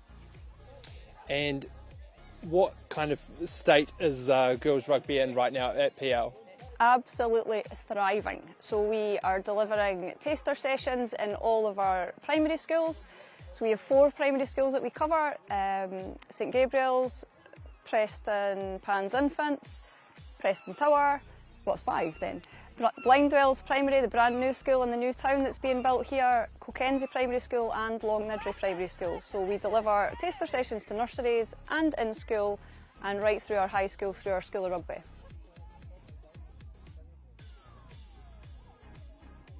It's phenomenal. We see girls wearing their badges out and about, we hear girls talking about rugby, they're hashtagging rugby, they love it, they live it, they breathe it. It's bringing a whole new generation into our game. They're bringing their parents along, their siblings along.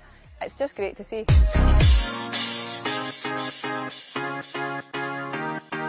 What's your name? Erin. Sarah. And how long have you been playing rugby for? 4.5 years. 1 year now. And how did you first get involved with rugby? My grandparents were very involved, well, my granddad, and I just really loved it, liked watching it. My friends went to it, so we just all went together and started here at PL. And what draws you into playing rugby? The team sport aspect, and then there's so many aspects of the game to kind of be good at, if that makes sense, and then obviously the contact I really love. And what was that the first couple of weeks of learning the game and doing training sessions like? It was pretty tough because you didn't really know anybody, but after a few weeks you got into the rhythm of it and you started making really good friends, so it was good. What's the best bit about the camaraderie and the environment at Preston Lodge? I feel like it's just kind of, if you're unsure of anything, you can say there's a drill going on and you're kind of unsure of what to do, you can ask literally anyone, like the person next to you, or even if you've never spoken to them before. And yeah, I think that's kind of thing, yeah. How has the player pathways experience been for you? It was tough at first, meeting new people and seeing all these players with different abilities in you, but once you got into it, got knowing the coaches and the players, it was really good. There was a really good positive environment in it, so yeah. Well, I'd encourage them to come along to just one session, not put any pressure on them, and they don't even need to do the actual drills, just to look, meet people, say hello, watch how we do it, and look at how the environment really thrives and stuff like that.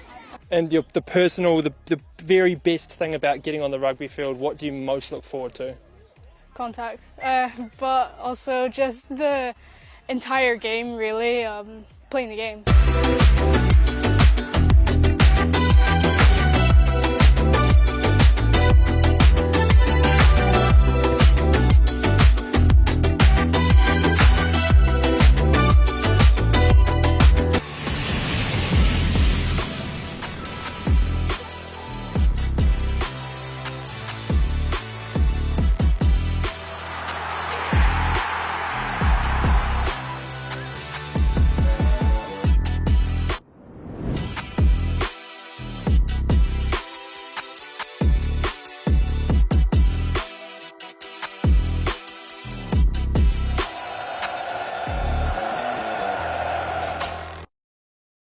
Officiating is a rewarding, exciting and enjoyable way to stay involved in rugby. Find out more on how to become a match official at scottishrugby.org.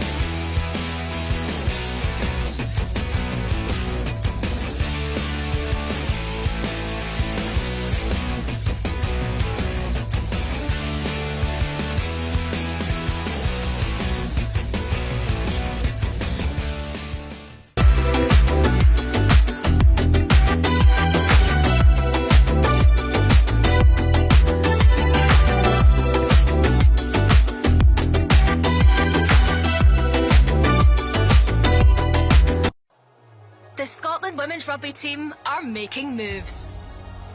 To a stadium we've dreamt of, a stadium every rugby player dreams of. We're making moves to Scottish Gas Murrayfield. Scotland women face England's Red Roses in the Guinness Women's Six Nations at Scottish Gas Murrayfield on Saturday the 18th of April 2026. Join the movement.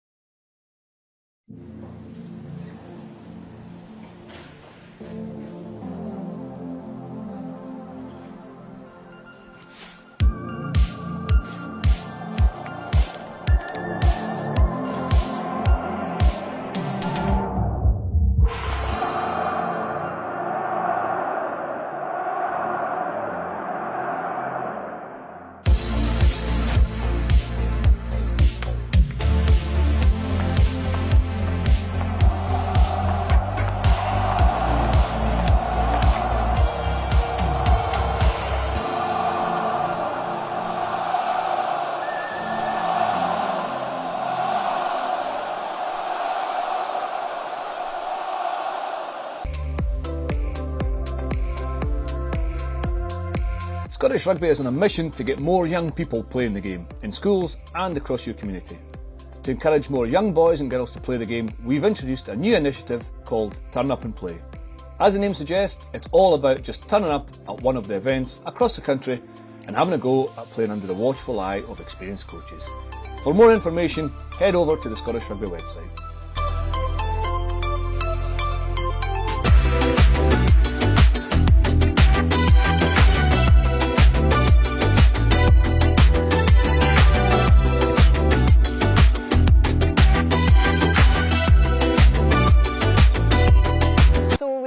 Imogen, she came through our ranks of minis when she reached 12 and started Preston Lodge High School.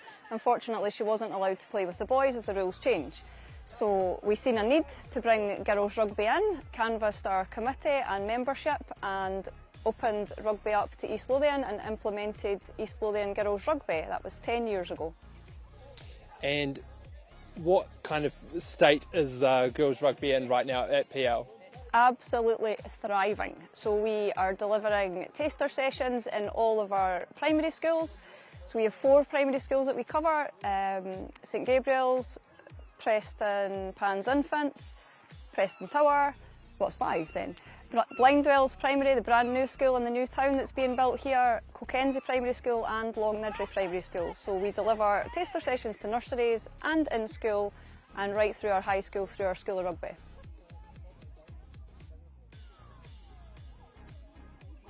It's phenomenal. We see girls wearing their badges out and about, we hear girls talking about rugby, they're hashtagging rugby, they love it, they breathe it. It's bringing a whole new generation into our game. They're bringing their parents along, their siblings along. It's just great to see.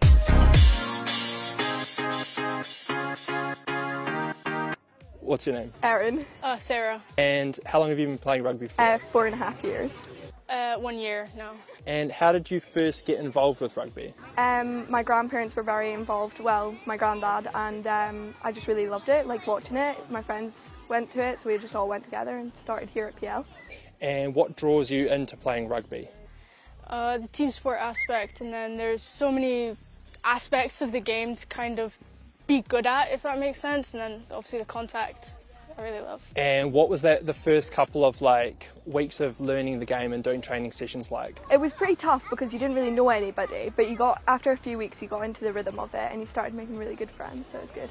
What's the best bit about the camaraderie and the environment at Preston Lodge?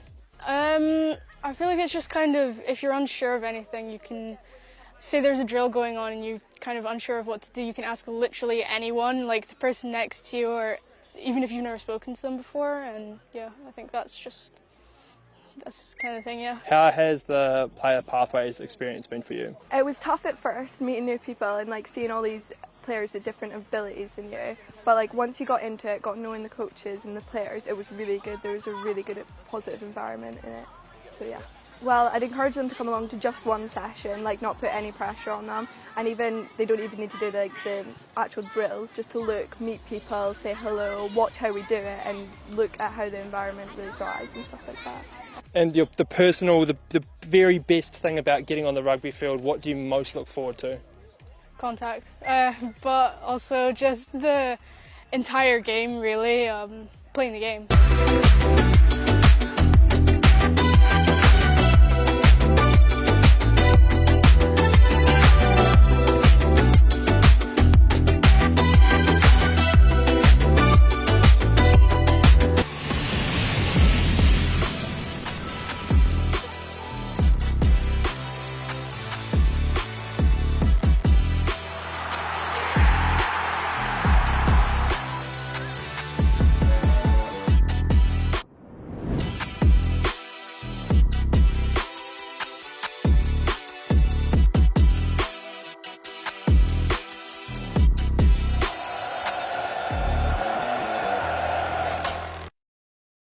Officiating is a rewarding, exciting and enjoyable way to stay involved in rugby. Find out more on how to become a match official at scottishrugby.org.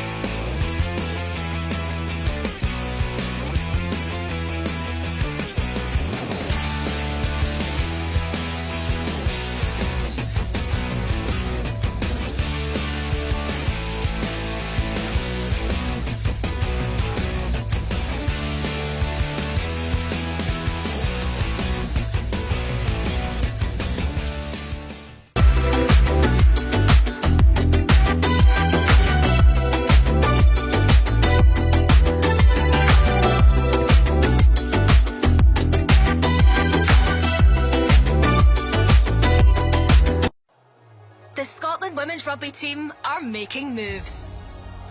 To a stadium we've dreamt of, a stadium every rugby player dreams of. We're making moves to Scottish Gas Murrayfield. Scotland women face England's Red Roses in the Guinness Women's Six Nations at Scottish Gas Murrayfield on Saturday the 18th of April 2026. Join the movement.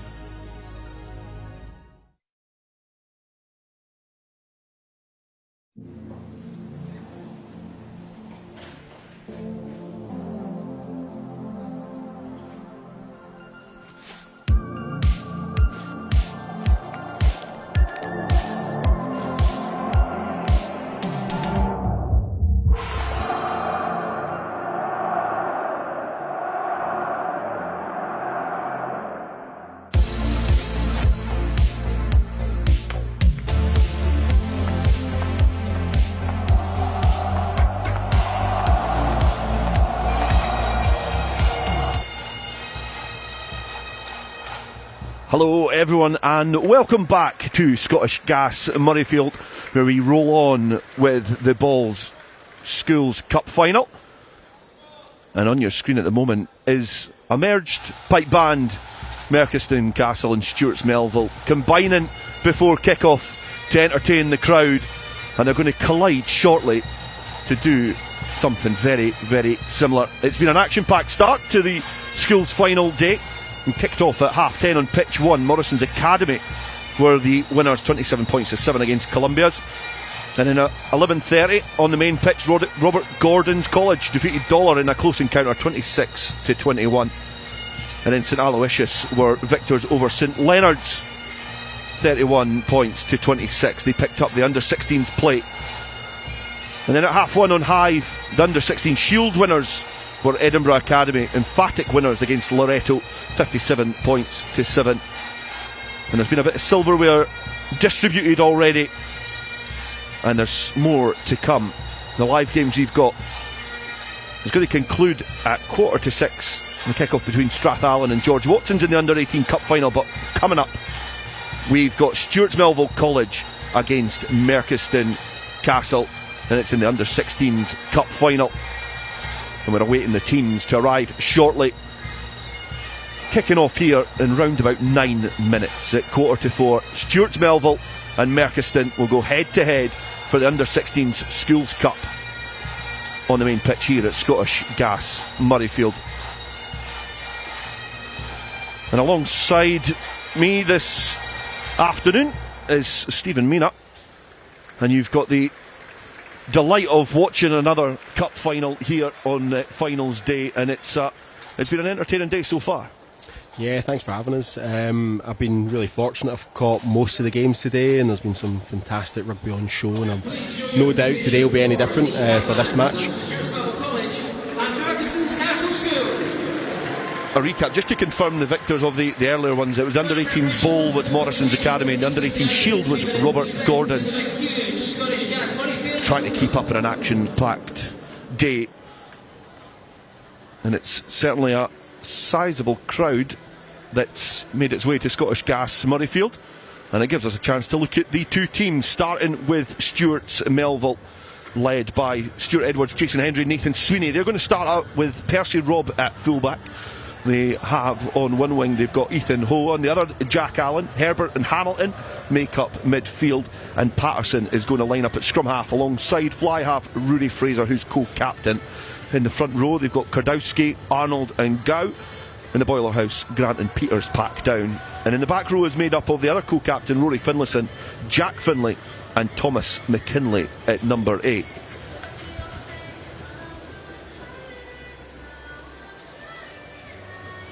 A settled Stuart's Melville side which has made its way through to the final, defeating Mar College in the semis, and they're going to battle Merchiston, led by Roddy Deans, the coaching team of Lachlan Gaddy and Mike Rakes.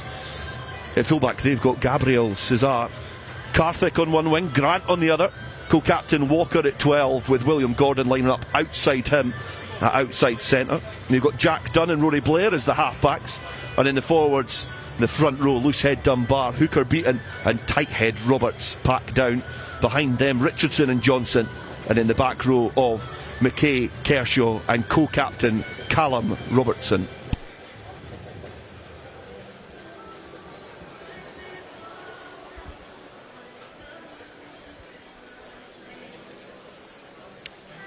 So it's a relatively dry afternoon in Edinburgh, and some extracurricular activity for these youngsters on a Saturday, making their way to the home of Scottish Rugby to cheer on their school in the rearranged finals day. And it's great to see such a sizable crowd here, and we're awaiting their arrival. And a little bit of the history between these two sides. Stuart's Melville, they have got one win in the under-16s Cup in their history. They've been runners-up 3 times, plus a runner-up when it was the under-15s Cup. Merchiston undefeated in finals. They've played 3-1-3, but they've not graced the main pitch since 2020 when they thumped Dollar 41 points to 5.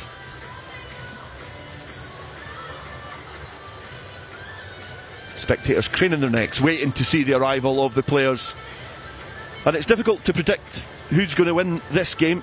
In the conference, only 5 points separate them, and it's a good point to note that this is actually a double header as well. So the conference title is there to play for both sides, not just the cup here this afternoon. If Merchiston get 5 points and stop Stuart's Melville getting anything, they will be conference winners and cup winners as well.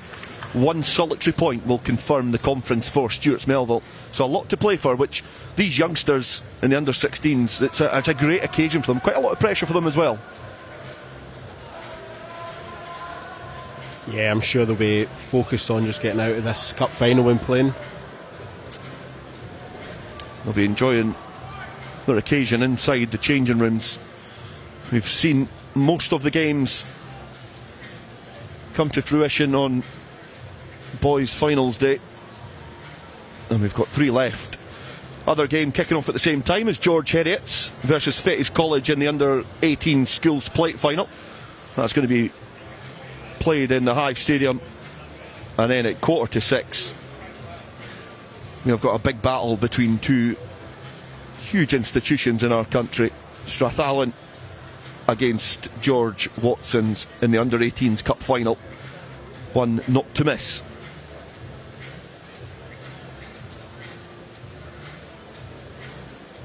And we're a couple of minutes away from watching the players emerge from the tunnel.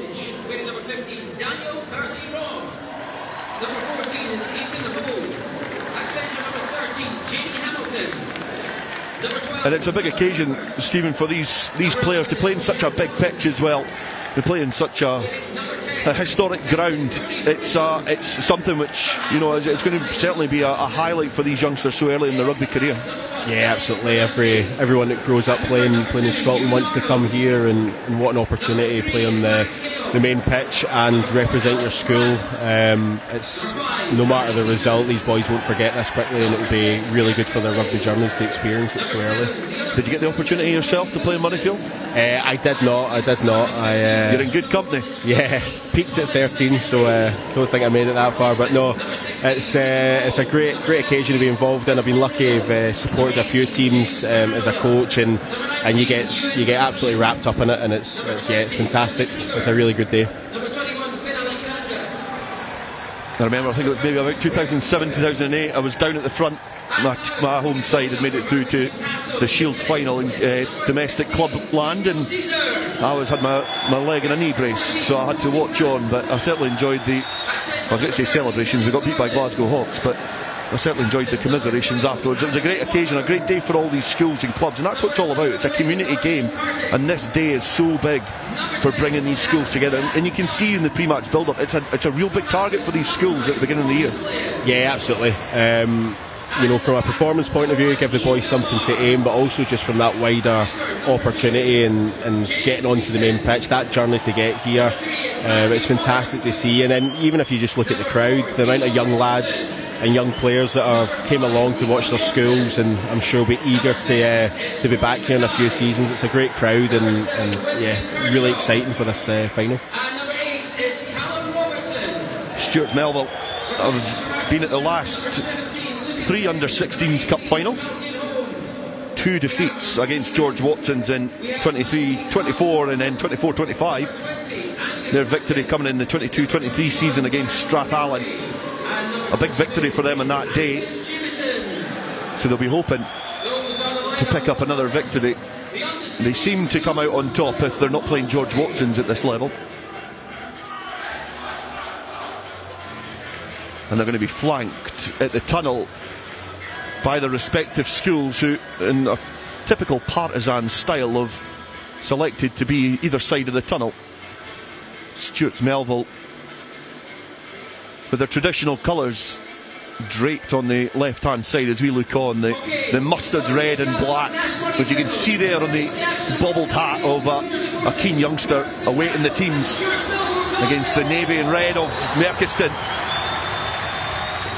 And it's Merchiston to emerge first, led on by their co-captains Walker and Robertson, absorbing the atmosphere, as are Rory Fraser and Rory Finlayson, who lead on their Stuart's Melville team.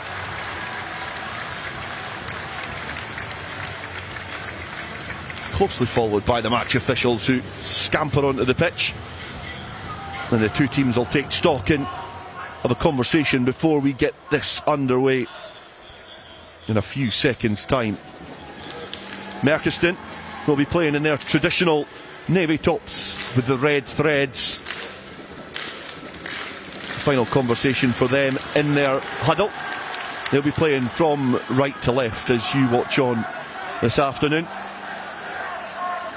And Stuart's Melville on the left. Break away from their last team top in their traditional colours, which are well recognised from youth level all the way to club rugby. Stuart's Melville FP, closely affiliated to the school, and we are underway. Stuart's Melville get play started in the under-16s final, and Merchiston truck it forward. It's a powerful carry from Rory Mackay first off.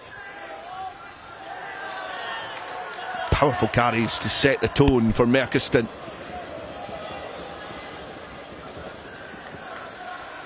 Rory Blair craning his neck to try and find some support on the right hand side. It's not there, so goes back against the grain. Blair flings it high. Merkiston have some players up here, but it's been tucked under the arm from Adam Walker, the co-captain for Merkiston. Another powerful carry. Rory Mackay has played a minute of this game and he's already had 2 very powerful impacts to the sky. Well gathered, but the tackle there from Karthik was perhaps a little bit premature. It was a great take, but it's going to be an early penalty and a little opportunity here for Stuart Melville to exert some early pressure.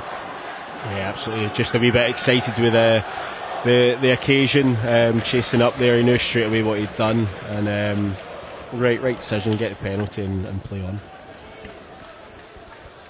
It was a well executed box kick, perhaps on the money, but Karthik just not able to get there quick enough, and it looks like it was Miller Herbert, the inside centre, that gathered that ball.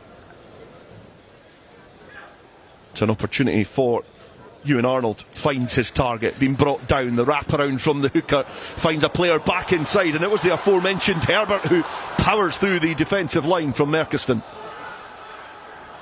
Stuart Melville want to try and capitalise on this early pressure, but relinquished possession on the 22. And Merkiston will want to try and attack from deep.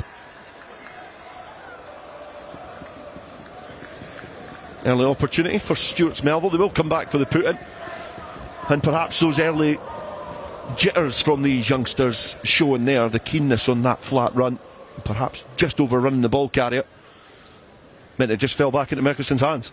Yeah, it's always a wee bit up and down these opening minutes while teams start to get used to what they're doing. You know, first 3 minutes we've been very much in this area, so both teams just testing each other out in attack and defence. First scrum.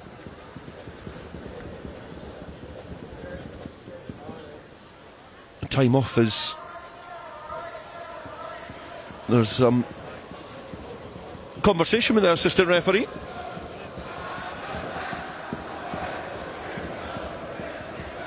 And the conversation is the communications from the match official. So at the moment you won't directly get that through the coverage, but hopefully that will come through shortly. The referee not fully dressed for the occasion. As a powerful scrum from Merkiston has found its way to scrum half Rory Blair, and he swings a right foot at it. The bouncing ball is not able to be gathered in the backfield by Stuart Melville, so it's a territorial gain from Merkiston. Yes. Popped in the kick from deep. That's a great chase there from the wing there, put that pressure on. The kick's coming in.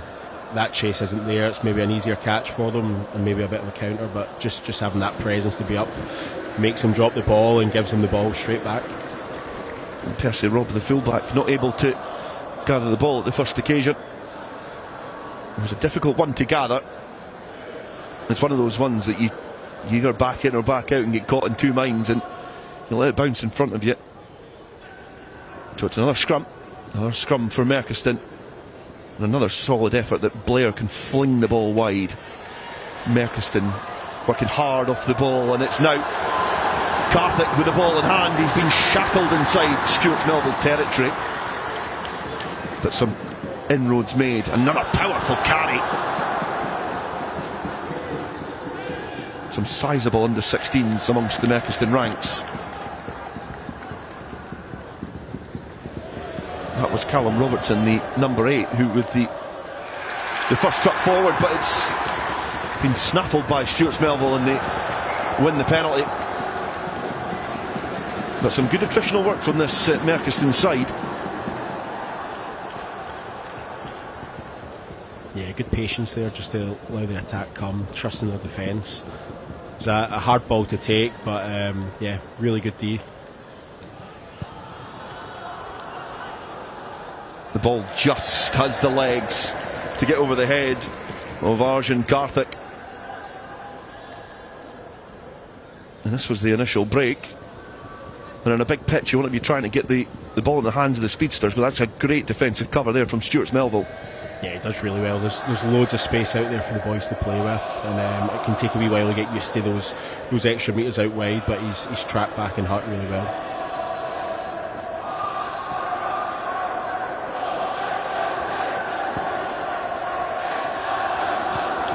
And there's a sing-off at Scottish Gas Murrayfield between Stuart Melville and Merchiston as Max Gow travels forward with the ball in hand. The tight head from Stuart Melville. Fly half, cross field kick, well gathered. It's a brilliant kick from Stuart Melville. It's pinpoint. And now they're in prime territory to capitalise on a disjointed Merchiston defence, which gets back and galvanises itself quickly. They counter at the breakdown as well. Stuart Melville through Gow again. Ball in hand. He's been driven to the turf. The next wave of attack waits. And the penalty has gone the way of the defending side, Merchiston. But what a crossfield kick that was from the fly half, co-captain Rory Fraser. Yeah, absolutely. Both teams testing that high ball, aren't they? And that came off really, really well. And got in a good position. But once again, just a patient defence, just waiting for the opportunity to counter and get that penalty.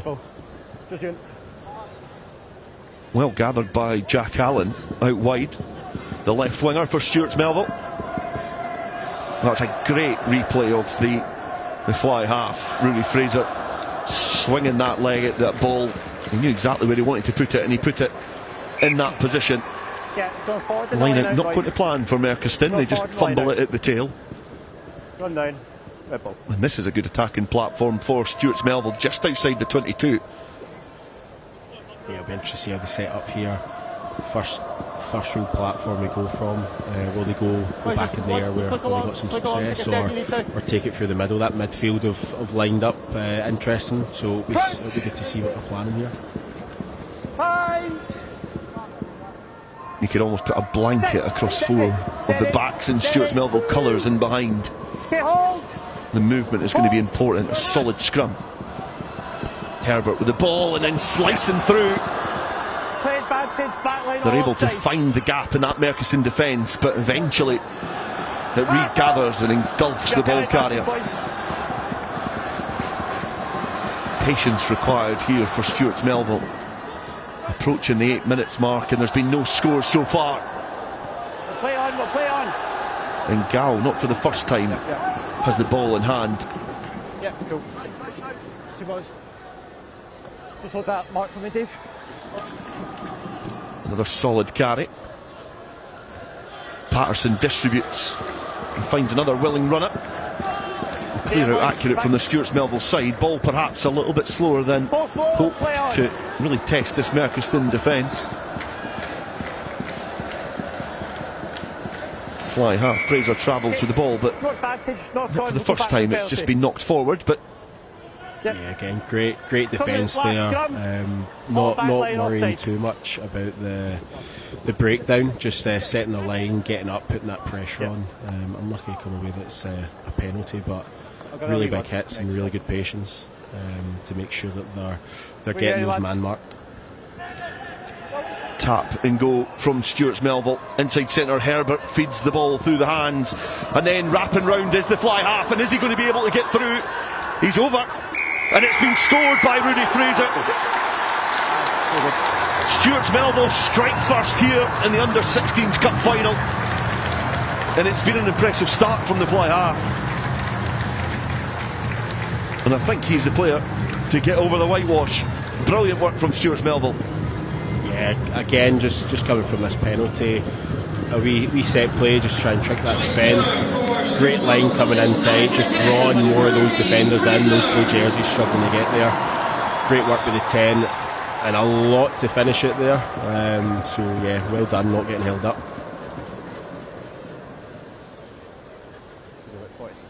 30 seconds, sorry. I'm not too sure because I can't see the same bubbles before.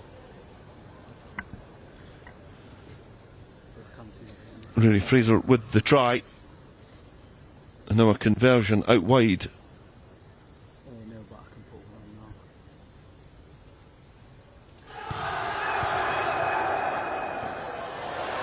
And it's a conversion attempt which kisses the uprights, then goes over.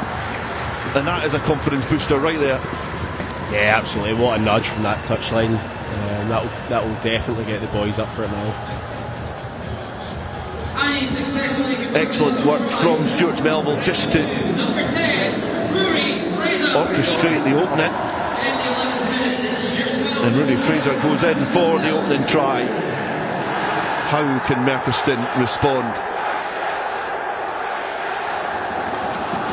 A bit of encouragement from the sidelines as they get play back underway. Play on, play on. Push. Use it now. Well gathered. Stuart Melville will be wanting to try and exit their own territory effectively here, and almost and they have broke through. They slipped the challenge and they're into Merchiston territory straight away. Gow yet again working hard off the ball. Fraser, ball through the hands. This is excellent work. It's now Alex Grant. He's able to find a supporting runner, hugging the edge. And the clear out was illegal. Yeah, just coming off his feet there. I'm not sure if he actually tripped up going in, but full Superman across that ruck, which you can't be doing. So it'll be interesting to see if he tripped or just maybe missed his target.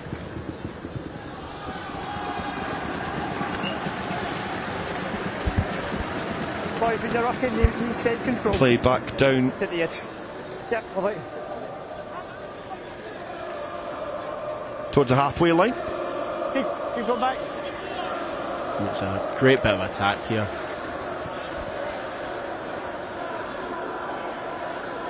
Yeah, just completely mistimes his height. Play now back over the 10-metre line now, but it's another penalty towards Merchiston for holding on for Stuart Melville. A chance to try and kick it downfield and exert some pressure of their own. Yeah, and these little moments are massive for a game like this. Just 2 penalties in a row, get them back into the half. They've spent a lot of time in their own half, so that'll be a big confidence boost for them. Boys, be careful how you arrive to rucks. Okay, that's a couple of times now, just be careful how you arrive to rucks. Be careful how you arrive to the rucks. A couple of times on the outside, but no, just a general chat, alright?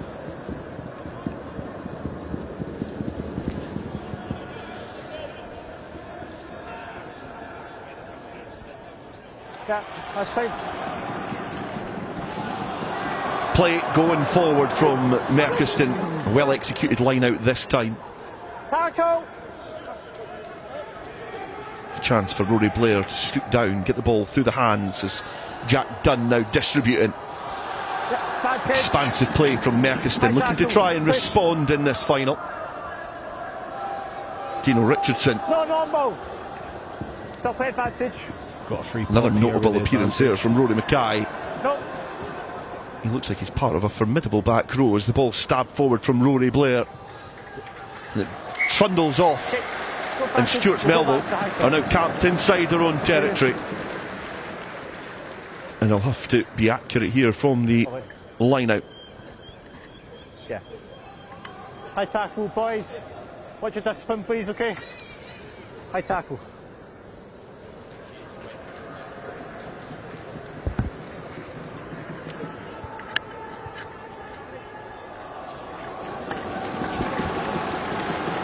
Good opportunity here with the line out now, strike back. Really close to the line.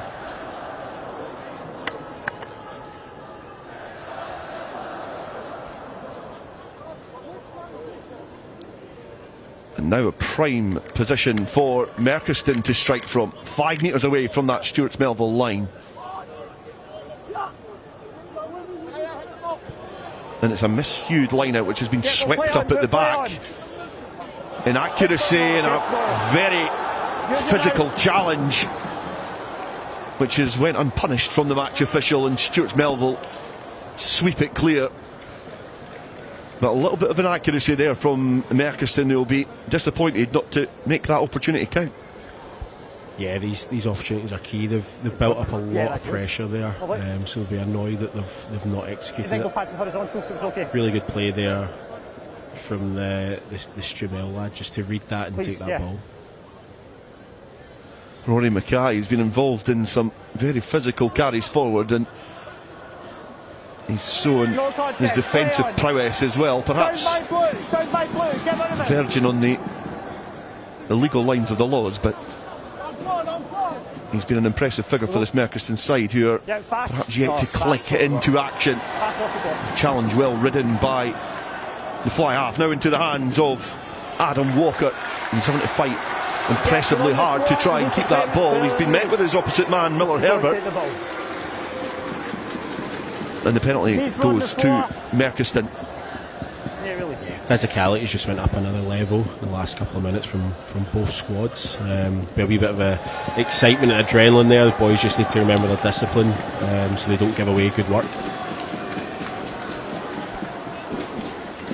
It's a safe effort to touch from Merchiston. Perhaps not the distance that they would have hoped, but it's another opportunity for James Beaton to try and hit his target here. Yeah, on 22, lads. Ball hoisted above his head, and it is accurate. It's the line out. Best line out of the day. And now the Merchiston motor starts mauling forward in towards the 22. That ball is perhaps in a vulnerable position. They're going to have to work hard to try and protect this ball, but as it crumbles to the ground, they still have the ball. A huge collision on Kershaw. Yeah, great shot there. And another chance for Mackay to come round the corner. Yep, still got advantage. Blair has to dig the ball clear.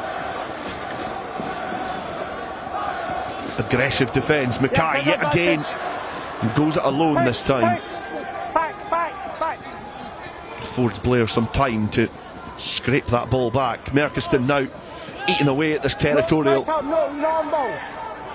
stronghold that Stuart's Melville currently have. The throw, the go, the kick forward. It's a foot race now, but Stuart's Melville get back in cover. We go back to penalty. Jack Dunn opting to put to ball, and perhaps there was other options out there.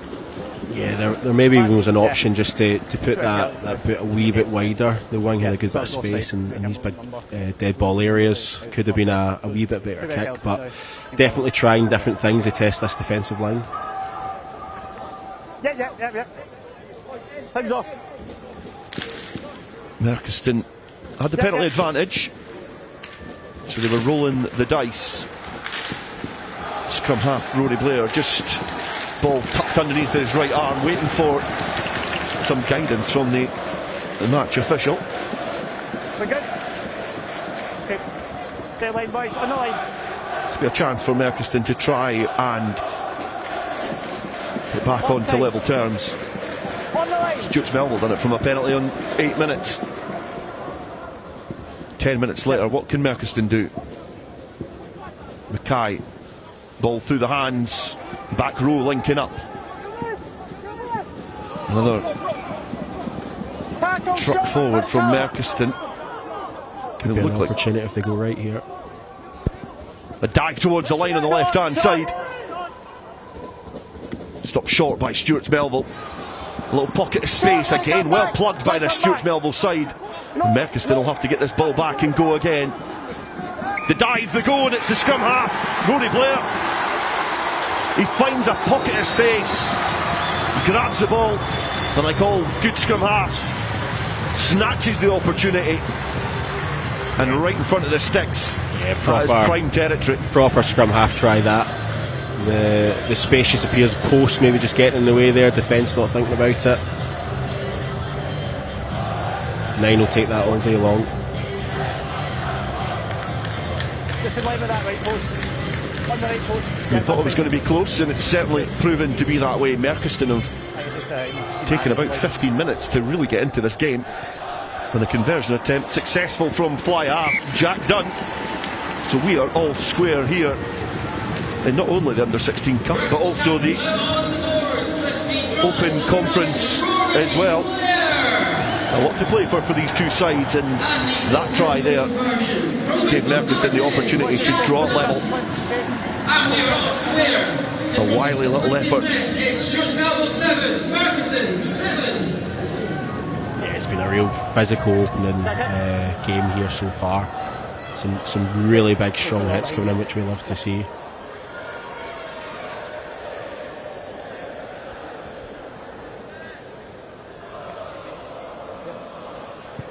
Millar Herbert, the inside centre, takes the restart, kicks it down the throat of Merchiston. Centrefield inside their own 22. They'll be wanting to try and have a similar exit than when Stuart Melville did about 10 minutes ago, able to break free from their own 22, albeit they gave away a penalty, but it was closer to the Merchiston 22 than their own. They clear their lines. Herbert waits, swings that right foot at the ball and finds a little bit of space. How is the bounce of the ball? It's kind for Karthik. He tries to keep the ball alive, but Stuart Melville are first to pounce. Herbert yet again been omnipresent in the last couple of minutes here in the final. Tackle, let it come back.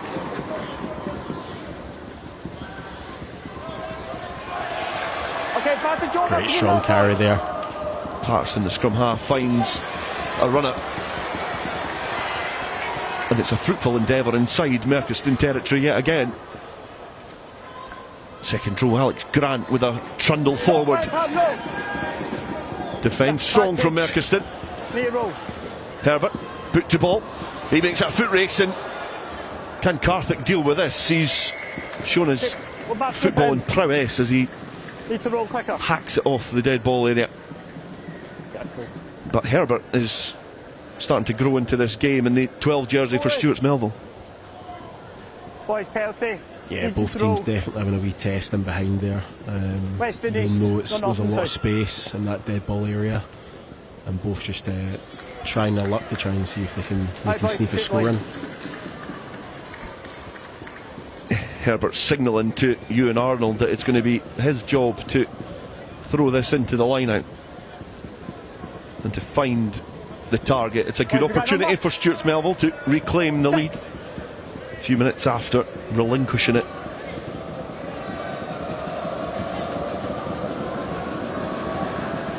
And it's been overthrown, it's been taken at the tail by Mackay, and he's breaking free, tips the ball on as it's been flung back in contact. Winston Kershaw, like all good sevens, is lying in wait. It's been flung wide, it's been spilled by Karthik, and has been fumbled into dangerous territory, but Merchiston deal with the danger. And it was an ambitious pass from Rory Blair, but one that goes unpunished. Yes, it's good to see that sort of ambition, but maybe playing it a wee bit safer, trying to build through some faces, get goal forward. But it's great to see the boys are looking up and spotting those gaps and testing their skills. Behind Picker. Jack Dunn, the fly half, as a goal line drop out to get us going again. And it's a big field to try and take head on with a goal line dropout in the under-16s cup, but it's been opened up there, and again Rudy Fraser is through. Great angle of running from the fly half, and he's hit the double. Yeah, great score there. Just opens up, sees that gap in front of him, puts the gas down. Amazing effort from the young man. Great awareness from the fly half, spotted the gap and put on the afterburners and showed some great pace. And it was a great initial carry, but it seemed to just open up for the fly half there. Yeah, great fast ball for him to play off. Just spots those defenders pushing out straight through that gap. Still had a lot to do with the defenders trying to get back to stop him.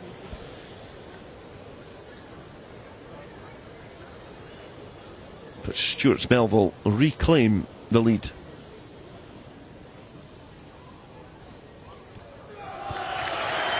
He adds the 2 as well. 14-7. Yeah, 4 points. Lucas from Stuart Melville College, but from number 10, Rudy Fraser. And Stuart Melville, in terms of try scoring as well, are halfway towards securing the Open Conference. Bonus point try needed as a minimum. And that is another example of some brilliant awareness and individual brilliance from the fly half.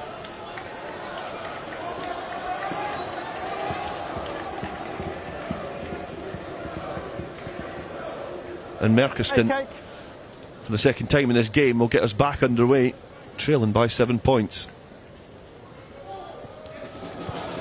Jack Dunn launches it towards the Stumel 22. Alex Grant again. Keep pushing. Yeah, good work, boys. Takes the ball forward. Certainly looks like in these early stages in the final that Stuart Melville perhaps have the upper hand in the backs. They look accurate in behind that pack.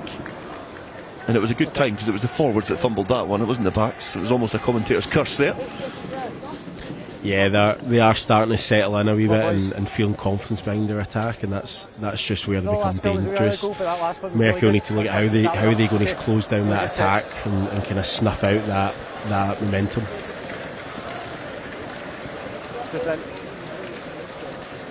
Crunch! Fine! Merkerson low the left hand side on the scrum. Set! Steady! Rory Blair, try scorer for Merkerston in the number 9 jersey. Feeds the scrum and then launches it towards where his backs are waiting. Well dealt with by Stuart Melville. And it's a ploy to bring the Burley forwards that they have into this game. But dealt with well yet again by Stuart Melville. Yeah, that door was shut. It was a great hit. Advantage 6 offside. The ball kicked forward. There's a penalty advantage coming for Merkerston. What can they do with a retreating ball? Scrum half Blair sniffs out an opportunity. Yep, he's good on the ball up here. The referee will bring this back for the penalty. Offside from the keen Stuart Melville defence, and perhaps a little bit keen after that big hit just moments before. Yeah, big hits like that, it just gets everyone G'd up and just probably jumping off the line a wee bit early, but it certainly sets a tone if you're getting those big hits in for everyone else to follow. And it's going to be a yellow card for Stuart Melville, so they'll be down to 14 players. Number 6 offside. And perhaps it's more of a persistent penalties than anything that was too untoward. But the crossfield, well, the penalty is probably not went to plan, but it was almost That's your voice. a little bit of luck there from Merkerston, because they were almost tiptoeing in for a try if the defence wasn't as alert there. They're in prime territory now. Well gathered again, boot to ball from Walker, but Stuart Melville have that corridor covered. They kick clear.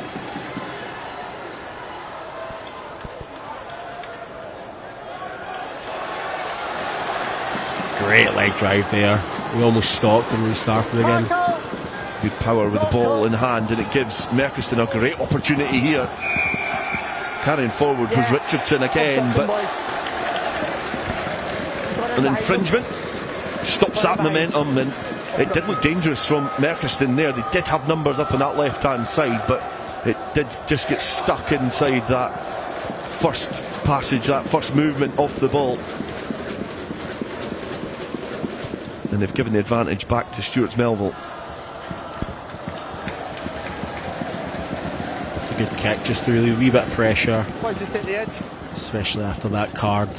Just reset, keep playing the game, don't panic. How many red? Walk out. Boys, keep pushing. Far side, keep going. Keep going, another step in.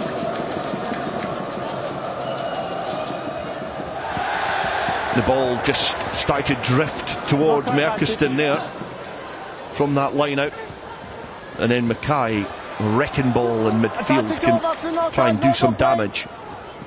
Balls out, boys. Blair gets the ball quickly away, and then it's opened up, and it's electric footwork to bring Merkerston further closer towards that 22. It's a pugnacious effort from Toby Grant.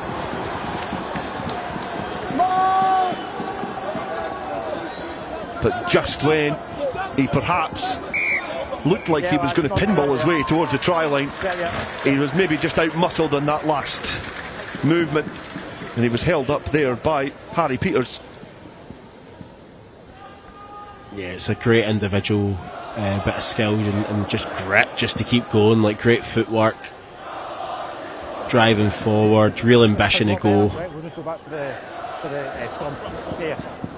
So it's unsuccessful ball. Just gets caught, held up. Runs out of options, maybe doing a wee bit too much. Could have maybe set it back, but it's easy for me to say up here.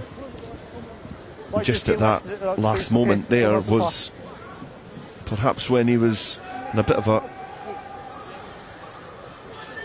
battle where he certainly was punching above his body weight. He did all the way until that last moment. But the fly half, Rudy Fraser, was supported by Harry Peters, his towering second row colleague. And it gives Stuart Melville a chance to get away from inside their own territory. And somehow they have an overlap on this blind side. Working hard to get the ball back, to allow Patterson an opportunity to give it yet again to Alex Grant. Rudy Fraser sits in the pocket and propels the ball downfield. Gabriel Cesar is thumped with the ball in hand. Kershaw trucks forward. Okay, lost now. Blair then spots a pocket of space, and not for the first time, as he just tried to go it alone. No offside lines, play on. He gets in behind, but has been well dealt with by the Stuart Melville defence. Away now.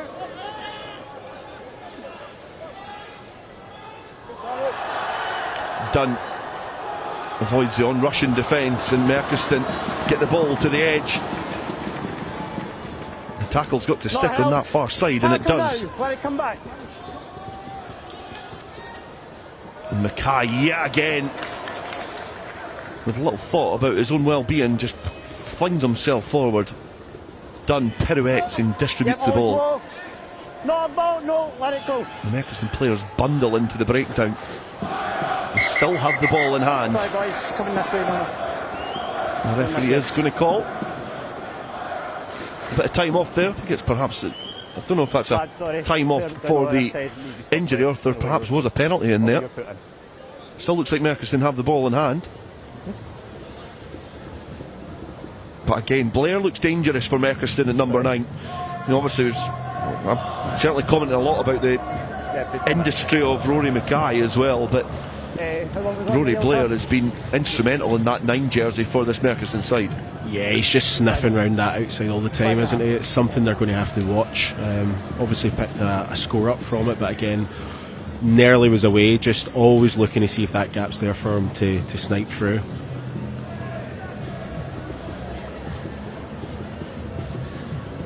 Reminder, 14 points to 7, 2 tries from fly half Rudy Fraser, and converted as well, and then a try from Rory Blair, converted by Jack Dunn as a score in this game. Yeah, there's a real bit of energy behind Merkiston's attack just now. They're obviously feeling quite confident, feeling with that player up. Be interested to see if they can convert that into real pressure and score, but Stu Mel just doing enough just to keep them at bay and playing smart rugby, then get it straight out their half to make them have to attack again at the other end of the pitch. Confirmation that the yellow card was given to Rory Finlayson, the co-captain for Stuart Melville. A few minutes left on that. He's ball in hand, off the pitch, getting limbered up, ready to come back on. Set, steady, Nick DeLuca retreating off the Murrayfield pitch back into the technical area. This is side. Get the ball back from the scrum. There's an opportunity now on the outside.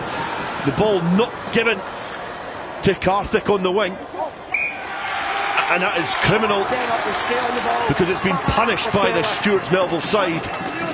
They were able to congregate on the scene and starve Merkiston and win the penalty. Yeah, sometimes you get a wee bit too excited when you've got that extra player, and those spaces start to look like they appear, but you just got to go back to your original game plan and trust if you've got a plan to score against 15, it'll work against 14. Just a wee bit too excited there with that space, but again, Stu Mel just holding out to win the ball back and knock it up the pitch. Stuart Melville currently undefeated in the conference. Sitting top. 5 points ahead. And you'll perhaps wonder why I'm speaking about league action when it's a cup final, but it's a double header. And there's a lot to play for. 2 trophies on the line for both of these sides. No, you're on the floor first. Hands on the floor Rescheduled first. games, as fortune would have it, has given us a showpiece final. Karthik has been involved in this first half. Gathers the ball well. We'll play. But somehow Stuart's Melville pick their pocket. Use it now. It's great work to win that back. And again, they just last out. They've got the ball again. I wouldn't be shocked if they knock it deep again and say, look, have another run at us. Boys, no blocking. Deep in the pocket. Waits Fraser, Keep coming, no two. as guessed by Stephen Mina, asking Merkiston to attack from deep. No. And there is numbers up. There is a lot of numbers up for Merkiston if they get the ball through the hands. It's been taken forward by James Beaton. Setting that back. And another carry from Winston Kershaw. 5, no way. 4. Going one way, then the other. Scrum half Rory Blair sized up his options and then tried to hack it downfield, but the bouncing ball has just fallen into the hands of the Stuart's Melville side. Approaching an important time in the game. Yes, no hands, no 7 hands, points between these two Let it go, sides. boys, let it go. A score before half time would be crucial for either side. Inside 50 unit, inside And it 50. is an excellent effort again from he's Fraser, fine, pulling the it's fine, strings Paul. at fly half for Stuart's Melville. And again asking Merkiston to attack from deep, but they slip the challenge. And by hook or by crook, they've made it way out of the 22.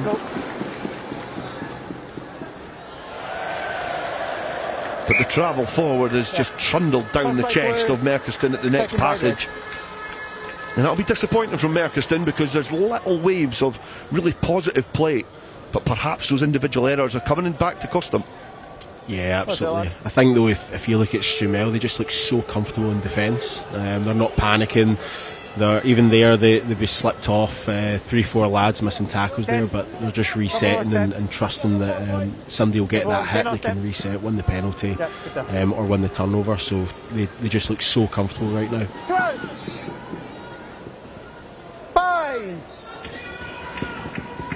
The sky darkening here at Scottish Gas Murrayfield, the lights illuminating the pitch. And Stuart's Melville again trusted through Millar Herbert, travel forward with the ball in hand.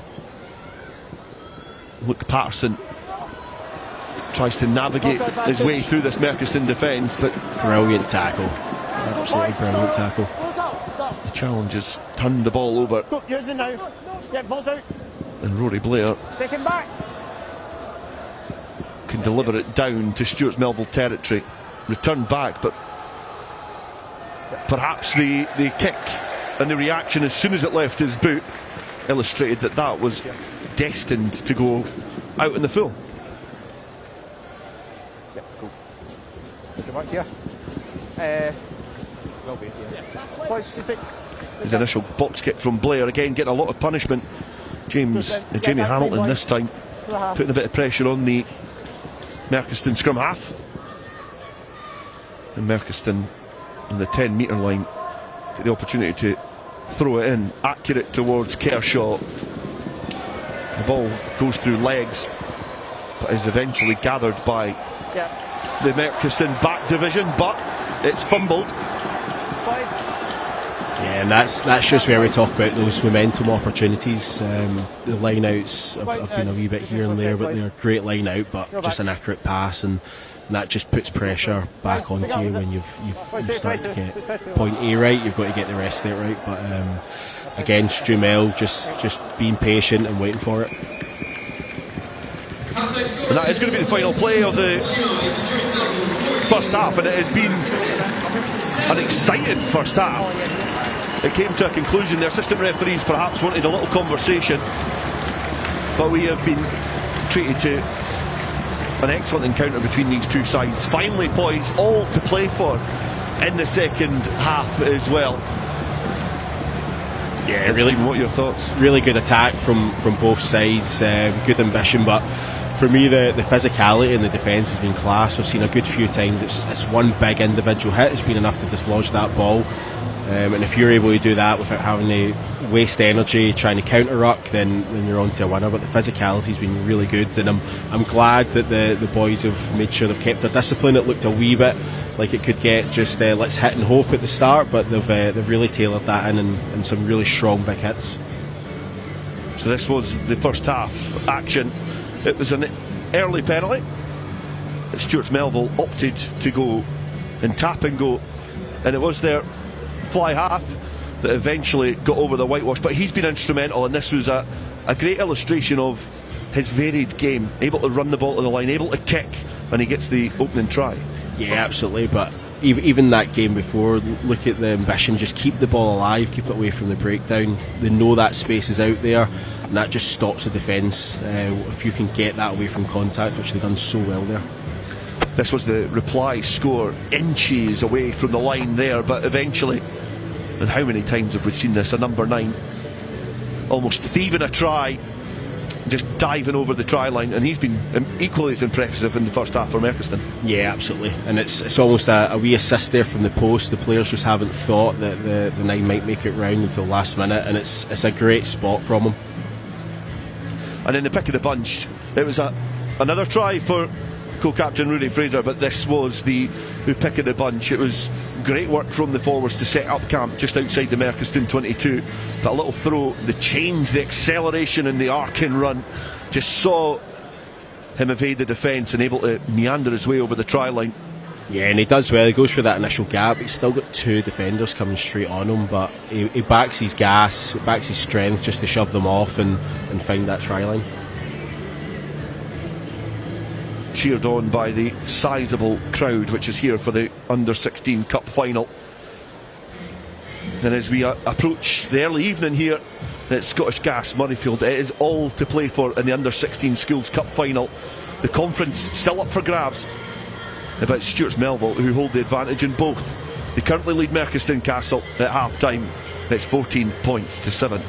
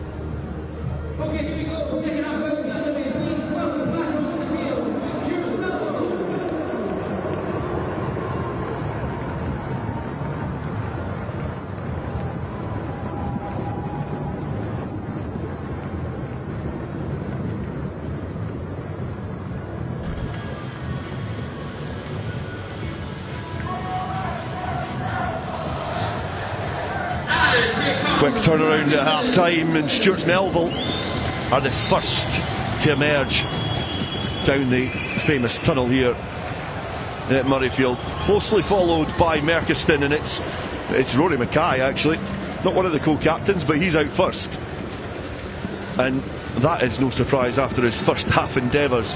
He was an impressive figure with that red number 6 draped across his shoulders. The back row forward will have an important part to play in this game to decide where the under-16s cup is going to be going. but also the conference as well. A little reminder about the ramifications in this game. Obviously whoever wins the game wins the cup, but if Merchiston get 4 tries and they're 8 points clear of Stuart's Melville and they do not pick up a bonus point, that means that Merchiston are going to be at the double, because they'll win the cup and they'll also win the conference. But if Stuart's Melville score 2 more tries, they're going to secure the conference. A lot to play for, and you can thank the Scottish winter for this, but it's Merchiston to get play back underway for the second half. And Rory Fraser strokes it downfield, and Merchiston have launched themselves out of the changing rooms, Not held. because that is an attritional carry to get them back inside Stuart's Melville territory straight away. No, don't play. Yeah, what a return, what a way to start the half. Great work effort, just get back up the ground before he's held and gain a few more metres. It looks like the ball is perhaps changed hands. Gao, not for the first time in this game, No. but the first time in the second half has the ball in his hands. Play inside, keep going. And now Millar Herbert, equally as impressive in that first half, kicks it down the throat of Merchiston, luring them into attack yet again. Stuart's Melville confidence in their own defensive work rate.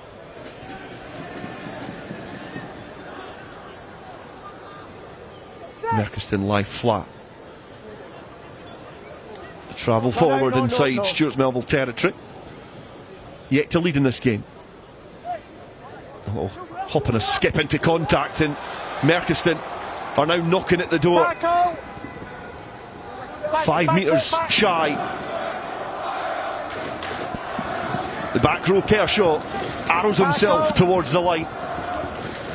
Tries to identify a pocket of space amongst the limbs in front of him. Could be space out wide here for a win. Stuart's Melville fighting on the floor though. You're straight off feet. You're off feet. Merchiston just not able to get to the breakdown quick enough. There was certainly an opportunity there. Numbers out wide. Again, just stripping his patience around the ball. Just trusting that defence, not getting panicked that they're now on their own line. It's really impressive to see. They'll be feeling confident in their defence to be able to manage that at 10 minutes when they were down a player. So that confidence is still high. That's a very good point, and how assured they did look on their own defensive line there. Yep. They hit their tackle. Good contest in the air. And again, it's a competitive line out between these two sides. Tackle release. Tackle's complete. Let it come.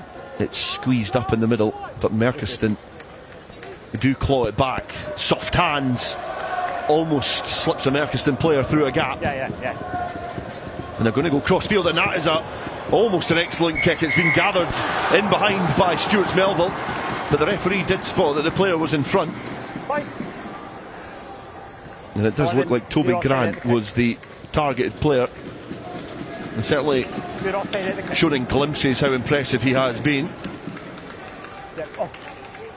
But it was covered in behind, offside, but the option was probably the correct one there in that opportunity. Yeah, space was there. There's been a few opportunities where the space on this wing's just opened up, and there's almost asking for that kick to come in. So now that they've identified it, I wonder if Strumel will be aware of it coming up as well. Toby Grant and Jack Allen. Take the halfway, boys, take the halfway. A little bit of afters. And it's been stolen at the front by Merchiston, well read. The hands of the hooker, and then Mackay rumbles it forward after getting the ball off of Beaton. Tackle release. And Beaton also arrives at the breakdown to add his support. Well stayed up in the challenge from this Merchiston side, who again are looking for options. Rory Blair perhaps ran out of them when he was sizing them up. Tackle. There's some numbers out wide. The scrum half, Luke Parson, is crying out for some support out wide. There's another Big shot comes in from the Stuarts Melville side, driving this Merchiston squad back defensively. Yep, what's out, boys? No. 11 on It's the wrong certainly side. been a physical game. Mackay rolls and is able to find some space. The free arm looking to try and find Number Toby 7. Grant, just didn't stick. Always offside. But Stuarts Melville just Number creeping 7, always offside. offside. It's going to give Merchiston an opportunity Penalties again. to get a little bit closer towards a Stumel try line. Yeah, Merchiston are definitely chapping at the door now.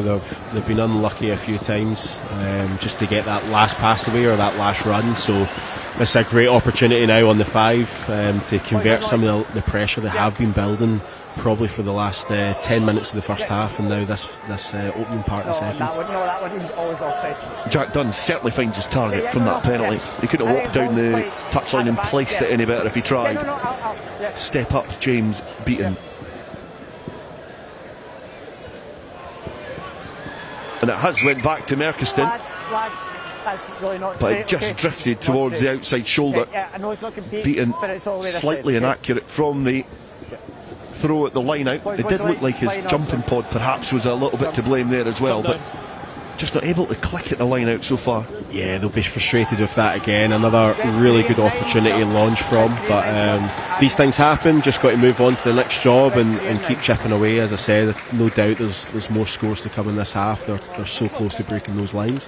Just got to keep positive when those set pieces go wrong. Next job. Couple of replacements for Stuarts Melville. Finn Alexander, new scrum half wearing number 21, and Murray McCall is going to replace Max Gow. And a change in scrum half for Stuarts Melville, replacing number 9 Luke Patterson. It's number 21 Finn Alexander. Okay, hold. Get good scrum, boys. Solid first effort, and then given to Herbert, a tall, rangy, almost traditional inside centre.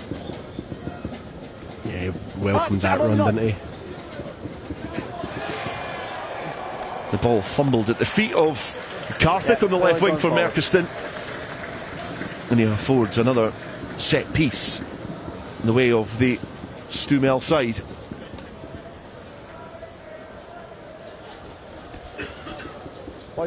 Yeah, those bouncing balls are difficult to take. That low, long drive, really good kick, smart option, and they've now got another platform. And the way they've been playing, wouldn't be shocked if they just keep nudging this ball up the pitch until they get in a really strong attacking position again. Fight! Does look like Percy Robb, number 15, has moved into the scrum half position after the changes in the back division from Stuarts Melville. And he launches the ball to his fly half Fraser. He links up with Herbert. No, off your feet now. Off your feet now. No, let it come. And Percy Robb has to dig about for that ball. Defensively, both sides putting in some big shots on one another,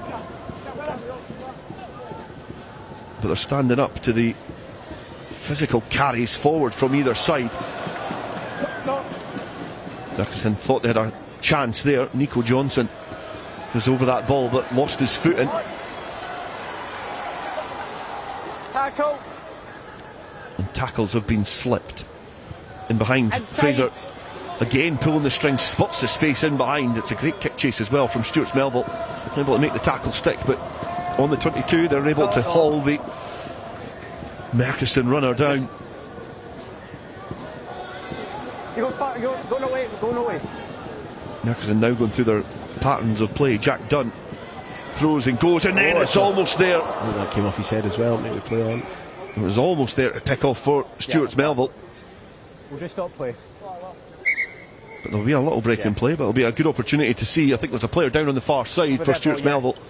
2 hands go for it, you just knocked it on. Difficult to confirm who that potentially is, but this was the risky pass from Merchiston from fly half Dunn. It's not quite off again. Perhaps noticed his pod had overran it and just threw that ball into a dangerous channel.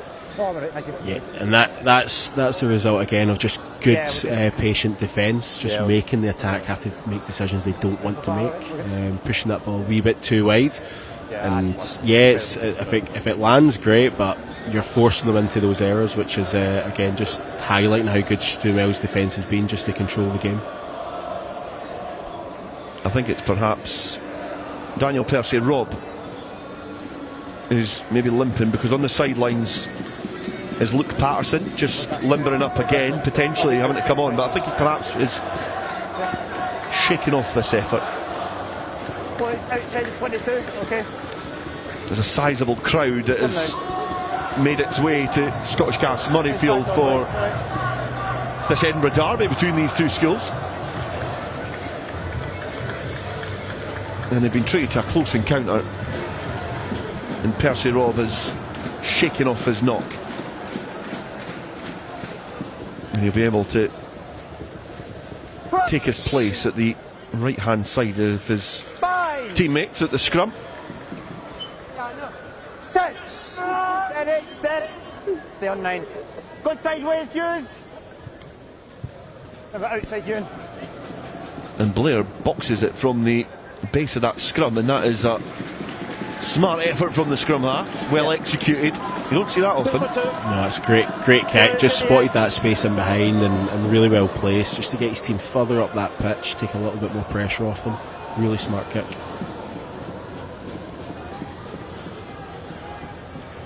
Keep going, yeah, on your 10, yeah. This is another look at that. You don't see that too often with the limited protection at that scrum. Yeah, good contest, play on. But it's a good territorial gain, and from that position Stuart Melville have been able to gather the ball. Jack Finlay Not held, breaks away from a cluster of players to get Stuart Melville further up the pitch. Herbert flings it wide. It has been swept off the turf. Back into safe Stuart Melville hands. Percy-Robb has to act quick to get the ball into the midst of his fly half. Fraser. Yeah, on the floor. What is it? You got on the ball. But it's a period of the game that both sides seem to just be slugging it out against each other in between their 22s. Yeah, it's a real arm wrestle, and players like Jack Finlay there carrying again really well. He's been doing that the first half as well. Really strong on the ball. It'd be good to see if he continues that through, because that's the players they're going to need here to start to build up real momentum, those big ball carriers. Yeah, you're on it, man. Yeah, good stuff. Kick downfield takes Merchiston into Stuart Melville territory, and as the time starts to elapse, the prospect of a double for Merchiston does too. 4 tries needed, 8 points clear they need, and they need to be defensively resolute. But inaccuracies at the line out are going to provide Stuart Melville with their own glimmer of hope of doing the double here, because they're breaking free again. Yeah, that's okay. But the tap tackle just stops Stuart Melville short. Yeah, balls out, boys, play on. The next wave of attack comes from the Stuart Melville side. It's a great counter ruck. Counter was fine, 15. And scrum half Percy-Robb had to just pluck that from the nucleus of that breakdown, but 15. Illegally so. Side entry. It was a great breakaway from Stuart Melville. Yeah, both teams just creating those good opportunities, but just maybe not following it up fully. It's a real contest out there. It'll be interesting to see who gets the next score. He swing that momentum. Yeah. Rory Finlayson was striding his way towards the Merchiston try line when that tap tackle came in. Great visuals of that effort from the Merchiston defence, getting back desperately to stop the Stuart Melville co-captain wandering any further forward. Both flanks for Stuart Melville have been fantastic on the ball and defence today. And that is a solid effort. Stuart Melville have the ball as well. It's loose, but it has been protected. Defensively solid from Stuart Melville, just able to charge the way down the field, but also get the ball committed the tackle, play tipped on. Slips one challenge, then the other. And still going the same way. Herbert, he throws and goes, and then he's going to be going it alone. Tries to keep it alive, but when he flings it back in field, there's nothing doing. Yeah, he kind of got him done really well, and really tough when we got in a position where it's quite hard to then find that space. But a good wee show and go, and it shows how much of a threat he can be on the ball. So, time off, boys. Play There's 1 another and 9. glimmer of the defensive effort which set up this attacking Play 1 and opportunity. 9. 2 changes being made now by Marcus Newcastle. Coming on to replace number 9, Rory Blair, is number 20. Rory Blair coming off for Angus Rankin. Number 1, Ian Dunbar. We have number 18. And Ian Dunbar is Halcyon Hall. being replaced by Rudy Vick. Merkiston going to the bench, and it's an excellent first pass for the scrum half. That is on the money from Merkiston. Angus Rankin, and then firing it back. He's got a fizz in that pass, certainly. Footwork from Stuart Melville to evade the first challenge, and then the second. Fighting with the ball in hand, but the Navy jerseys arrive on the scene. It's a game that's been played in no man's land in the second half. Approaching the 50-minute mark, and it's a penalty to Stuart Melville. Okay, boys, time off.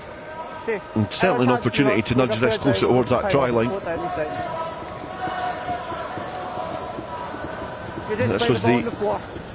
This was the effort from Stuart Melville, just swatting away the challenge from Toby Grant on a couple of occasions. But eventually was met with some stern resistance. Yeah, final shot certainly stopped that. Great hit. And there's some running repairs. I think that's Adam Walker, the player, to get some treatment. And trudges his way back towards his teammates. And no wonder there's some players with some bumps and bruises, because it has been a physical encounter between these two sides. Yeah, you love to see it. Some good, clean, big hits. That's what makes the game so great, and it's good to see. And the boys are doing well, and I think it'll come down to who can keep doing it for the last quarter of the game.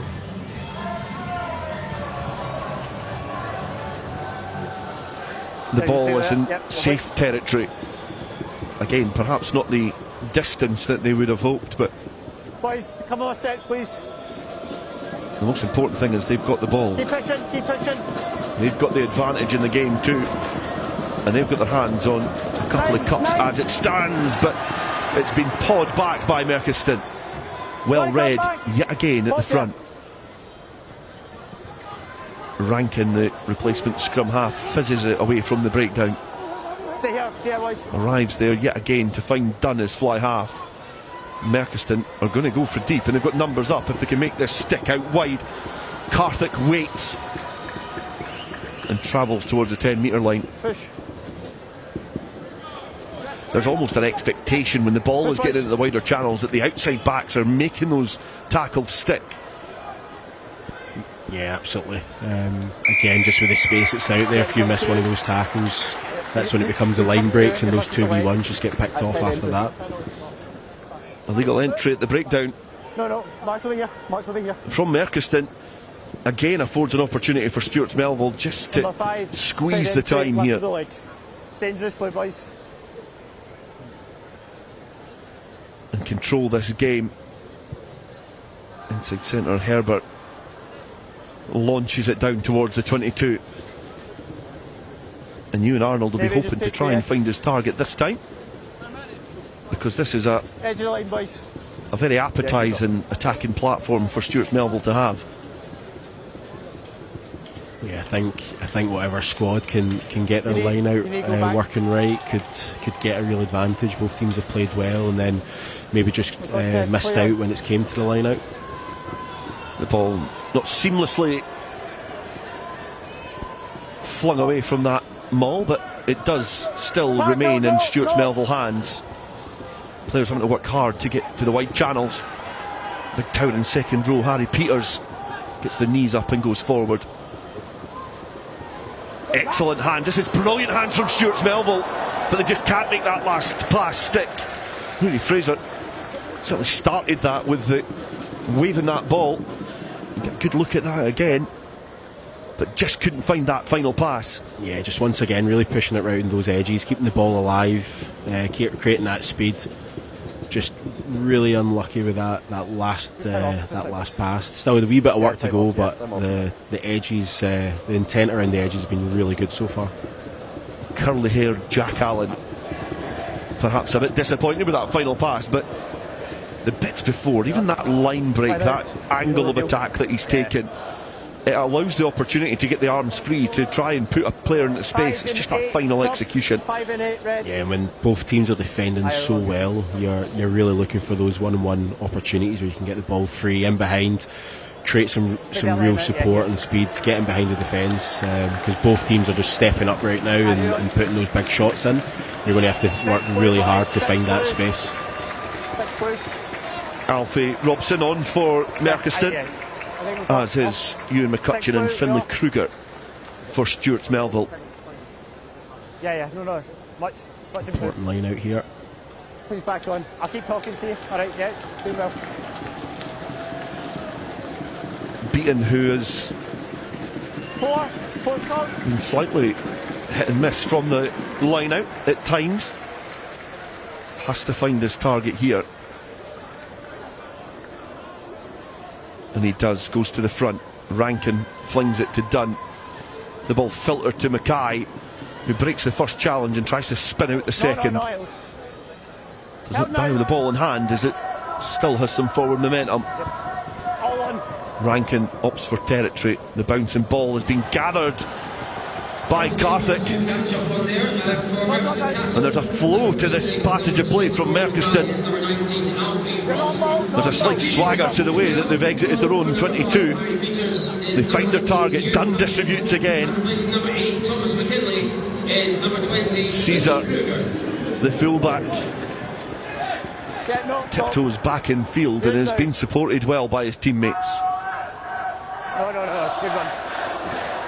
An abundance of riches at scrum half, because the replacement, Angus Rankin, has perhaps taken it up a level.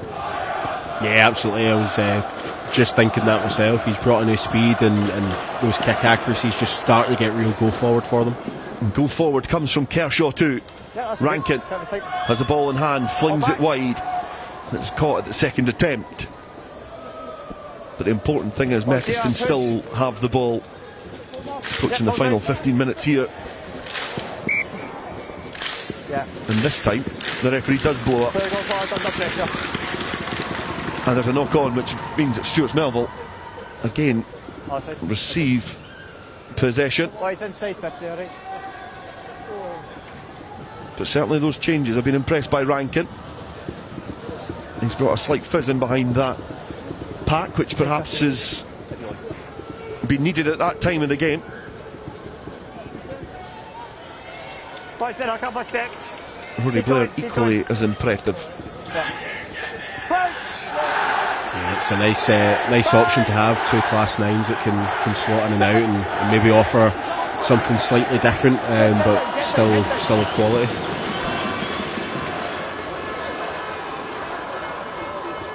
Stuart's Melville working hard. It was Ethan Ho that time working hard off of his wing. Hacked forward, but gathered in the backfield by Cesar. He stoops down to bounce the Stewmel players away from him and sets up camp to give Rankin the chance to distribute. Callum Robertson leads from the front, and that is an excellent pass right in front of the faces of the Stewmel side, and it is opened up for Merchiston. An offload. Brilliant offload and brilliant defensive cover, because Karthik would have been in. If that tackle had slipped, Merchiston were in for a try. It stuck, and Stewmel stripped Merchiston in the challenge, but there will be a penalty. Excellent play from Merchiston. Yeah, it's really edgy just now from both teams, isn't it? They're so good in defence. It's these little gaps and opportunities that are going to make a real difference. But this break here, great fend, but just the awareness to know where his support is and that timing to get the ball away, you love to see it. It's the early pass. coach, carry the ball in two hands, but when you've got the confidence to just clutch it in between your wrist and your hand and be aware of where the cover is and where the tackle's coming from. Yeah, absolutely. He's got it in the right hand as well, just to get that ball away. It's quality to see, and with the national team playing a lot like that, it's good to see these young boys trying to do that as well. Okay. Some brief running repairs before this line-out gets underway. Beaten. Don't think it'll be the first cramp that we'll see. He finds his target with Johnson. They go down the blind side. Is it opened up? It has. They're in, and it's a powerful effort from Callum Robertson, the number 8. And Merchiston now in the under-16 cup are within touching distance. Yeah, what a brilliant carry and a real moment for a leader just to step up there.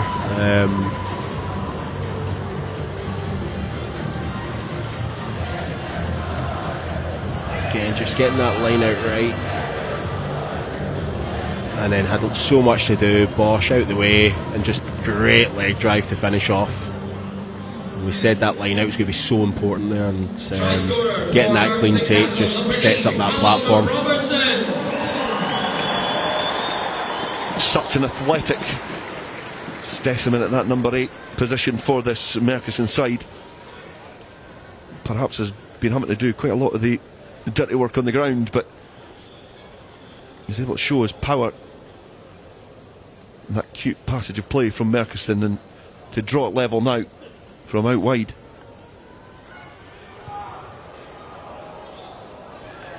And it was not far away at all. Just dropped short. Yeah, strong effort there. That's a really tough kick to try and get, but great attempt. And perhaps thoughts of a league and cup double might be going slightly away from this Merchiston side, but their eyes are firmly on that cup now. And that powerful effort from Robertson has just breathed some life back into this Merky side.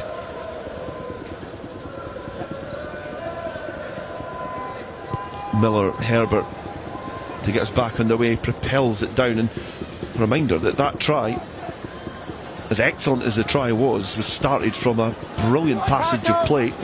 2 excellent passes from this Merchiston side. That's the wrong side there. An inviting pass in the face of the Stuarts Melville defence, and then an impeccable offload as well. No, recollected. And Merchiston are now throwing caution to the wind. Nothing to lose here. No.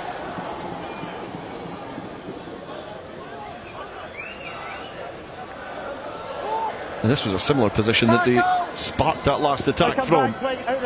Ball slow anyway. Rankin. The forwards power into the Stuarts Melville defensive heart. Laterally across the pitch. No. Push back. Dunn waits and kicks it clear.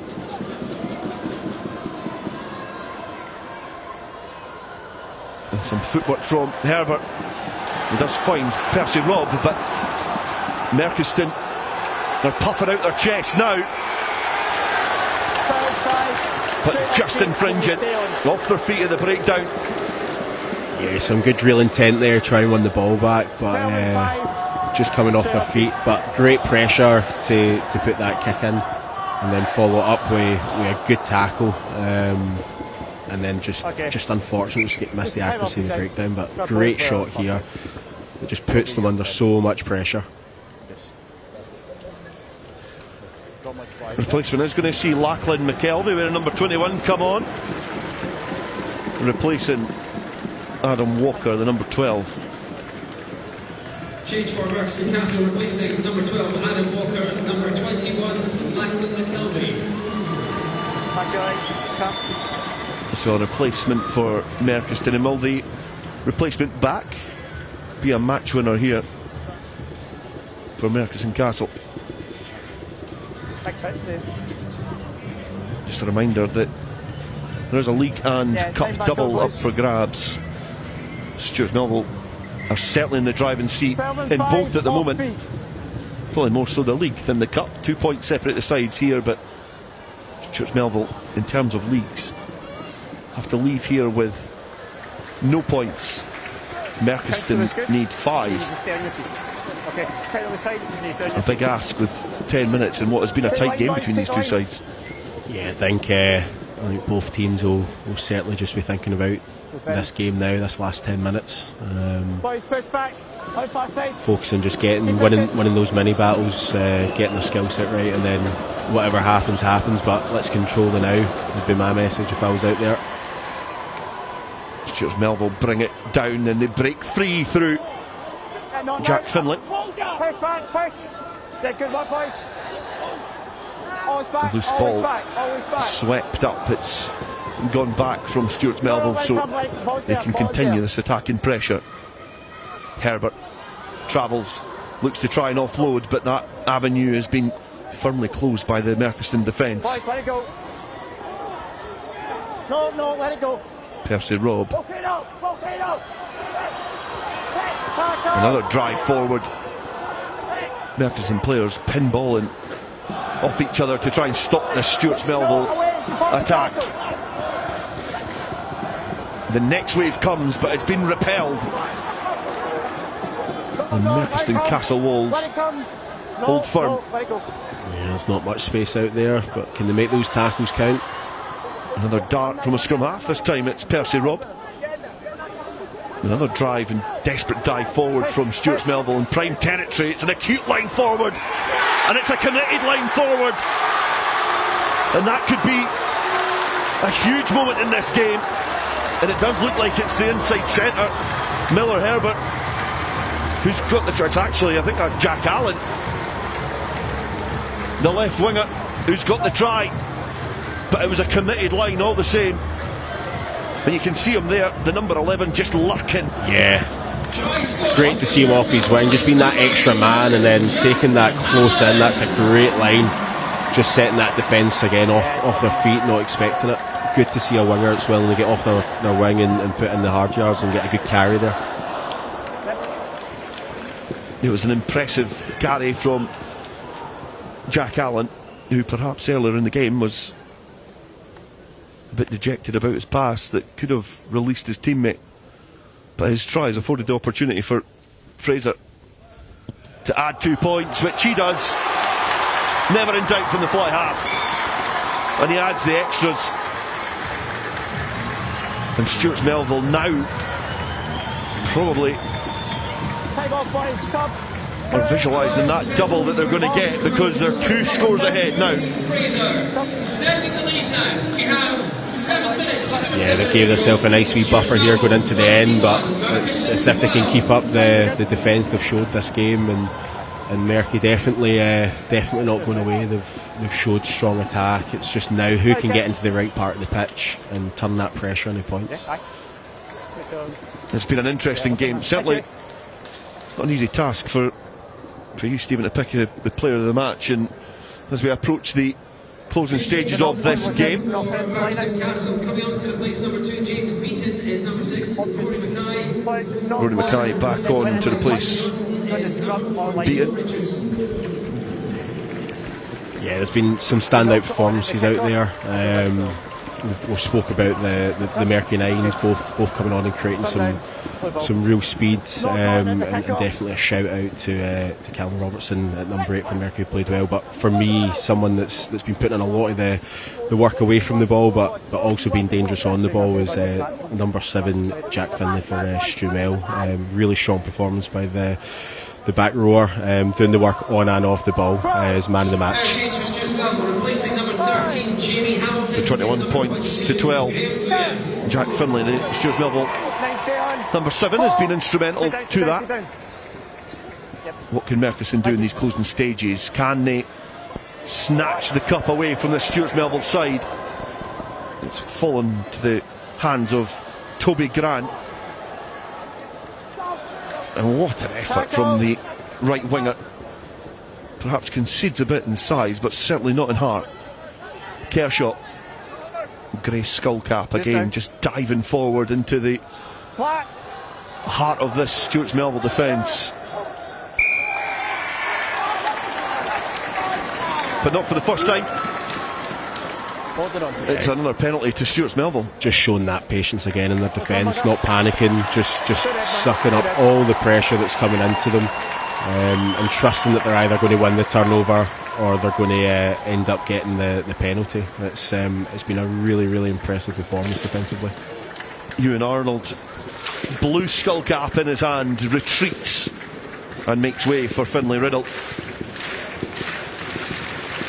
And the Stuart Melville spectators on the left hand side of the tunnel give him a massive round of applause as well. Victory within touching distance.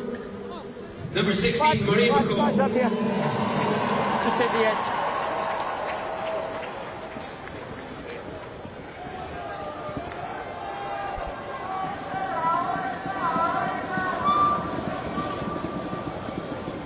Stuart Melville just need to see this game out now. They need to negotiate the final 5 minutes with the ball in hand. That is a brilliant start from the hooker to do that.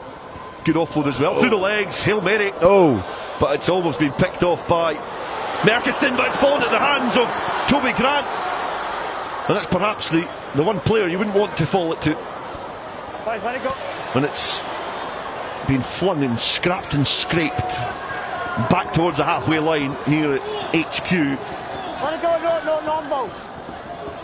No, went back. But Merkiston do have the ball in hand. Mackay returning to the pitch. Let it go. Bounces his way forward. And another impressive figure in this game. And fly half done, spots some space out wide. Garthik is there. He's been heavily involved in this game, the left winger. Good stuff, boys. Yeah, he's done well. He's sometimes been given the ball as well with not a lot of space and done really well to create something, but he's been a very safe option for them.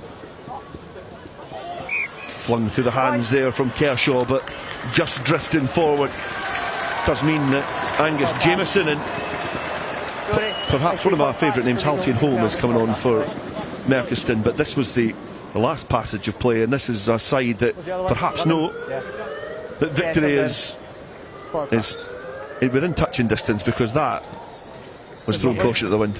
Yeah, you've got to love that sort of ambition to push your skill set. Even this little that little knockback as well from the support player, you absolutely love to see it. Maybe not as a coach this close to the line, but it's good from a spectator seeing the boys pushing. And as the scrum goes on, it's great to see the Merkiston players, the coaching staff, are having conversations with some of the players one-to-one, but Nick DeLuca's illustrating to the players and the rest of the spectators as well, just to keep spirits high. And Roddy Deans just looks on at his coaching staff from the edge of the technical area as well.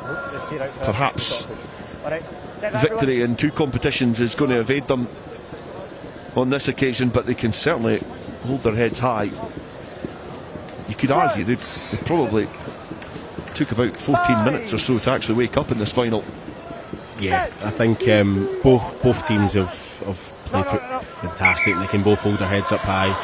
It's been a really physical game, really positive rugby being played. It's just been closed off by 2 really good defences, but as you said, just that slow start maybe is what gave the head start away. But no, both sets of teams put on a really, really fantastic game here in this final.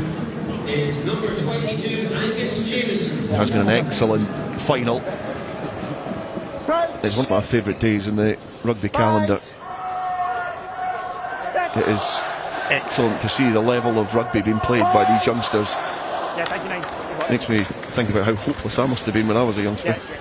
Try scorer Jack Allen now tries to escape the clutches of the Merkiston defence. Rudy Fraser, not for the first time, offloads in close proximity of some Navy personnel. Jack Allen back on his feet. A sizable left winger, pace and power, and he's certainly shown it in these final 10 minutes or so. That was a big old hit. And Stuart Melville win the penalty, and that is perhaps going to seal the final. Maybe not definitely just yet, but the clock at the end of the stadium certainly signals that time is against this Merchiston side. Red ball. And Stuart Melville can taste victory. Seconds remain here. Boys, I can't allow you to have the turnover if the support line. There's a support line that time, so I can't allow you to have the turnover if it works. Right. Yep, time is off. Yeah, watch is off, yeah. Okay, good to go. And as time is dwindling for Merchiston, the referee has paused it for a moment, but brings it back, and Time's back on. that Viking clap from the Stuart Melville spectators starts to come in to applaud their side. They want to finish well, so just keep that focus in. Get the scrum done, build a phase or two, get the ball out. Don't get too excited yet. Fly half.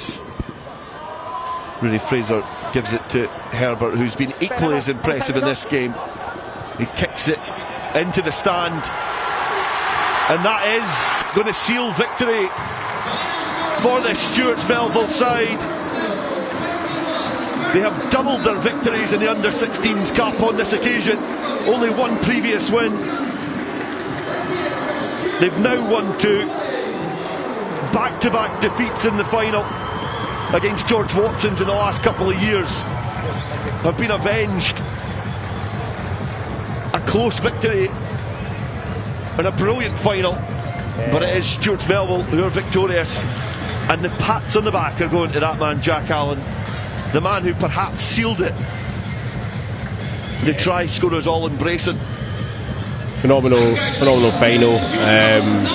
Great to see this sort of level of skill for these under-16 lads, and boys can hold their head up high no matter what the side they're on. It's been really entertaining for everyone here to watch, and as I said, the physicality has just been second to none.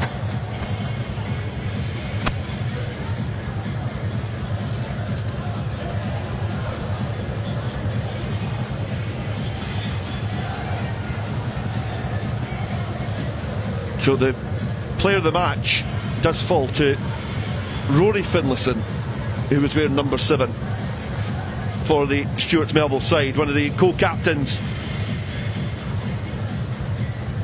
A slight change in the running order because Jack Finlay was getting all the plaudits, but they'd changed shirts ahead of kick-off.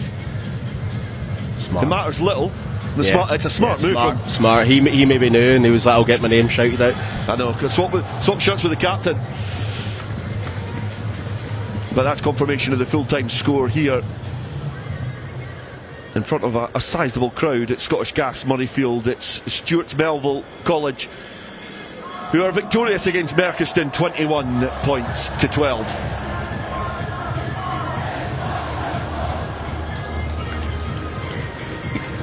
Get an opportunity to look back at the second half, and Merchiston almost clawed their way back into it. We did say that they took a little bit of time to wake up, but this is certainly some smart play.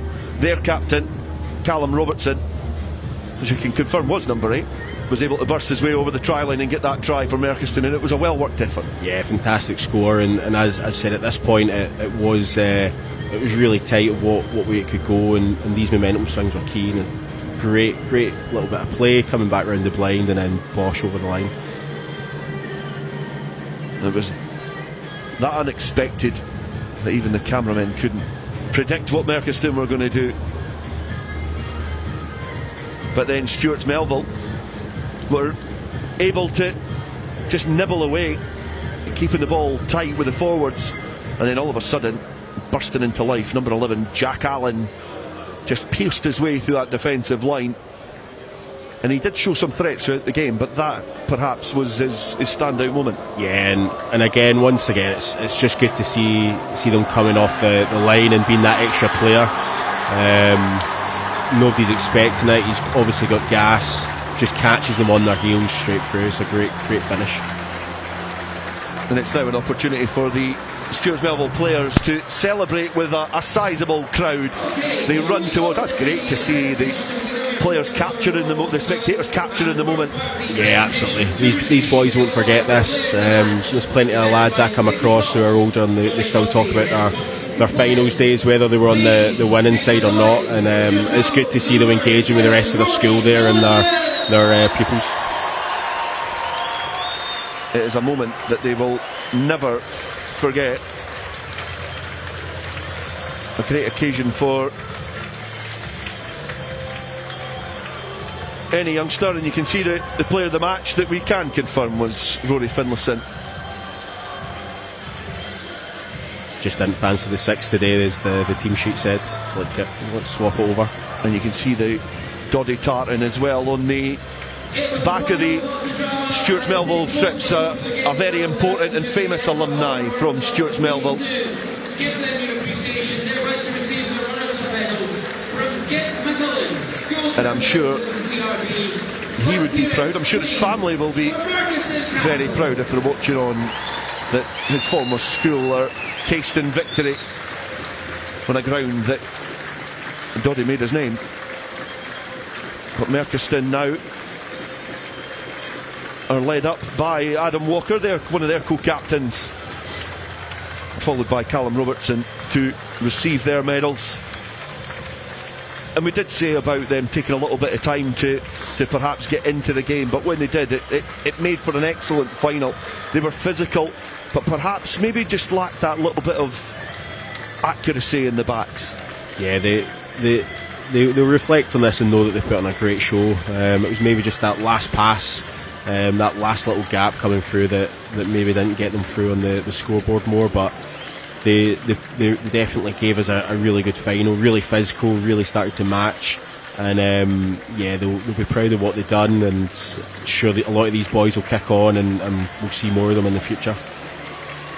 Yeah, it's always great to see this occasion. Players likes of Jamie Ritchie, Jamie Dobie, they made their name in the cup finals, especially Jamie Dobie, pretty much plucked from this platform straight into professional rugby. It's a great stage to showcase what you can do with that oval ball. And the Merchiston players take their medals, followed by the match officials who played their part in what was a fast-flowing encounter. There was a little bit of the game that perhaps just fell a little bit flat, but they certainly supported the youngsters very well. Yeah, they were brilliant. These junior games, as much as we're in a final, it's still about creating an opportunity for boys to play and show off their skills and have the best platform and play fast rugby, and the match officials today definitely allowed that. Let the rugby be the main part of the game.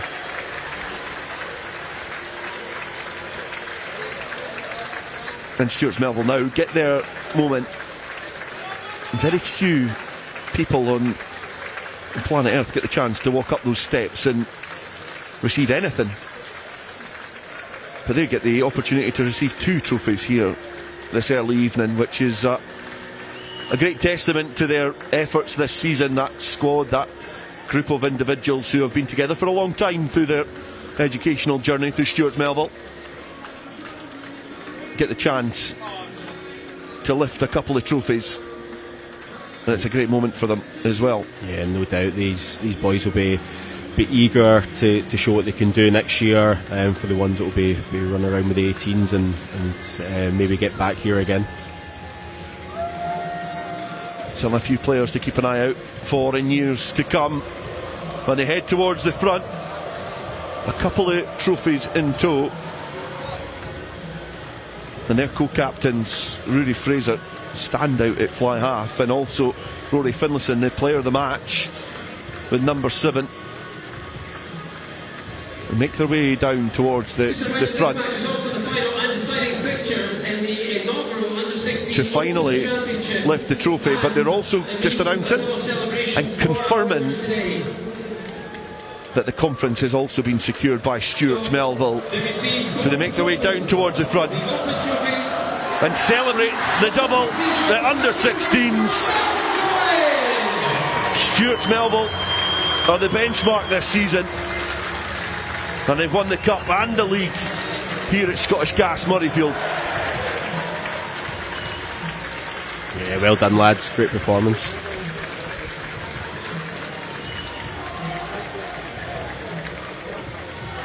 Huge thank you for get a bit of squash in that trophy for the changing room. But certainly a great moment for them, and it's all about, it's a community game. It's the schools, it's the clubs, it's the players, it's the volunteers, it's the teachers, it's the people who set up this great ecosystem that we've got in Scottish rugby. But it's inspiring, and it's a great moment for these young players to then strive for that little bit more. And who knows if we're ever going to see some of these players with a Scottish jersey on this pitch winning trophies in the future. Yeah, absolutely, and it's got to start somewhere, and as you said, it'll be a whole massive efforts that have went in to support these lads, these two squads as well, to get here, and they'll certainly enjoy their taste of this, and want to work hard and look at what opportunities they can get. A bright future awaits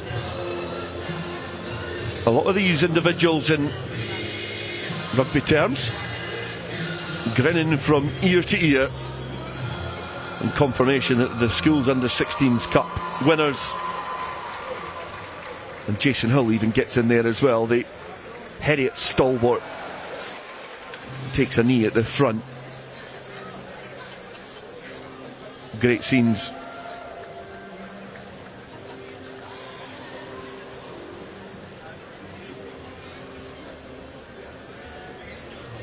And also confirming they need another one with that placard.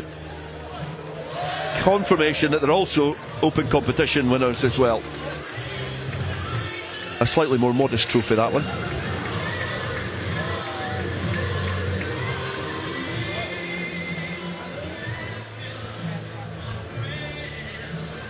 And that is what all that hard work's about. Victory at the end of the day. And unfortunately not everybody can pick up winners' medals and trophies, but Stuarts Melville have picked up 2 here at Scottish Gas Murrayfield. Their nearest rivals, Merchiston, just not good enough on the day to take those trophies away from this Stuarts Melville side.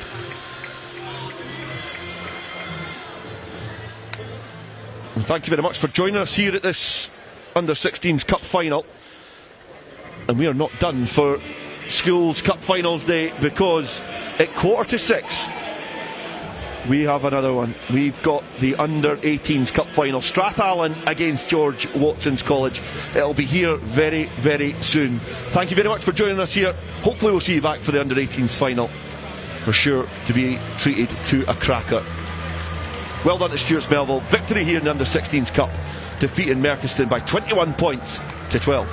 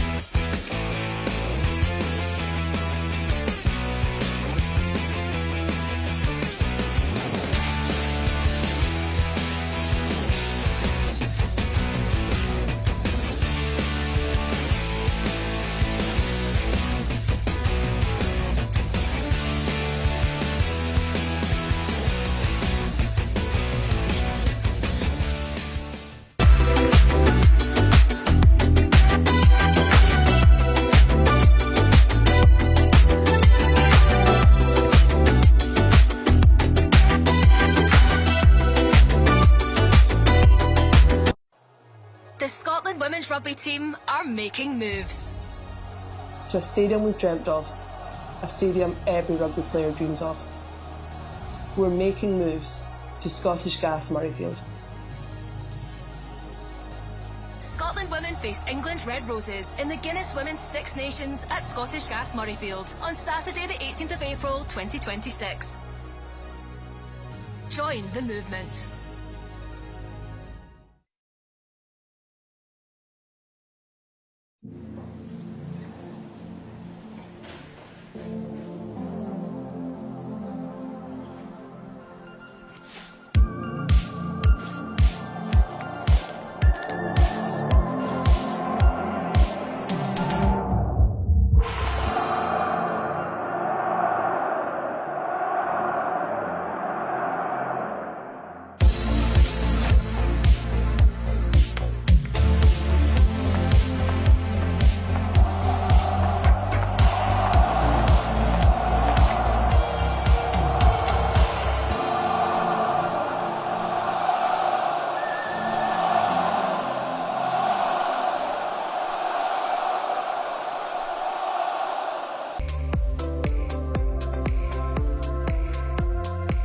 Scottish Rugby is on a mission to get more young people playing the game, in schools and across your community.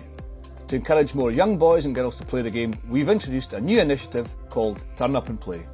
As the name suggests, it's all about just turning up at one of the events across the country and having a go at playing under the watchful eye of experienced coaches.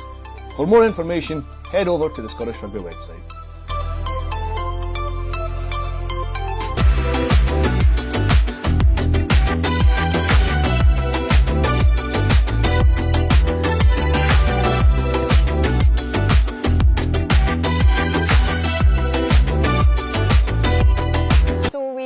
Imogen, she came through our ranks of minis. When she reached 12 and started Preston Lodge High School, unfortunately she wasn't allowed to play with the boys as the rules changed. So we seen a need to bring girls rugby in, canvassed our committee and membership and opened rugby up to East Lothian and implemented East Lothian girls rugby. That was 10 years ago. And what kind of state is girls rugby in right now at PL? Absolutely thriving. So we are delivering taster sessions in all of our primary schools. So we have 4 primary schools that we cover, St Gabriel's, Preston Pan's Infants, Preston Tower, what's 5 then? Blindwell's Primary, the brand new school in the new town that's being built here, Clancy Primary School and Long Nidri Primary School. So we deliver taster sessions to nurseries and in school and right through our high school, through our School of Rugby.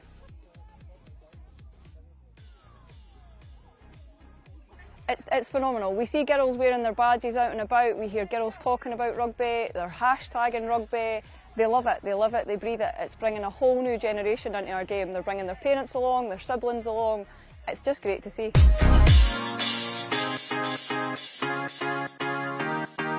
What's your name? Erin. Sarah. And how long have you been playing rugby for? 4.5 years. 1 year now. And how did you first get involved with rugby? My grandparents were very involved, well, my granddad, and I just really loved it, like watching it. My friends went to it, so we just all went together and started here at PL. And what draws you into playing rugby? The team sport aspect, and then there's so many aspects of the game to kind of be good at, if that makes sense, and then obviously the contact I really love. And what was that the first couple of weeks of learning the game and doing training sessions like? It was pretty tough because you didn't really know anybody, but after a few weeks you got into the rhythm of it and you started making really good friends, so it was good. What's the best bit about the camaraderie and the environment at Preston Lodge? I feel like it's just kind of, if you're unsure of anything, you can say there's a drill going on and you're kind of unsure of what to do, you can ask literally anyone, like the person next to you, or even if you've never spoken to them before. And yeah, I think that's kind of thing, yeah. How has the player pathways experience been for you? It was tough at first, meeting new people and seeing all these players with different abilities than you, but once you got into it, got knowing the coaches and the players, it was really good. There was a really good positive environment in it, so yeah. Well, I'd encourage them to come along to just one session, not put any pressure on them, and even they don't even need to do the actual drills, just to look, meet people, say hello, watch how we do it, and look at how the environment really thrives and stuff like that. And the very best thing about getting on the rugby field, what do you most look forward to? Contact, but also just the entire game, really, playing the game.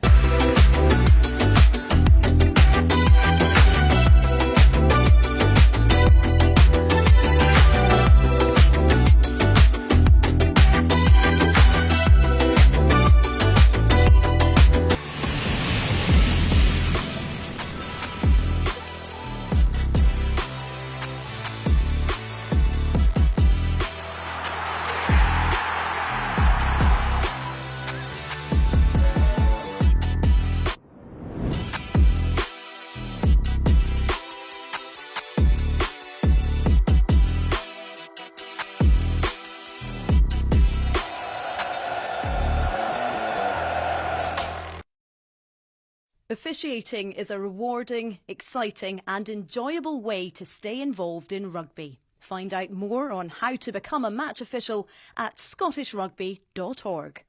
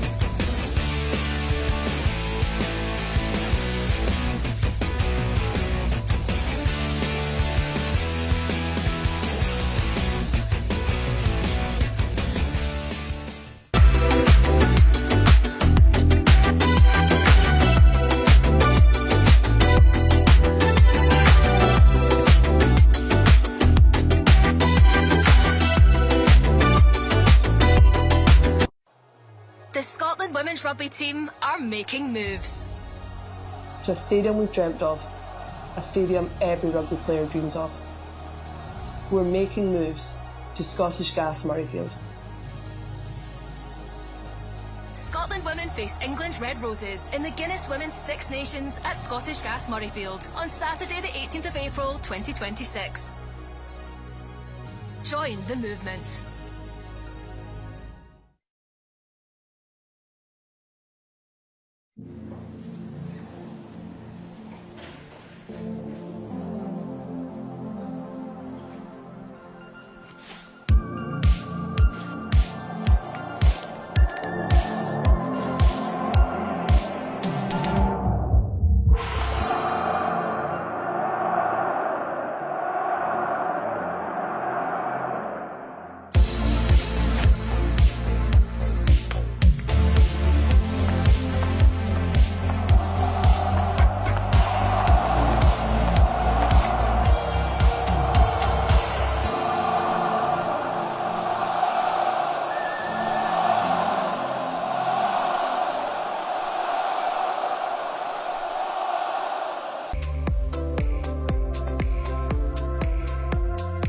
Scottish Rugby is on a mission to get more young people playing the game, in schools and across your community. To encourage more young boys and girls to play the game, we've introduced a new initiative called Turn Up and Play. As the name suggests, it's all about just turning up at one of the events across the country and having a go at playing under the watchful eye of experienced coaches. For more information, head over to the Scottish Rugby website.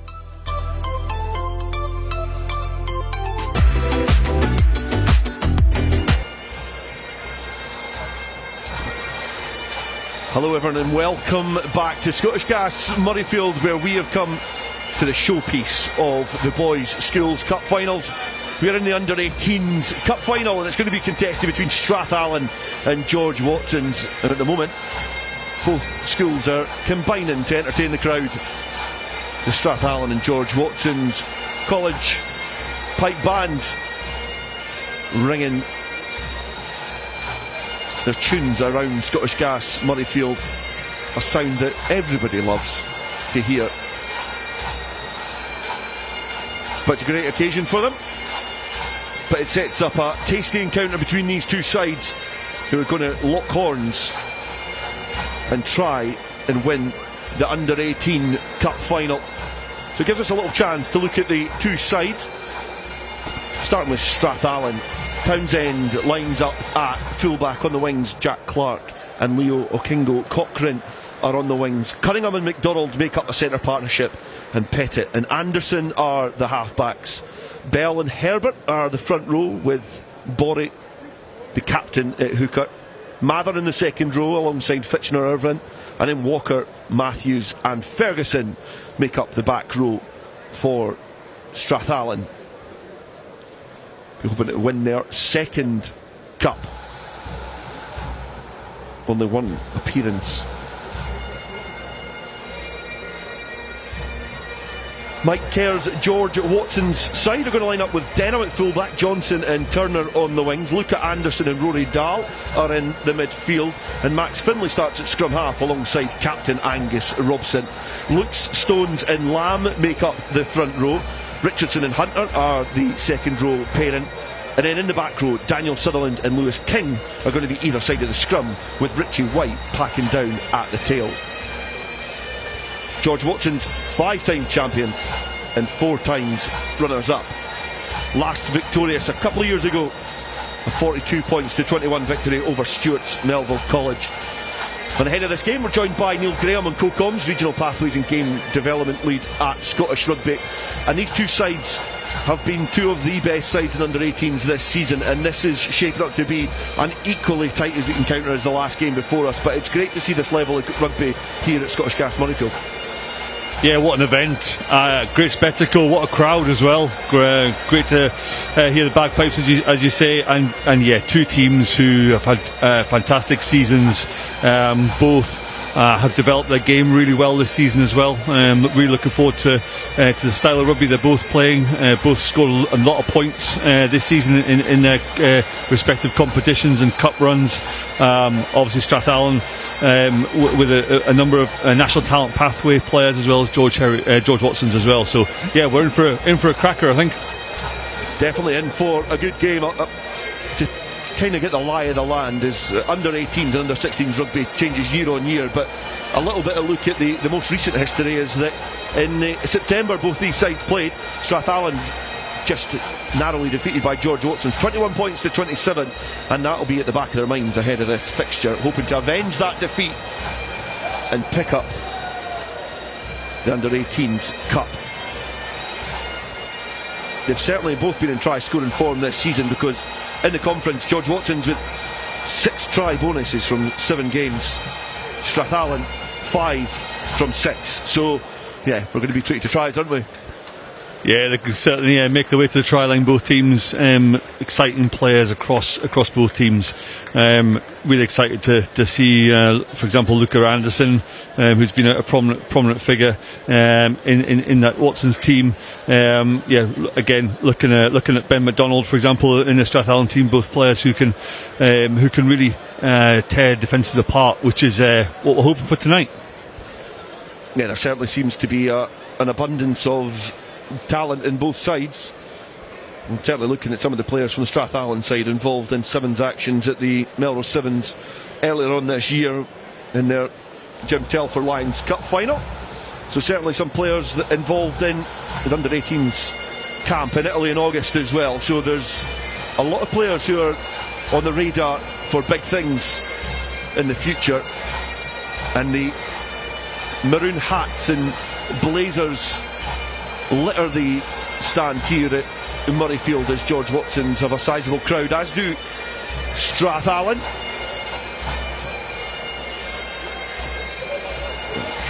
Made their way down from Forgandenny in Perthshire to absorb their second appearance in this famous final.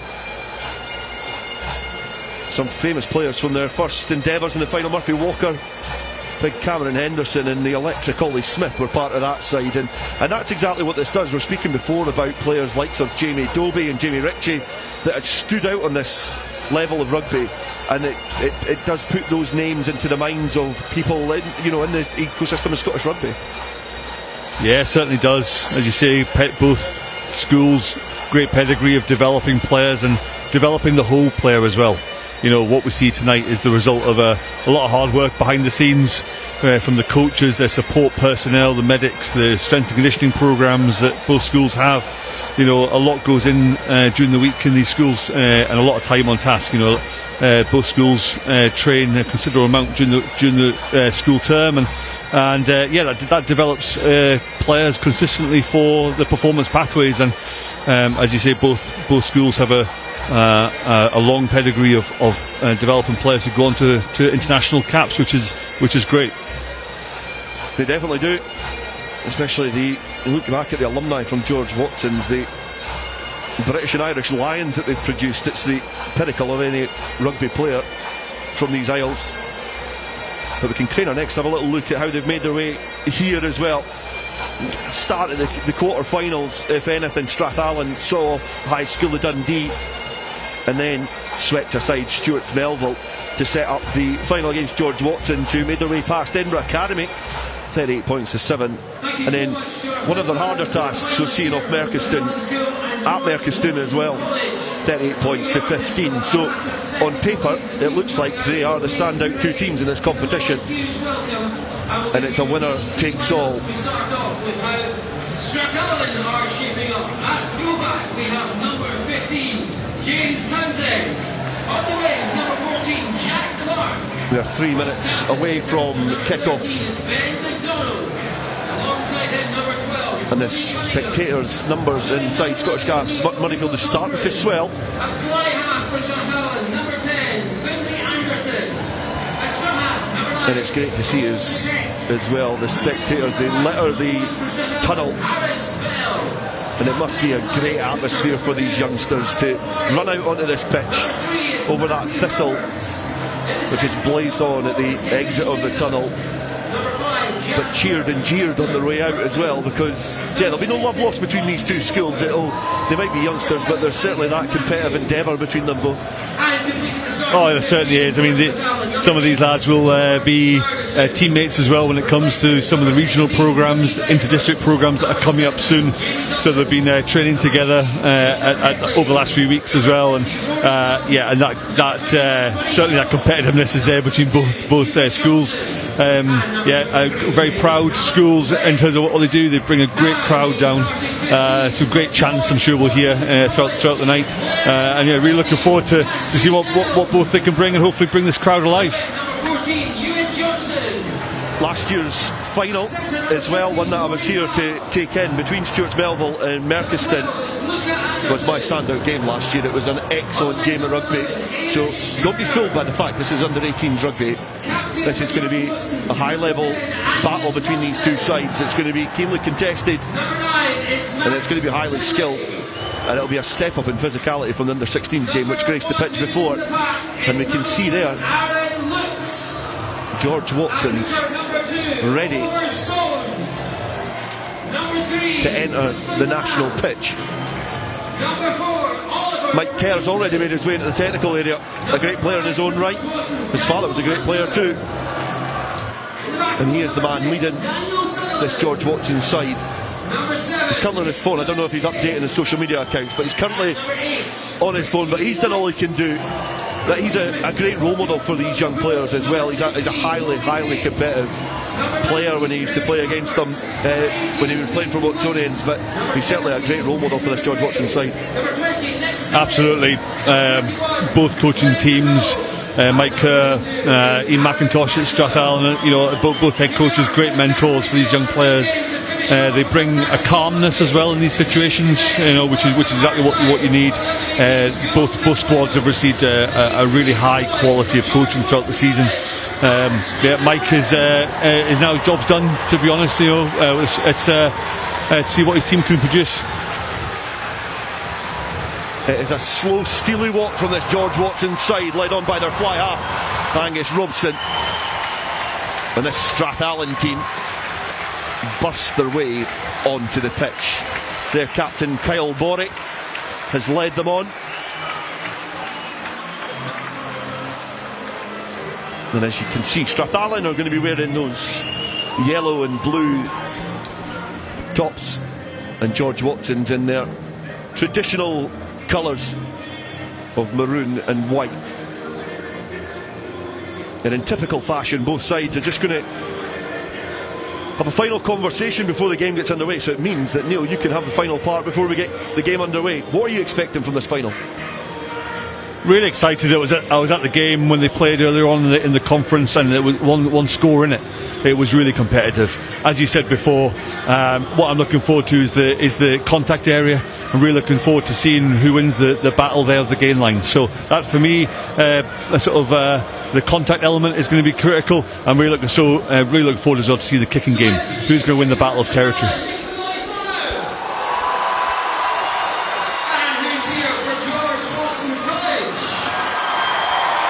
The fans in full voice, encouraged by the stadium announcer as well. But it's great to see the movement in front. It's a great occasion for these youngsters. And it's going to be Chelsea Gillespie as the match official in this one.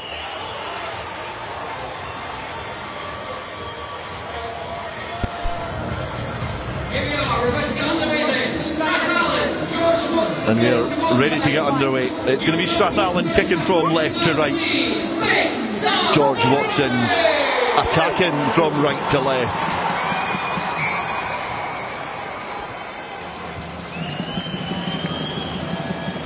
And it's a restart that is on the money.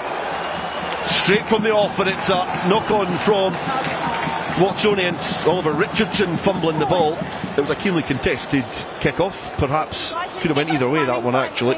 But Strathallan will be happy with that start. There certainly will be. Great chase from the kick-off. Exactly the start you want as a team. They've got a great opportunity here from an attacking scrum. First scrum. Gentlemen, my calls, please. First scrum. 45 seconds into the game, and they grab at each other's shirts and collide and crumble towards the ground. Slipped here. Slipped here. Hit and hold. Wait for the calls, then we go straight. Right? Hold them back. We've got the first one out the way, guys. Let's settle it. Concentrate on your own jobs. Hit, hold, drive straight once that ball comes.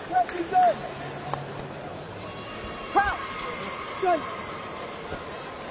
Bind. Second opportunity to have a successful scrum. Strathallan feed and quickly wrapping round there is Cole Pettit. And trying to burst round the outside is Ben McDonald, the outside centre. Strathallan quick to that breakdown, and Cole Pettit looks explosive in behind that pack. The number 9, he's there almost before the players crumble to the turf. Stabbed forward there by Finlay Anderson, and it goes off the field of play. Strathallan just wanted to keep George Watson's camped inside their own territory early on in this game. Yeah, you can see already the intent from Strathallan, try and stretch the Watsons defence early on, see if Finlay can open up some space in the backfield. First chance for Stones, and he's accurate, and it's been brought down back safely to this hallowed turf beneath their feet. Max Finlay flings it above his head into safe territory and scampers towards the next breakdown. Early on in this game, two high scoring sides in the conference, and that is a raking kick downfield, well gathered by Townsend. Sizes up his options and opts to have a safe venture towards the George Watson's defence. Pettit is able to get the ball sharply away from that breakdown. I've seen 3 minutes of Cole Pettit and I'm instantly impressed. Again, ball in hand, he finds his fly half, he stabs it forward, but George Watson's have that avenue covered and they hack it downfield, and it's a good territorial gain from the clearance as well, from an acute angle. Yeah, great clearance kick there. They'll be very happy with that, right on the halfway line.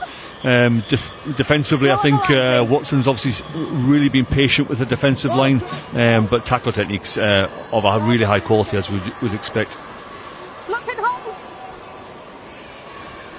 First chance for Captain Borry to throw in on the halfway line. How's his arrows early on?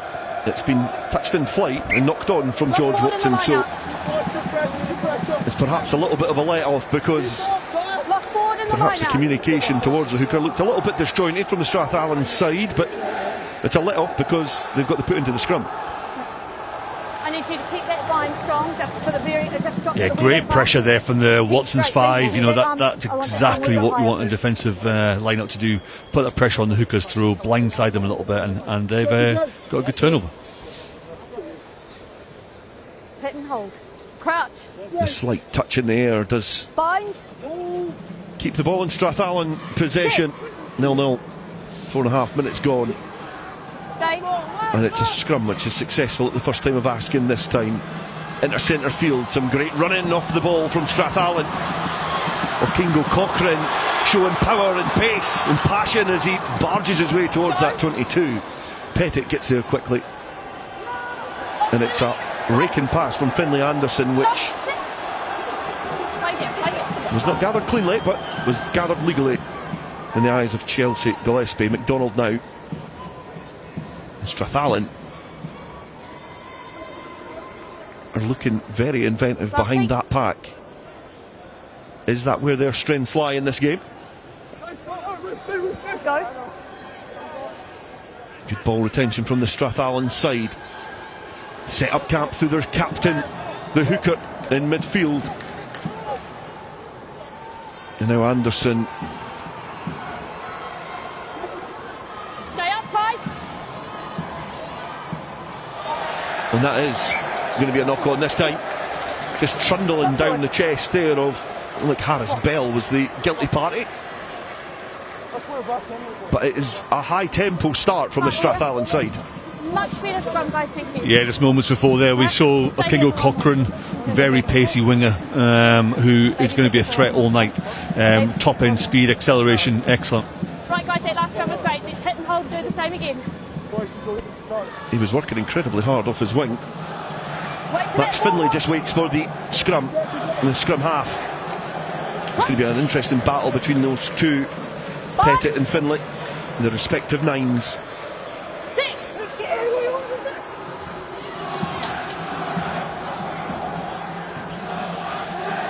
Watsonians opt to go direct Carried back. to allow the chance to hoist it into the sky. Back.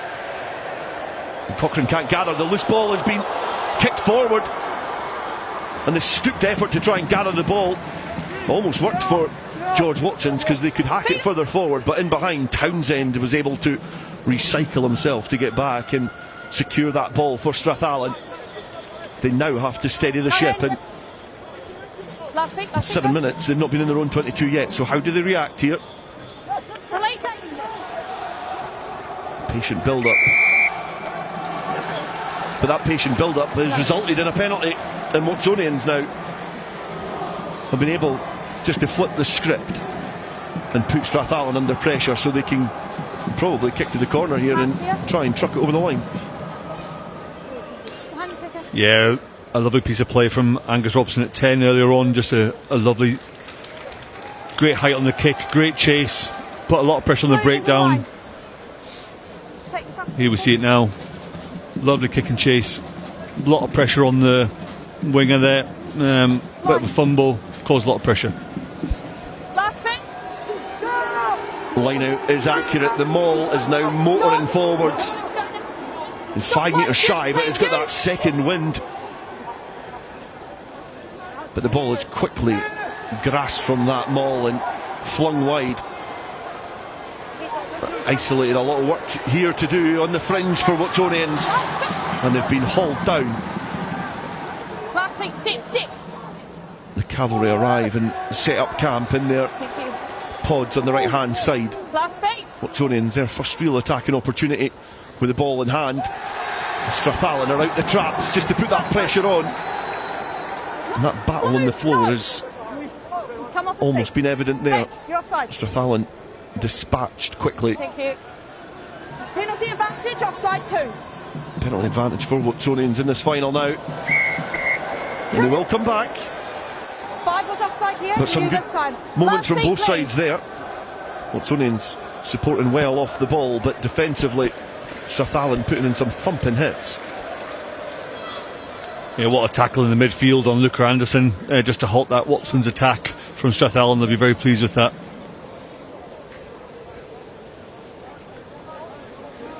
In centre field, in front of the posts, the fingers were pointing directly at that corner flag early on, because I think Watsonians feel they've got that power up front. For a small amount of time, and that's 2 penalties. Okay. A lot to do in those wider channels for Watsonians. Nice big gap, thank you. There's the Just not able to take advantage. Thank you. But it invites another attacking opportunity. They go to the front, it's gathered, and then brought forward. It starts to crab its way towards that right hand side. Is this driving maul cohesive enough to barge its way over the try line? The Strathallan players recycle and get in behind that juggernaut, which is trucking its way towards that try line. The second wave comes. Watsonians set up camp and look for their heavy artillery just to barge their way over this line. It comes again. Chelsea Gillespie got a keen eye on this one. Watsonians inches away from that try line. They dive, they duck, they go again, but they have been repelled. They fling it out wide to try and create that weak point in that defence from Strathallan. Will it happen? Now it will. Watsonians are the first to break the deadlock. And they go against the grain. And there was a gap there that was exploited by Watsonians. And Oliver Richardson is the first try scorer in the final.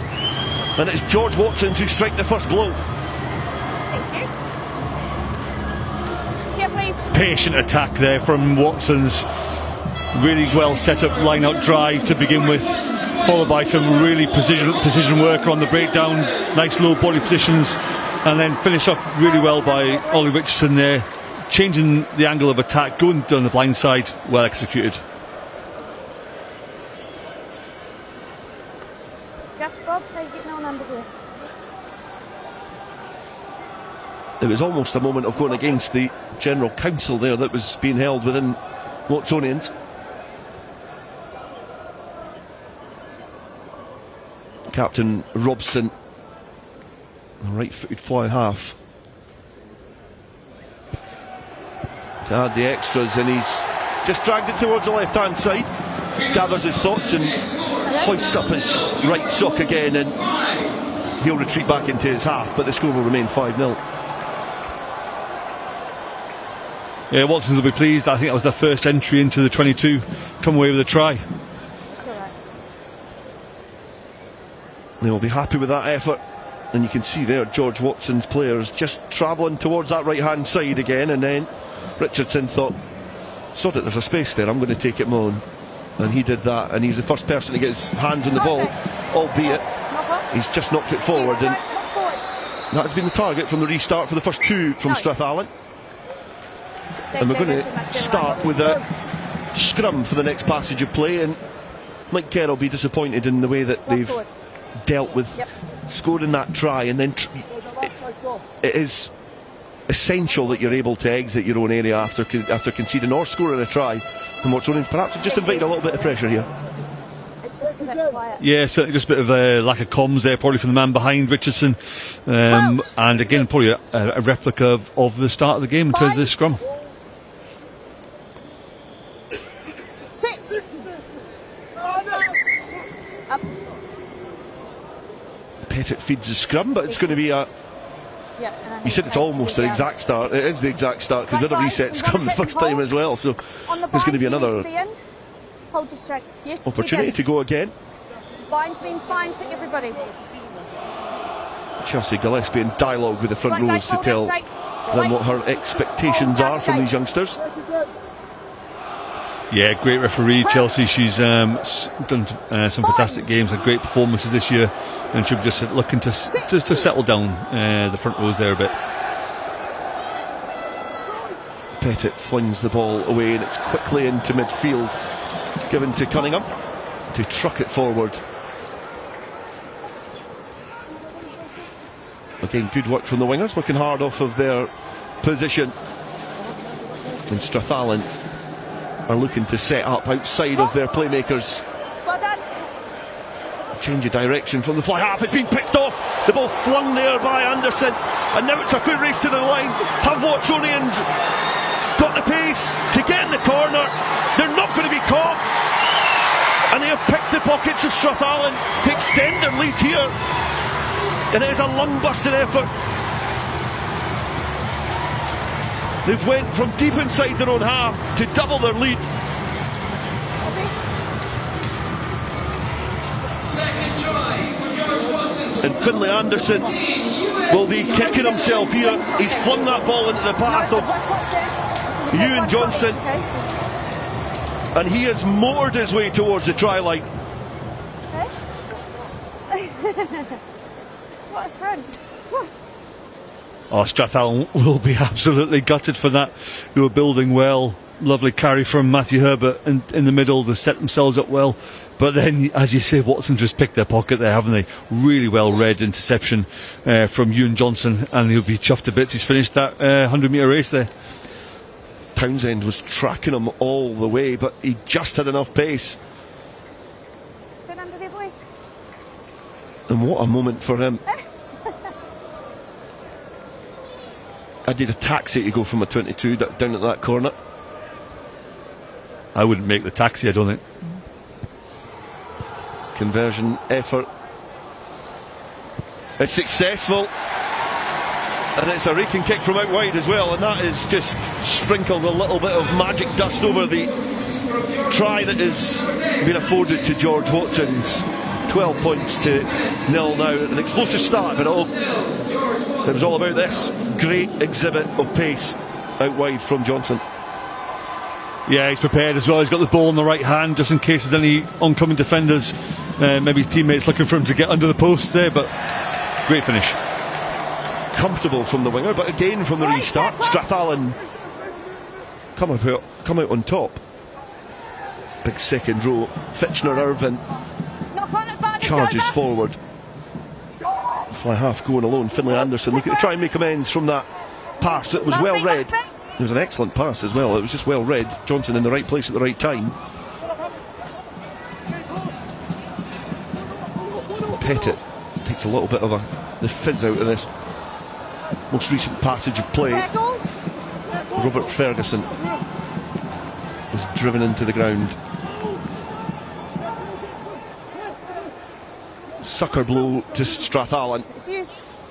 2 tries in 5 minutes. It's now how they respond, because in cup finals there's an opportunity that things can ravel, but it's another inviting and telling pass in front of the faces of this George Watson's defence from fly half Finlay Anderson. Strathallan on the line, please. But it's just been squeezed out of the touchline. No, not quick. Strathallan on the line. Great defence there from Watson's. I think Strathallan just caught in the middle of the field there a little bit. Tried to speed up play by a few pick and goes, but just looking a little bit rattled.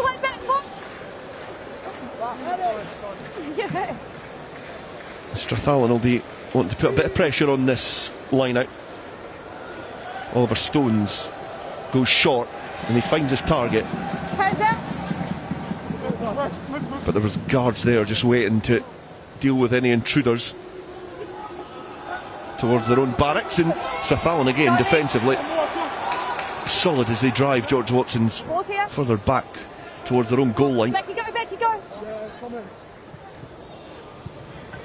Kick away from Robson. Gathered by Jack Clark. He tiptoes his way out of trouble. 1-2 then. It's still stayed on his feet somehow.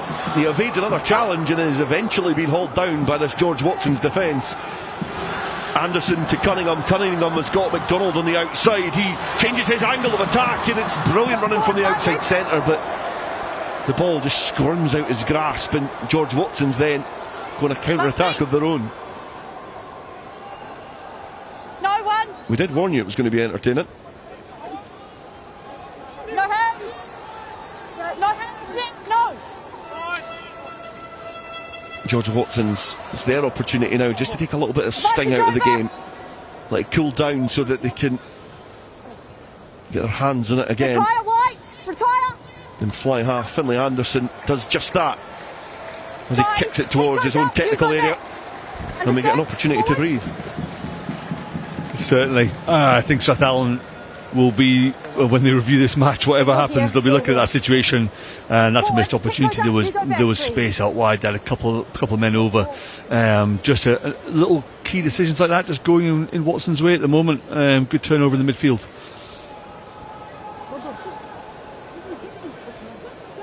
Kyle Borey waits for his teammates to go through their repertoire, and it's flung off the top.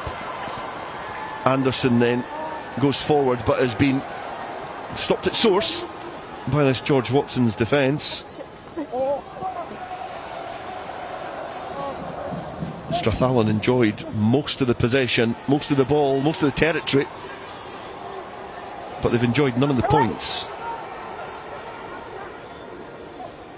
Pettit flings it towards a teammate. He did look slightly on the forward side, but the referee and the assistants have let that one play as Strathallan keep going down the touchline, and George Watson's players get in the road. And is this going to be another opportunity for Watson's to stretch their legs? Hamish Turner has to turn around because Chelsea Gillespie had already blown a whistle. An illegal knock on there, and Strathallan then get a chance to nibble away at this touchline. Penalty.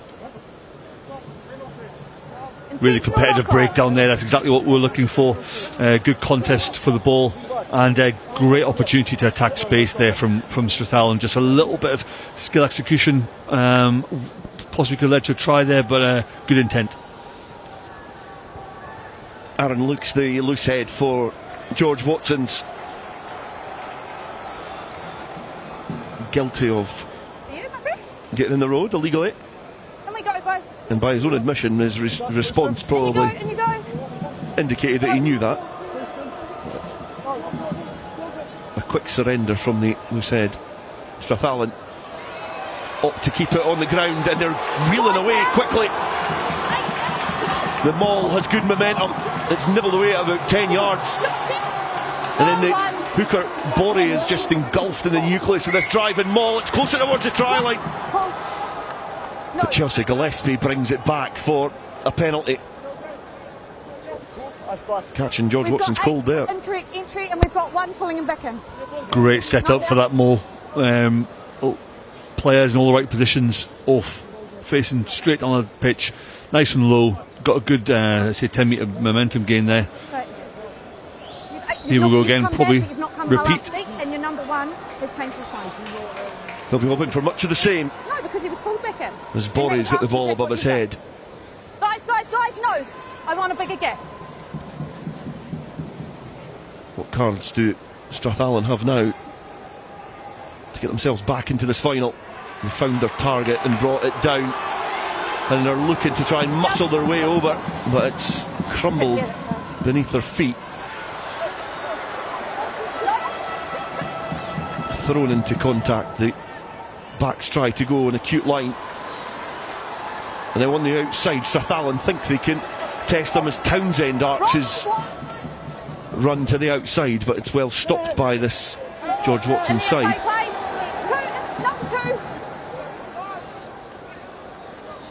Strathallan managed to get the ball back as Harris Bell travels with the ball in hand. You've got the ball, empty. Strathallan will be hoping to try and gather the ball, but it does look like Watsons have been able to strip the Strathallan loose head.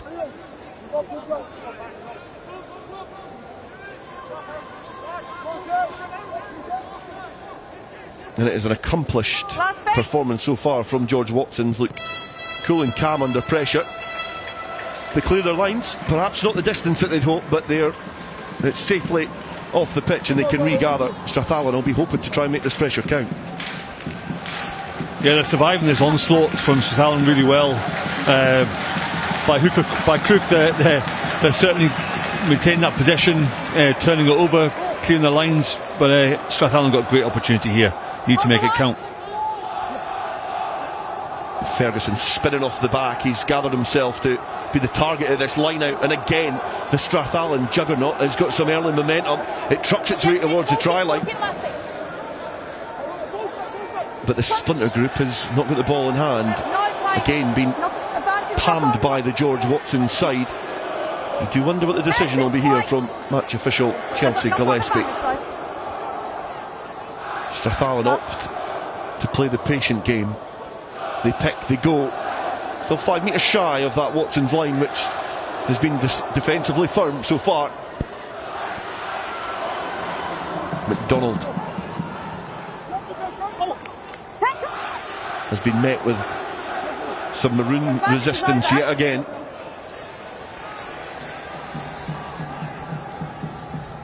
And then Cunningham arrives on the scene. He makes a couple of yards, and then the ball just dribbles on the George Watson side, but the penalty is still going to go the way of Strathallan, and you feel that Strathallan really need to make this pressure count. They have enjoyed most of the ball and most of the territory, but they really need to get over that try line. Yeah, again, plenty of sources of possession here. This will be maybe a dozen times though, close to it. They've been in a good position, so going to want to make it count. They're going to their strength, going to the line. They've got a good driving maul. I'm sure this pressure will come to fruition at some point in a try. White on the line, please. White on the line. 25 minutes gone.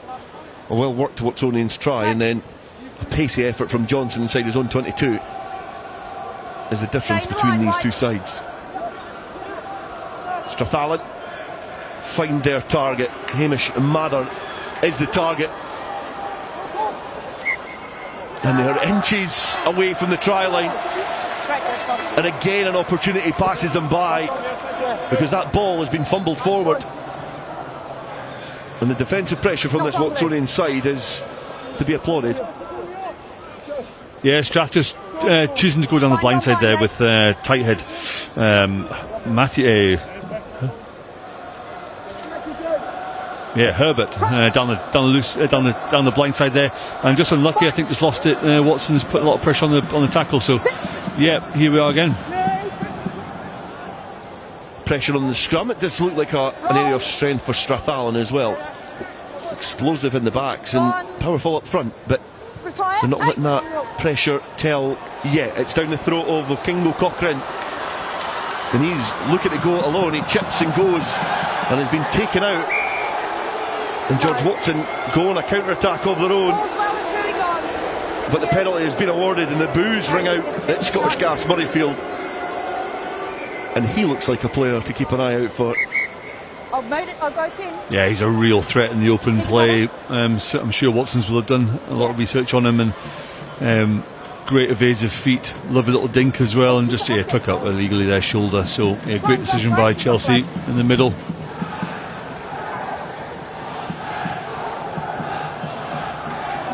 It'll be slightly frustrating for Strathallan. Just in the space now. You know, he played 27 minutes almost. You would argue that when the ball's been in play, they've probably had about 80% of the possession, 70% of the possession. We got them out with it full end. And that's where the danger happens in cup finals, because there can be an occasion where it'll start to go the other way, and they've not made their opportunities count, because surely they can't keep the pressure up for the entire game and enjoy that amount of possession, because if they did, they should be coming out on top. But the coaching staff will be bitterly disappointed that they've not been able to get off the board yet. Yeah, they will be, and I think that they've got a lot of possession, so they're doing a lot of things right to get that in that position. We know they've got a strong set piece from what we've seen. They probably just need to be a little bit more patient in some of these key zones. I'm sure the coaches are just saying, guys, we know cup final, let's just be calm, let's talk to each other, let's keep our communication up, and they're showing a lot of signs of what they've got, what their potential is. We'll just be hoping to get over that line in this next phase of play. Watsonians have taken their opportunities, and they've been accurate, they've been settled. I think they've settled quickly into this final. What do you think of Strathallan are missing? What do you think is they've got a missing component here, and when you're putting your finger on, what do you think it is? Yeah, I think Strathallan have, as we've seen, we've got a number of players with a lot of attacking threat. We know they're facing a Watson's team with a really strong defence. So, for me, I'll be looking at them just trying to create a bit more when they're in this situation. Maybe just try some different things. We've got the big dead ball here, big dead ball areas here at Scottish Gas Murrayfield. Maybe just some little chips over the back. Noticing that Watsons aren't really carrying much of a sweeper in that position. I think just being a bit more creative in a couple of examples, but ultimately they're getting there. They're getting into that 5 metre channel. There's a couple of times maybe just being a bit more patient, like we saw with Watson's as well. So a long way to go in this game, but certainly they'll be disappointed about where they're at the minute. But here they go. They've got a good opportunity straight away. White on the line, please. It's more a matter of when, not if, you feel for Strathallan. Captain Borry. Stay on your line, guys, remember. It's the first job to try and find his target of this line out.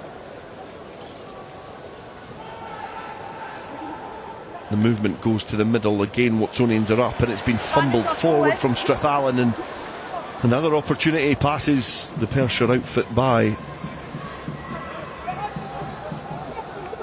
Watsonians get the opportunity to clear their lines as the players probably tasked with clearing their lines just waltz into a position that allows them to offer up a kick downfield. Looks slightly unflappable. Perhaps that is a sign of that, because the kick forward has been almost gathered by Strathallan. It's knocked on by Strathallan. It'll be a scrum down, but it did look slightly pedestrian-esque from George Watson's in that dead ball area, especially when you've alluded how big it is that you can get set and kick but downfield and clear your lines. Yes, certainly. I think in that dead ball area, I think forwards would have been asking Angus just to get rid of that ball there. But they're creative. These young lads are coached just to look at opportunities wherever they are on the pitch, and there was a bit of space in behind, but and they've kept possession. So I'm sure they're looking to clear the lines from here. Ball rolled in by Max Finlay, the George Watson scrum half. He has got his fly half waiting deep this time. Right-footed kick. He doesn't like the way it's come off his boot because Jack Clark is waiting underneath, and then Townsend is in post at fullback. The players retreat. Cunningham gathers the ball. Okingo Cochrane, kicks it forward. He's looking to chase his own kick, but doesn't gather. And George Watson's get in behind. You feel there's a sense of deja vu. George Watson's continually camped in their own 5 metre area, looking to try and clear their lines. Angus Robson again has the task of kicking it downfield. He's made distance, and again it's not found touch. Townsend centre field. He's got Cunningham outside. He breaks through the first challenge. And again Strathallan are in dangerous territory.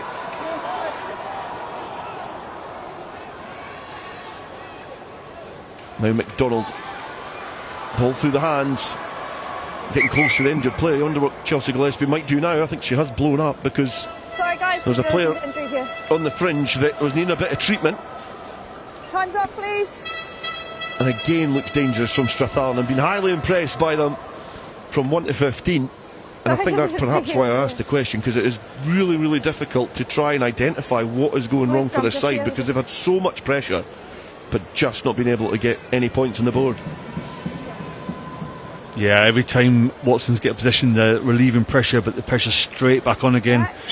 I think that situation there with winger chip and chase, Kingo Cochrane, great chip over, just the bounce of the ball just didn't go his way, and those situations in another game could have led to a score, but great bit of play from him as an individual, great pace, got up, made a tackle himself, and I think just the unfortunate look of the draw here, some space on the left hand side for Strathallan to attack, but Watson's got an injured player down and the game had to pause, so but again they're camped in the Watson's 22, and I'm surely a score's going to come sooner rather than later.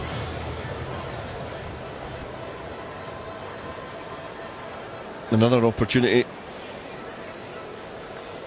escapes over the horizon for the Strathallan side.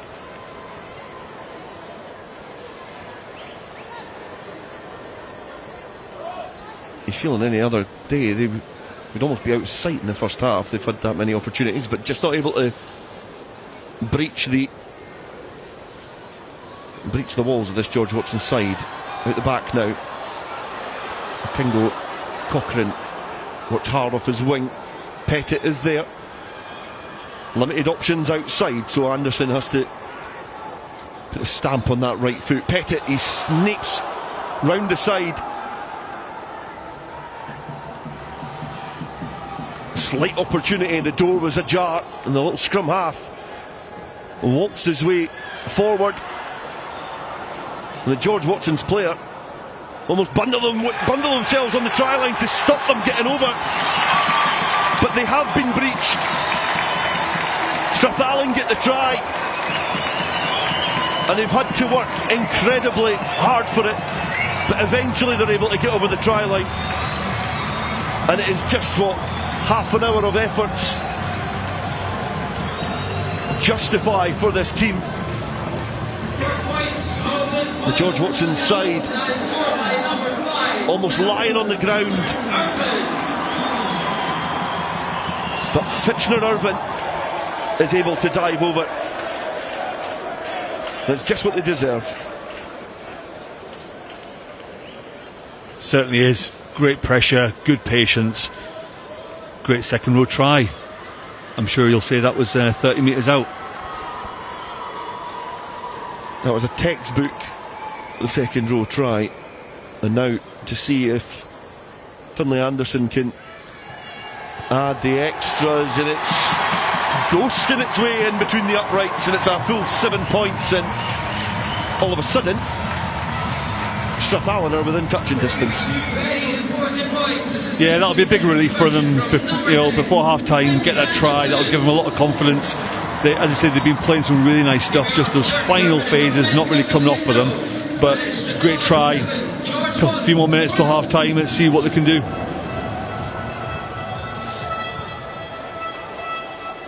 George Watson's get it back underway. It's evaded the pod that was waiting ready. Robert Ferguson in the wrong place, but then at the wrong place at the right time, because it bounced straight back into his hands. Scrum half Pettit goes to the dark skies in the Scottish capital, and Strathallan just pick up where they left off, and it's playing inside George Watson's territory.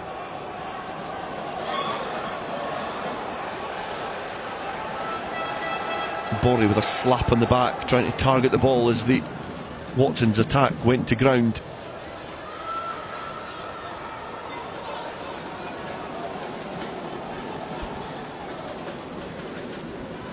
Good work from this Watson side to keep the ball in their possession. The support getting quickly to allow their scrum half Max Finlay to distribute.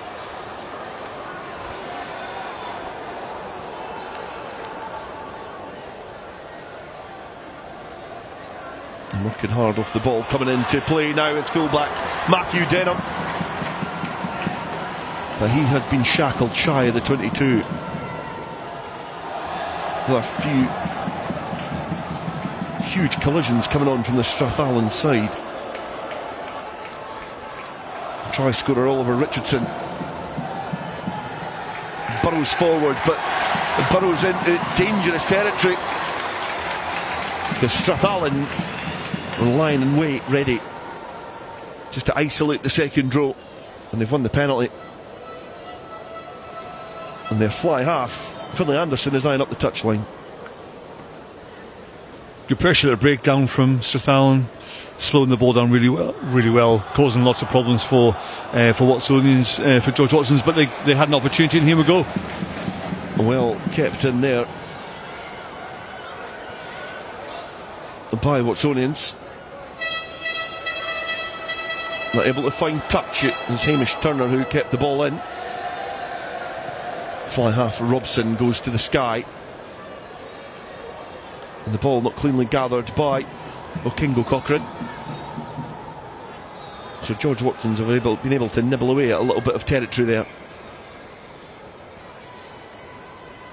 But Chelsea Gillespie will stop proceedings for the knock-on and also bring the first half to a conclusion. And it has been an intriguing first half.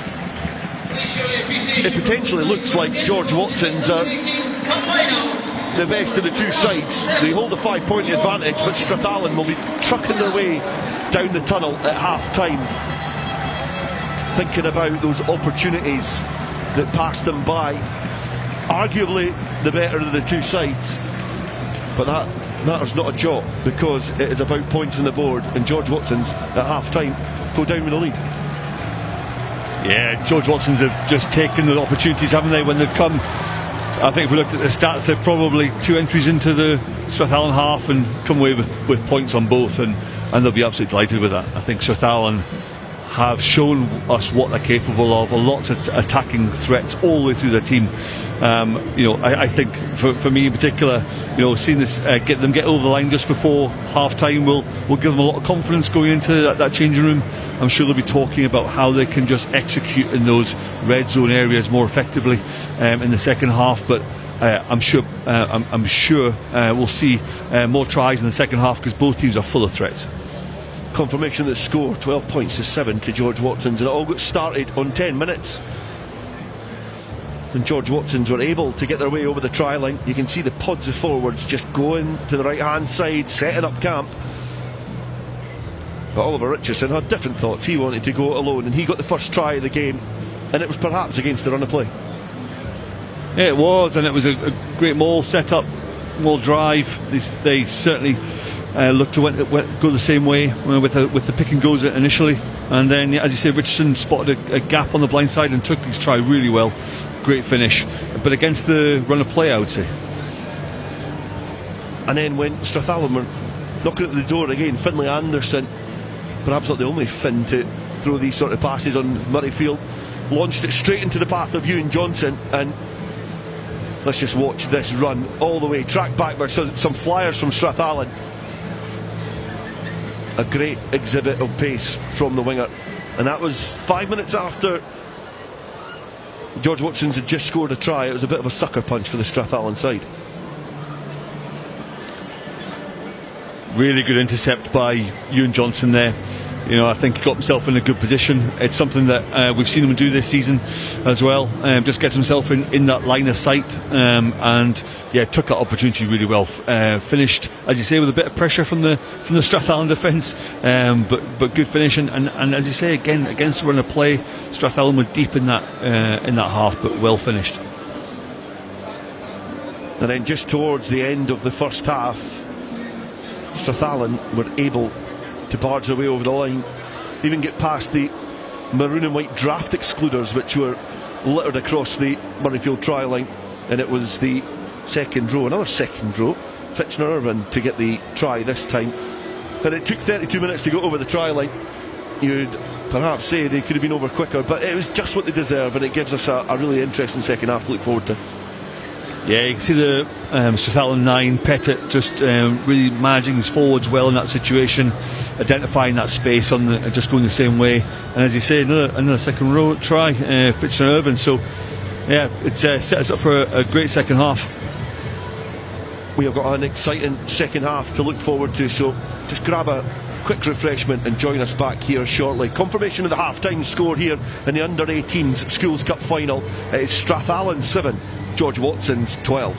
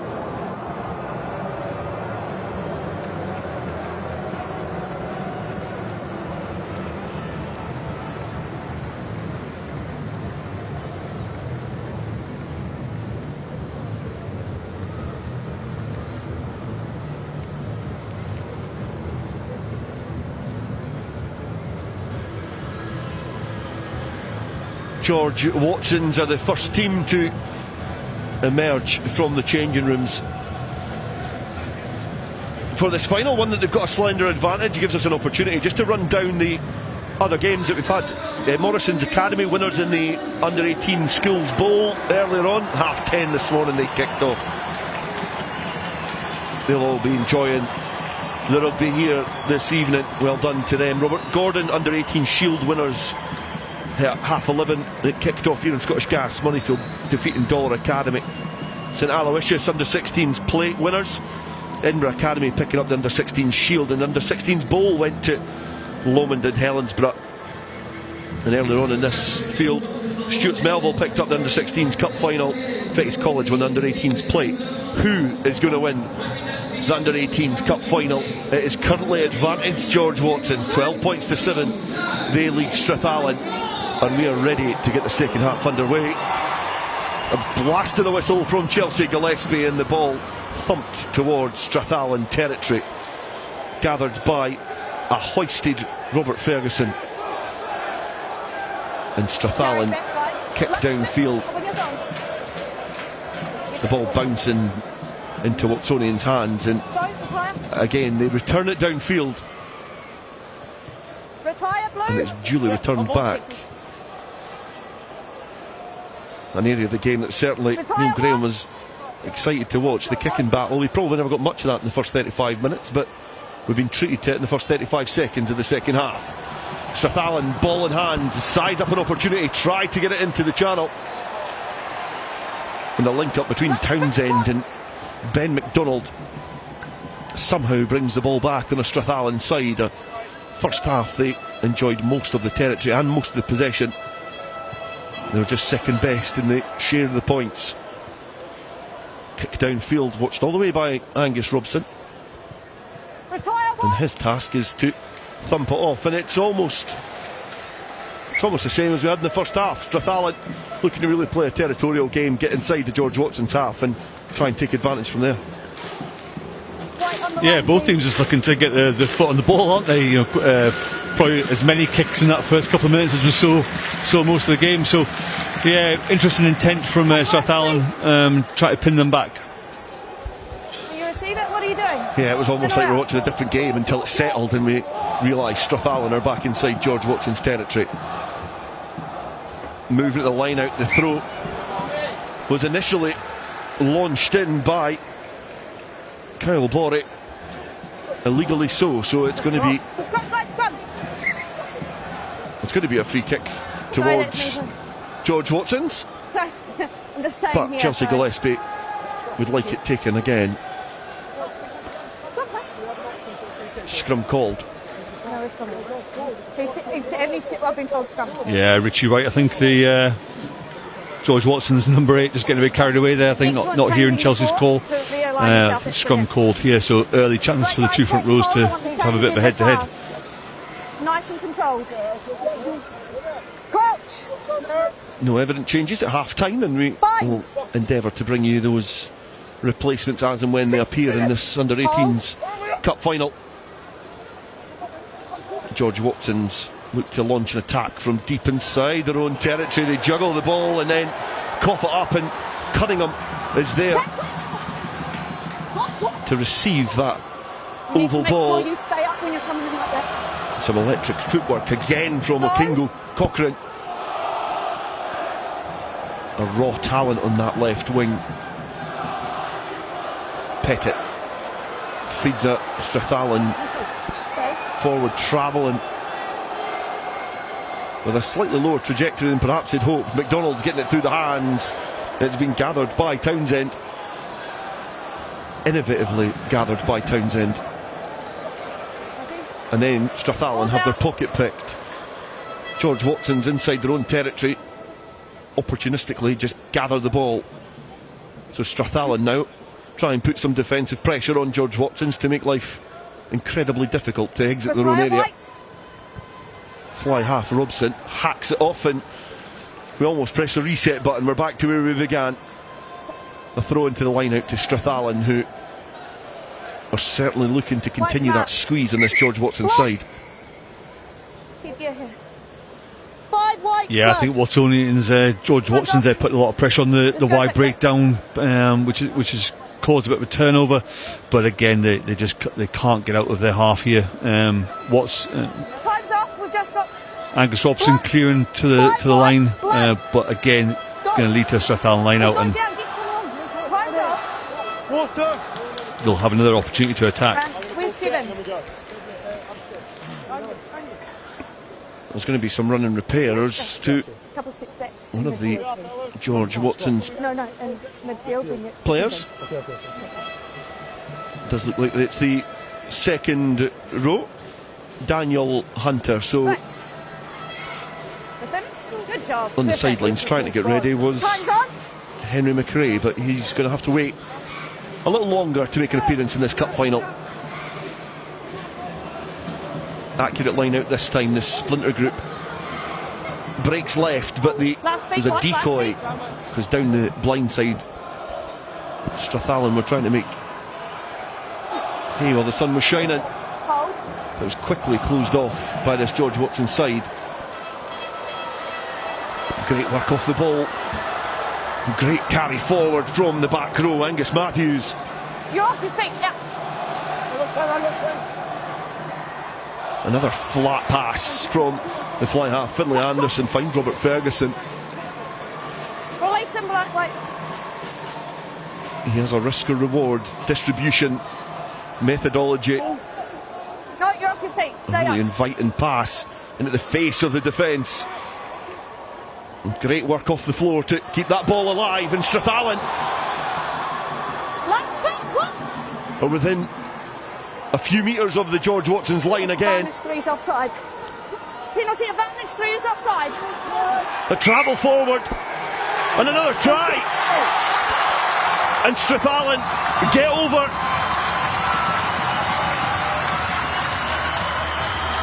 And it's a second try for Strathallan. And they are taking their opportunities in the second half, and they draw level. Yeah, great break down the right hand side. That's an excellent carry from Borey, just setting it up really nicely for a great attack, and I think we might have another second row try here. I think it potentially looked like it might have been Matthew Herbert. Yes, I'll have to get confirmation on that. Taped round his head, number 3 on his back. I think it was potentially Herbert. I'm going to wait until somebody clips me around the ear that I got that wrong, but I'm pretty confident it was Herbert there.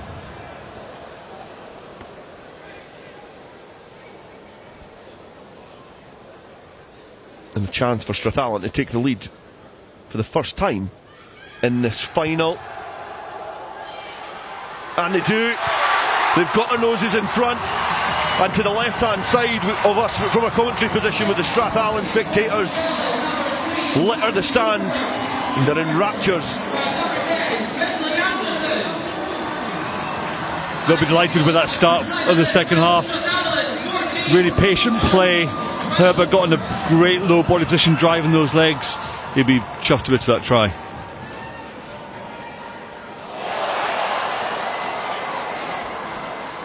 Ball gathered from the restart by George Watson, who are wanting to reply instantly in this final. First try scorer in this final with the ball in hand now, Oliver Richardson. And there's a vocal support from both sides. The ball floated across. George Watson's tiptoeing their way down that touchline, but they've been stopped. Ewan Johnson this time, able to keep it alive. And it is a rare attacking endeavour from this George Watson side. They've got a penalty advantage too.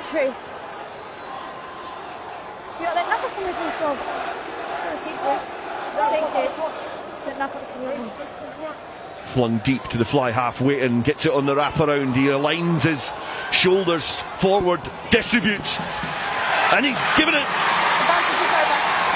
to a player who's just barged his way over the try line, and it's an instant response. It's the fullback Matthew Denham who arrives at the scene at the right time to get the ball off of his fly half, Angus Robson, after some excellent work. And Watsonians take the lead. Oh, some lovely attacking play there.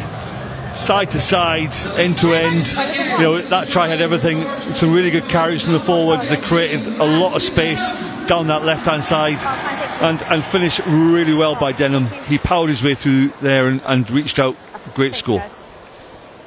It's like one of these brain puzzles when it's a maroon and white team, and naturally go Watsonians. They're closely affiliated, but it's George Watson's who got 17 points to their name now. Strathallan have 14, and it's come from that try from fullback Matthew Denham.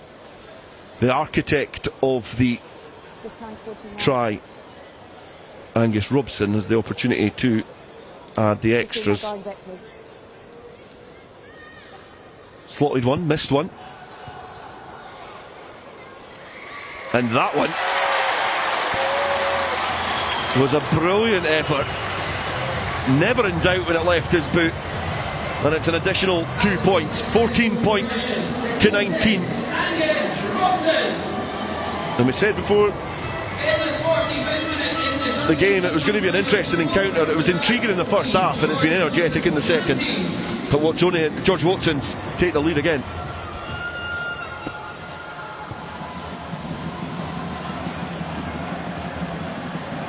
Strathallan up to go short. They've got the introduction of Murray Shaw wearing number 21. Tackle now.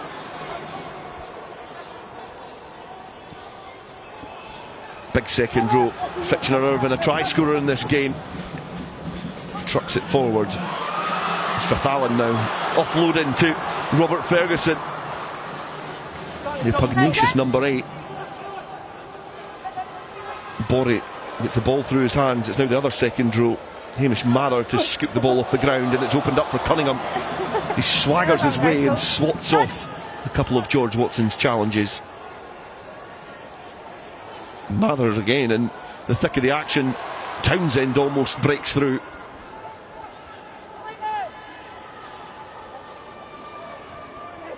Harris Bell.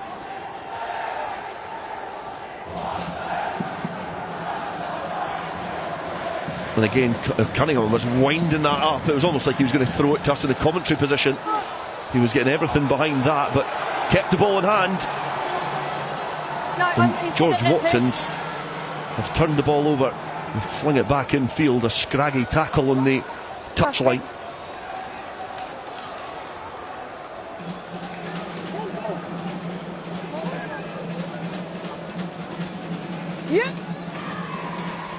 And George Watson's now looking to try and control this. Max Finlay goes to the sky again. It certainly caught out Cole Pettit. He tried to gather it at the second opportunity, but a disgruntled throw of the ball towards the ground perhaps illustrates that he was slightly disappointed with his effort. And I think that looks like it could be the introduction of Rory Tate. Looked like number 16 came on for Watsonians there. Great box kick there from Finlay. Lovely height on it. A lot of trouble for anyone looking to catch that. And yeah, Watsons have a great attacking platform here.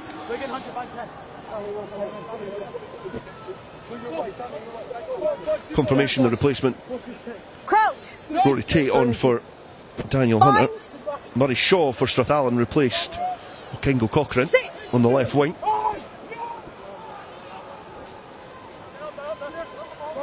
And George Watson's get play back underway with a ball launched into midfield. The stab forward is a testing one for Townsend. He passes that assignment. And he tries to waltz his way out of the 22. Strathallan trailing by 5 points here. Victors in this competition once in their history.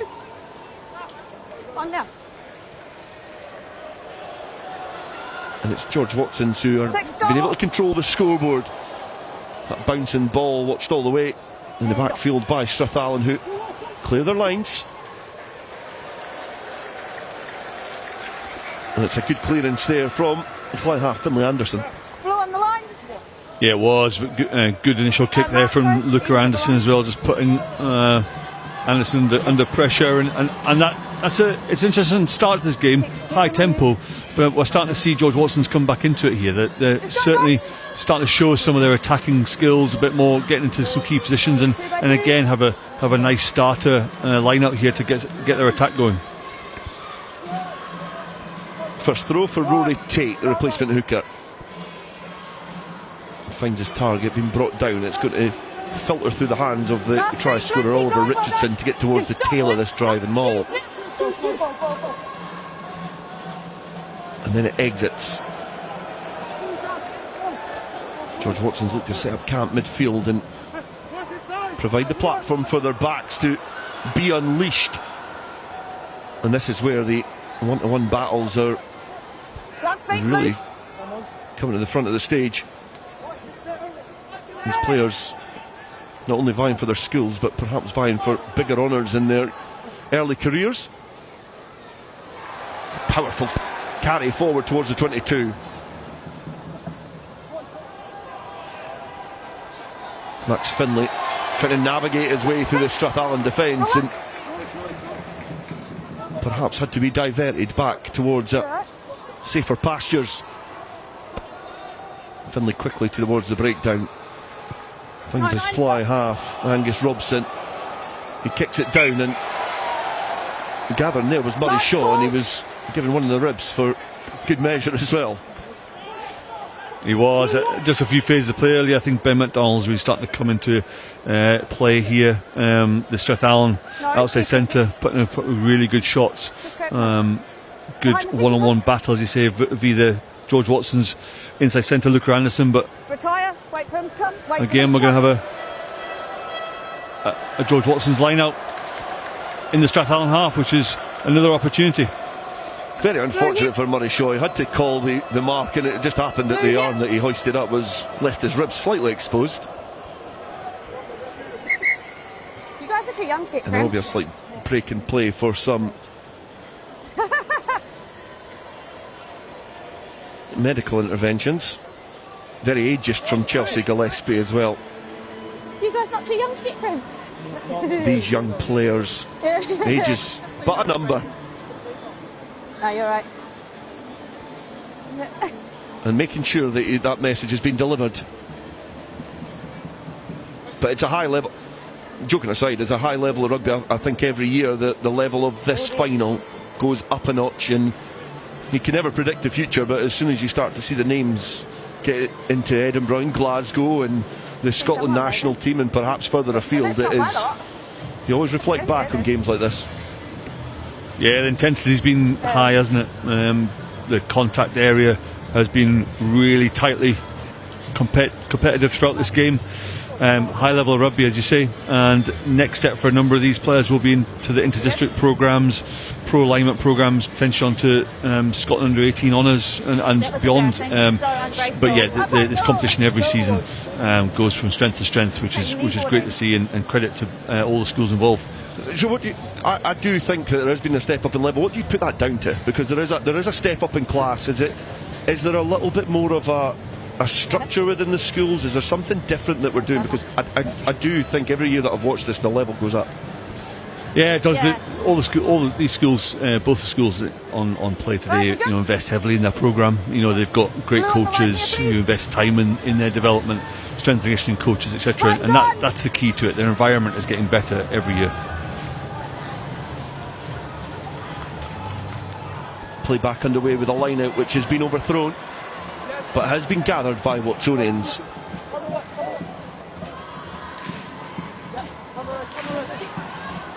And George Watson struck it forward again. The ball rifled into some open territory. Some brilliant work there by Luca Anderson, trying to free that arm and just loop it underneath to release his right winger, but just not able to make it stick. Yeah, Clark just overrunning that a little bit there on the right wing, but Luca Anderson, what a run! Took the defender out on the outside, great fend, got the hand free with the ball, but just didn't complete that. 5, 6, sorry. You 2 by 2 or receiver? Captain Borry to find his target. He's gone a little bit too long, and it's been picked up at the tail, and there's another chance here, and it's an opportunistic effort. And the replacement hooker has barreled his way over the line. and puts a little bit of daylight between these two sides. Rory Tate was licking his lips when that ball was just floating over the top. He had a lot of work to do, but he's shown some great power to stretch George Watson's lead. Yeah, overthrow there from Strathallan, straight into that. What a line off the back of this, and you know, took his opportunity well in that space. Good powerful run, outstretched arm. Yep, just gets it on the line. Fantastic finish. What a finish there. Ah, here it goes. The Strathallan defender almost retreating back as he was tackling, and the ball caught underneath Rory Tate. That's a winger's finish from the replacement hooker.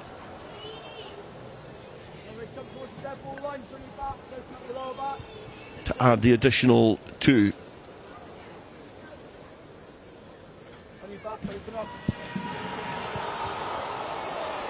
A big swing at it, and a big smacking kiss on the left hand upright, and it goes in between, and it's an additional 2 points, and it's 2 points which could be crucial in this final. Angus Robson adding the extras. Just need to see here whether Angus Robson was in the back of the lineup here, or was he +1? Yeah, just +1 at the back of the lineup there, hanging around for any crumbs that could come off it. And what a finish! What a finish! It's excellent awareness from the replacement hooker. The Strathallan now have it all to do. They've got to come from behind. 12 points the difference. Thank you. They have shown they're able to create those attacking opportunities. They've been able to get themselves in good positions, but perhaps those opportunities in the first half have they come back to haunt the Strathallan side. Their second appearance in the final. Townsend gives it to his fly half. Finlay Anderson working hard off the ball. He stabs it forward and it's duly returned. Townsend finds some space, and the ball spirals and bounces off the ground really nicely for Luca Anderson, and he skips off that right foot back in centre field. Great work from the opening try scorer. He's released his fly half, Angus Robson. He's been able to swagger his way forward and breaches the Strathallan defence, which is starting to look slightly leggy. And then tiptoeing round the side, George Watson's again are in for the try underneath the posts. And we were saying that defensive line was starting to look a little bit leggy. And there was an opportunity on the fringe, and it has been taken by George Watson's. And then George Watson's players are littering the turf. 7. Almost a pandemic of cramp. You tell your team when the kick goes out. But they can watch on, because this was a well-worked try, well distributed to the hands from earlier try scorer Denham, and it does look like that's Lewis King is the try scorer for George Watson's. Yeah, you said it. Oh yeah, you said it. A confident dive on the ground. What was it, Sogo? 14 points to 31 now. Try scorer for George Watson's number 7, Lewis King. Yeah, started off really well with a great break from Angus Robson. Took the space well supported, and then just a skill set of all the players in the George Watson's team there, just being able to attack space, and well finished by Lewis King under the post. And all of a sudden, I guess the game has changed into quite a healthy lead now for George Watson's. It is relatively comfortable now. Great work to offload that ball, get it through the hands. It's easy to dive with that ball. In the back row forward, loitering out wide, gets his try. Yeah, credit to Lamb there, tight head prop for George Watson's College, taking the contact and then offloading the ball, which is one of the things we're trying to promote throughout our game, is keep that ball alive.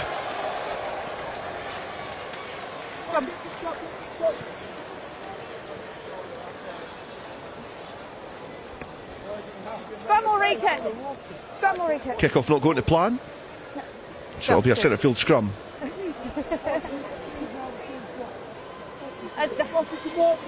Yeah, things starting to go George Watson's way here. Maxie, boys, next to this one. Great attacking opportunity, one of the hardest places to defend, and right on the centre spot. So Right, guys, I'm nice sure and strong, Watsons nice will have and a play up their sleeve here. Callum Reddick also on for Strathallan, wearing number 23. Limbering up on the touchline is Henry McRae from George Watson's as well. Yeah, exactly. Guys, we're just creeping forward a wee bit on that. Let's hit and hop. We'll wait for the hop. No, wait for the hit and then go. That's you guys. Locks, please. Hold them back. Hold them steady. We knew there was going to be tries. But George Watson's now are starting to just slip away from their Strathallan counterparts as we perhaps almost tried to narrate in the first half. It's been struck against the head at the scrum. Good work on the floor to salvage it back from Strathallan. Hamish Mather clattered in defence. Replacement scrum half Callum Reddick Legs tackled. has been tasked to ignite the Strathallan side.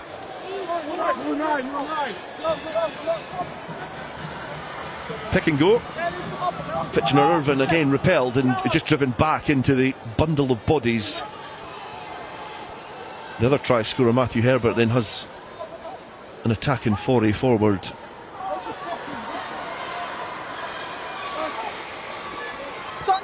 Strathallan perhaps trying to go it alone now, and George Watson's again pick their pocket and are starting to frustrate this Perthshire outfit. They're driven back yet again. Lumped downfield by Luke Anderson. And then distributed by Rory Dunn, another replacement in this game. And there's a textbook challenge on the 10-metre line from fullback James Townsend. Stay up, guys. But the most important thing is it's still maroon and white possession. Robson pulling the strings. A loose ball Advantage, lost forward. means the possession has switched hands. That's it, go. Strathallan know they need to score now. Advantage over. They need to score now to have any hope of getting themselves back into this game. Last beat. There might be a slight gulf between these two sides just now, but anything can happen Last beat. in a cup final. Rory Dunn weaves his way in between Watsonians traffic. The ball kicked forward there by McDonald, trying to find some space, but George Watson's have that covered again. And the Strathallan side, we were saying off air at half time, we were saying surely the defence can't hold out that long, but it looks like it's actually the attack which has perhaps just exhausted itself a little bit earlier.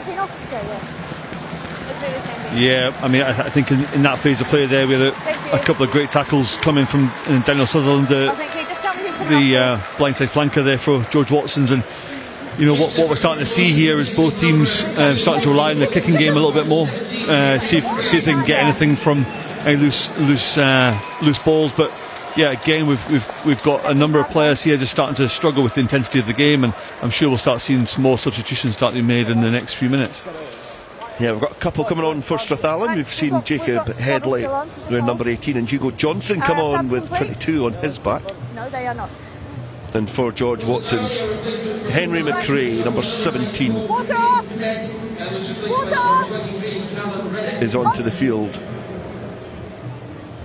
Oh, is it? Sorry. There is one other one. A couple of other Thanks, Bob. Can't see. players readying themselves under instruction from Mike Kerr Wait for my whistle. to enter this final. Time's on. Mark. Behind the kicker. Kick downfield has relieved the pressure.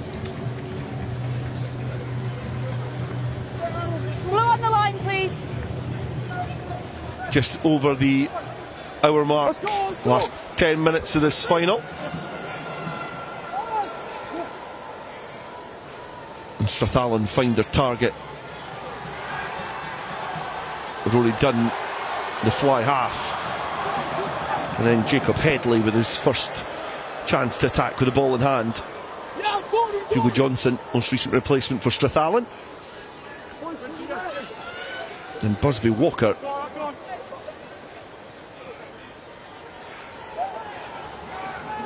Ben McDonald tries to just nudge through, but defensively George Watson's again stand firm. Perhaps we did allude to the fact that there was opportunities missed in the first half, but defensively you have to applaud this George Watson side, but they get in the road there again. Yeah, thank you. But Strathallan are able to retain the ball.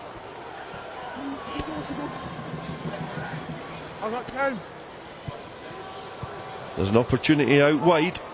It's a cross-field kick. It's keenly contested, but No advantage, lost forward white. neither player gets an advantage, as perhaps the George Watson's player came off second best, as we will see the introduction of Cuthbert and Wood, and we can allow the game to breathe for a couple of minutes. Yeah, George Watson's been really connected in the defence. They're working really well as a three, that inside and outside man in defence, working really well to choose when to compete for the ball, choose when to just let it go.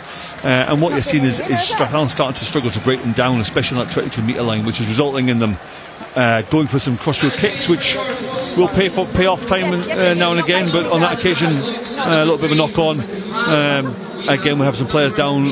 Game breathes, as you say. So last 10 minutes is going to be fascinating just to see how much how accurate Strathallan can be in their attack, because the game is certainly not out of reach.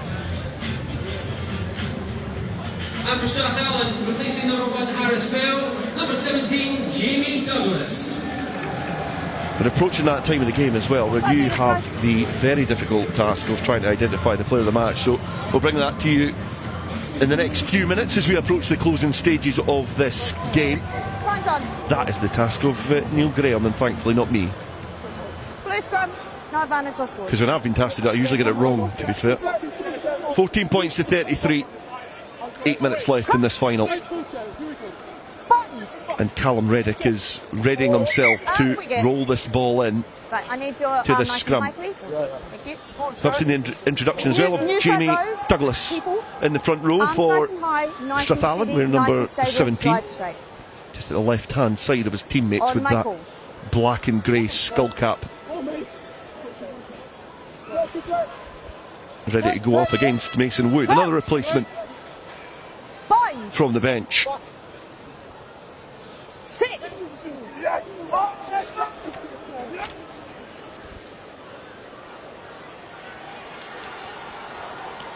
Strathallan launch an attack. Becky, go 12. You feel a try now. Gives him a glimmer of hope. Busby Walker again. The ball kept alive. Captain now. Kyle Borey burrows forward, but has been stopped again. The pick and go. Busby Walker, not for the first time in this passage of play, is going it alone. And Strathallan have been able to eat away at a few easy yards. The drive again stopped by this turgid George Watson's pack. Flung wide defensively, up sharp in the midfield. Advantage. Penalty advantage coming for this Strathallan side. Can they take the advantage here? McDonald throws and goes. At times has tried to be a bit of a one-man army, looking to try and breach the defensive line from George Watson's, but again not able to. But they'll come back for the penalty. Stay up.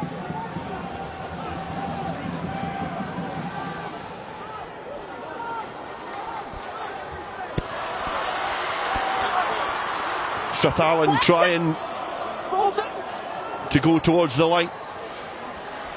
And replacement Jamie Douglas has gathered the ball under a lot of pressure, but is still surviving. Out to come, White, well done. Hold. Another chance. Another door closed. No. You alright? And a blast of the whistle stops things just now. And as we're probably approaching that time of the game where Scrum neck here, blue ball. the opportunity for Strathallan might just have evaded them. Scrum here, blue But ball. there's a few players that have perhaps stood out for you this afternoon. Accidental smack in the face in the league here.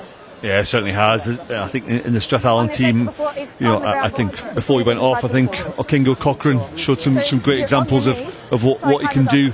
Finlay Anderson's had a great game. Matthew Herbert, I think as well. 3 has carried well, strong runner. But for me, I think in the George Watson's college team, I think Luca Anderson has been a real triple threat, as we would call it. He can run, he can kick, he can pass, and I think defensively he's really caused Strathallan a number of challenges. So yeah, for me, number 12, Luca Anderson would be the man of the match for today's game. Yeah, he certainly looks like a leader. There's a lot of conversation within the heart of that team, and Luca Anderson is in conversation with a lot of them. He is there on your screen. That is the man of the match for the final. 5 minutes remain, and he has been instrumental in perhaps securing the under-18s Cup, making them 6-time champions.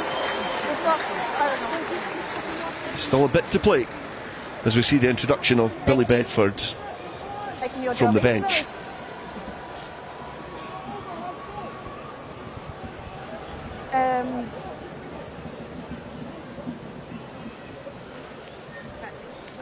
A lot of tired and sore bodies trudging their way off the pitch now, and it's testament to the effort that's went in from Strathallan, because for 50% of this game they were the better side. But I think perhaps maybe that cup final experience and that leadership and perhaps the warning shot in the first 35 has been the making of this George Watson side.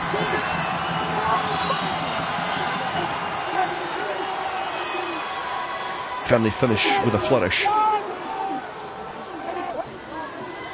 Another solid scrum into midfield where McDonald waits. He swaggers and weaves his way forward. Again stopped.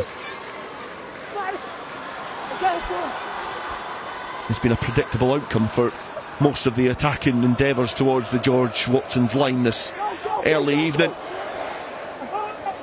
Nice. That's excellent. And there's another break in play. Time off. Scrum here.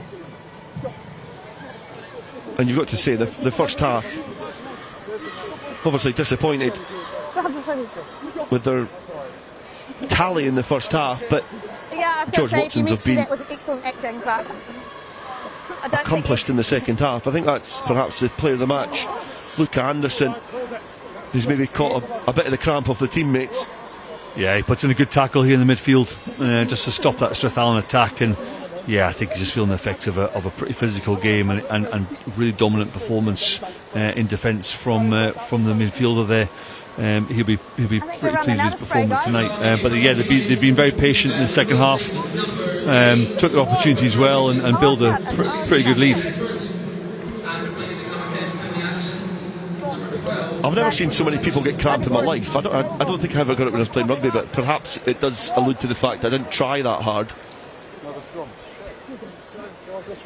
And there's going to be a lorry load of deep heat coming on soon. Time's on. I never ran fast enough, or ran at all, really, to get cramp, to be honest. So, something I didn't really experience. Yeah, I think it's one of those made up things like man flu, because I've never experienced it. So, Sit. Hold it. Stay but we've got an attacking right. scrum, and Strathallan yet again nudge it forward. Cunningham in midfield, and then McDonald this time is the decoy. The ball has been flung into open space. where Strathallan can get over and Rory Dunn gets another try. They burst back towards their own half, thinking there's life still in this final. And that try perhaps gives this team a glimmer of hope. And Dunn will have to try and add the extras as well.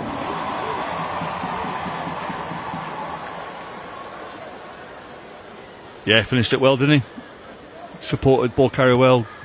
Just got close to the post as well, making that kick slightly easier there. And yeah, we've got an interesting finish to this. 7 points, 12 now between them. They can't, can they? 2 converted scores would win it. Come on. Time's pressing. Move. And George Watson's perhaps playing from the Mike Kerr copybook of being able, how to be able to manipulate rugby games. Just slowly, casually struck towards the halfway line and then retrieved the ball from the kickoff. So now it is a matter of controlling. Use. They drive it forward and then go against the grain, fling it wide. And George Watson's again have players littered on the field. It's horrible to see these youngsters suffering so much as well. But they're almost down to 13 players. Oliver Richardson, one of those players, limping back into contact. And he's picking and going. Being able to shake off that cramp. And the clock on each end of Murrayfield keeps ticking on towards that 70-minute mark. 12 points between these two sides. Double what was between them in their earlier fixture this season in September. Yeah, I think George Watson's just trying to start to close his clock down a little bit here, because they are struggling. They've got players limping around and yeah, obviously feeling the effects of the intensity out there. But yeah, they're keeping ball here. Whether they can do that for another couple of minutes is to be seen. Yeah, 11 players within about a metre and a half of the ball. Just seeing this game out, which again certainly alludes to the maturity of these players, being able to manage a game but understand what is at stake, how to frustrate your opposition, and what skills and what tools you've got in your repertoire to be able to navigate yourself to success. Stay up, guys. Speed up. Ewan Johnson cuts an isolated figure on the right hand side of the Murrayfield pitch, hands on hips. Certainly not expecting the ball anytime soon, as another forward endeavour forward. Oliver Richardson ducks and goes again. Strathallan perhaps have a few more players in the back line in the hope that the ball will squirm loose. Watson's just got to be careful here that they stay on their feet. That's one of the dangers of this bit of play, is you get a silly penalty and yeah, Strathallan could counter-attack, but they're doing well. They're keeping possession pretty well. Oh, big shot there coming in from the captain, Kyle Borry. Aggrieved at the way this game's been going, and the clock is now 2 seconds shy of that 70-minute mark. And there's almost an injection of energy as the ball is flung to the fly half. Angus Robson, and the co-captain, launches it into the empty stand here at Murrayfield. But the referee has actually signalled there's a penalty there. So a bit of a premature end to that game, because there's a penalty. A penalty has been awarded, so the George Watson's fans and spectators have to simmer down a bit. And now Chelsea Gillespie brings the game to an end. So the teammates from George Watson's can join the celebrations on Scottish Gas Murrayfield, because it is a victory here for George Watson's by 33 points to 21 against Strathallan. And yet again, another year passes by, but another year we've had a spectacle of an under-18s cup final here at Scottish Gas Murrayfield. Intriguing in the first half, exciting in the second, but well done to George Watson's. Yeah, well done George Watson's. You know, their patience, their defensive effort in the first half, really countering that Strathallan onslaught in the first half. That possession that Strathallan had, you know, really keeping them out of that on that try line, which meant they went into half time with 2 scores up, and you know they performed really well in the second half. They took their opportunities and played possession very well. Luca Anderson, obviously our player of the match, I thought was instrumental in how they controlled that second half. Showed a lot of leadership for a young man, and yeah, but well done. And Strathallan, you know, I think that first half for them was probably their opportunity. They seemed to run out of steam in the second, but yeah, great final, great final. A very good final, and it's an even better final if you're of a George Watson's college persuasion, because they are victorious here, 21 points to 33. Confirmation of the score under the lights here at Scottish Gas Murrayfield.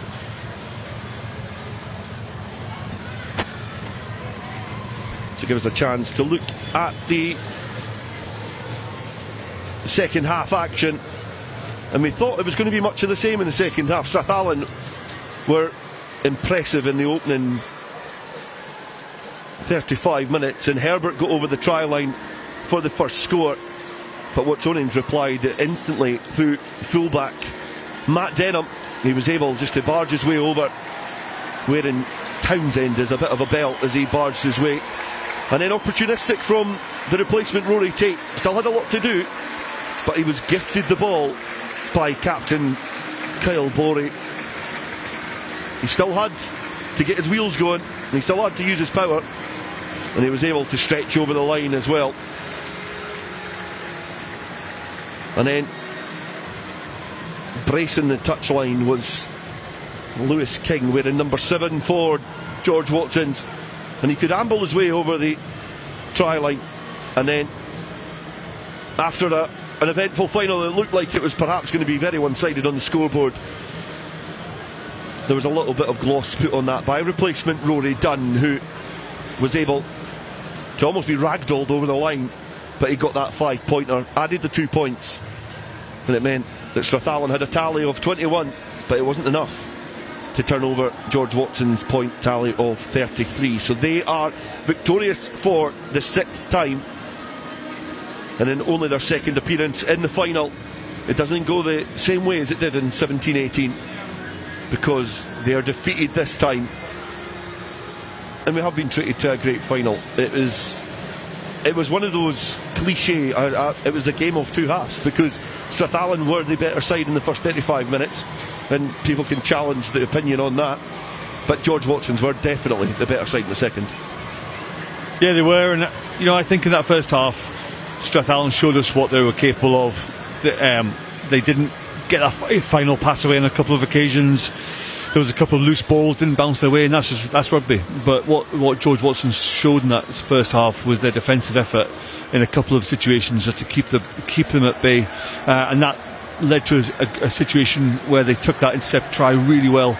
And again, the second half, they took that ball off the back of the line out. Rory Tate over for a great try. Sometimes rugby can be pretty cruel, but I think in this situation, you know, George Watson's deserved winners, came away, played some great attacking rugby. Well done. And rightfully so. Both teams applauding one another, and the spectators as well applauding the efforts of what has been an entertaining final on school's final day. And George Watson's can add their name to the list of victors, and they can also go and celebrate with friends and family here in attendance.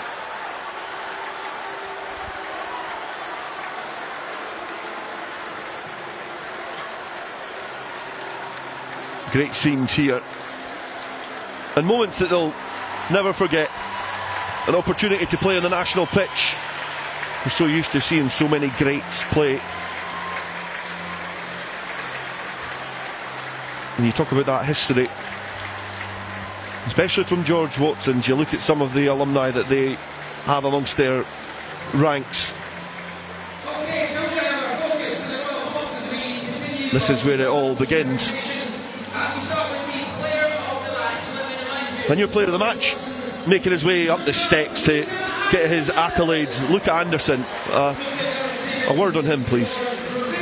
Yeah, I just thought Luca defensively throughout the game was a real force, and good couple of turnovers, made some pretty decisive tackles, certainly in that second half. But as well, I think his kicking game relieved a lot of pressure. When George Watson's were under pressure, he was able to just get that ball deep into the opposition 22, put the pressure back on, and he got them out of trouble on a number of occasions. In attack, he was able to create some stuff. Really good feet, and it was nice to watch.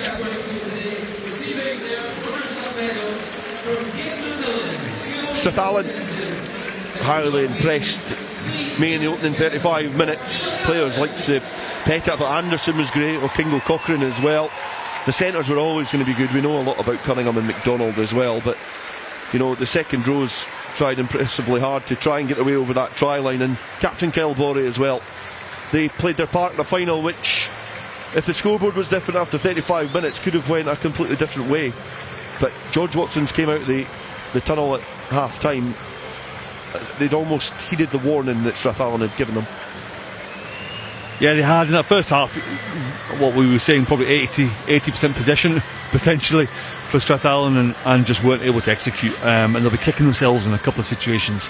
But that's rugby, and they'll learn from it. These players will go through a review, and they'll come back better. Those who are staying on for next season at the school, I'm sure they'll be looking to work on some of the areas that they were maybe not so dominant in today, and they'll come back stronger, I'm sure.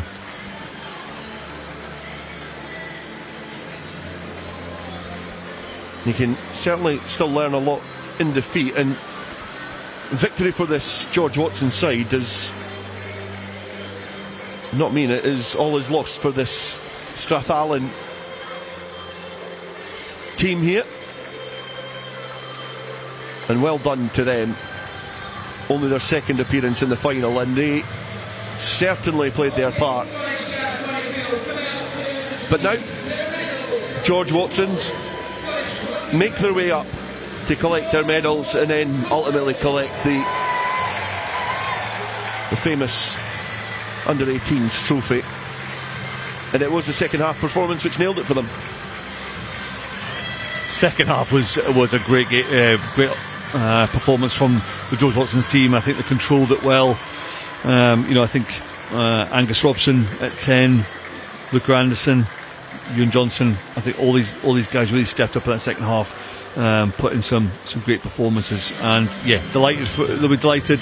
Friends and family here to support on, so great opportunity for them.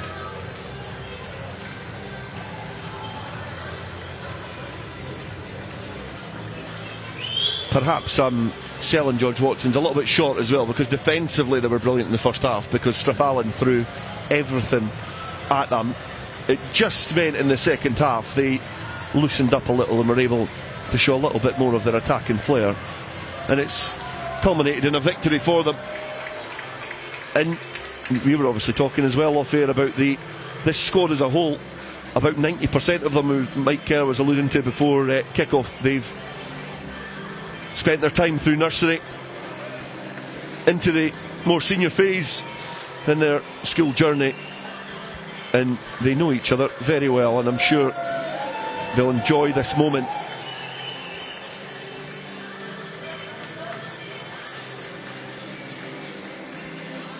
And they can start to make their way down towards the front and celebrate above the famous Scottish Gas Murrayfield tunnel. And the formalities now of just confirming that they are the cup winners for 2026. Eagerly anticipate the trophy lift. as they hoist it in the air. And they're now 6 times champions. 2013, 2014, 15 and 16, 2024, and they can add 2026 to that list. George Watson's under-18s cup winners this year, and richly deserved.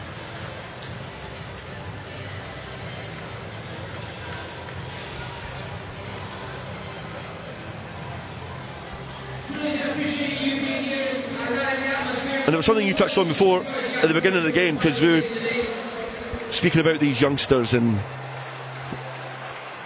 almost fantasising about where they could potentially get to in their rugby careers.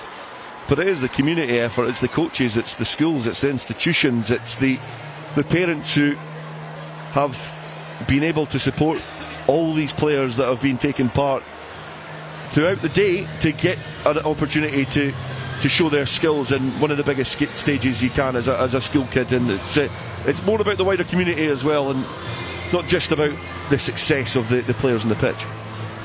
Yeah, a lot of support behind them. You know, it's you know, if you start with the players, it's the early mornings, it's the gym sessions, it's the extra skills sessions that they put in, all that work. It's the coaching staff, it's the physios, it's the people who make sure the pitches and everything's available for them. But yeah, that support from the George Watson's school itself. You know, the big crowd here today, all their parents, extended family. You know, really proud moment for them, and yet it should be very proud. And the same goes for Strathallan. You know, they'll be absolutely gutted, having been in that situation myself a number of times, runners up. But you know, they should be proud of their efforts to get here and come back stronger.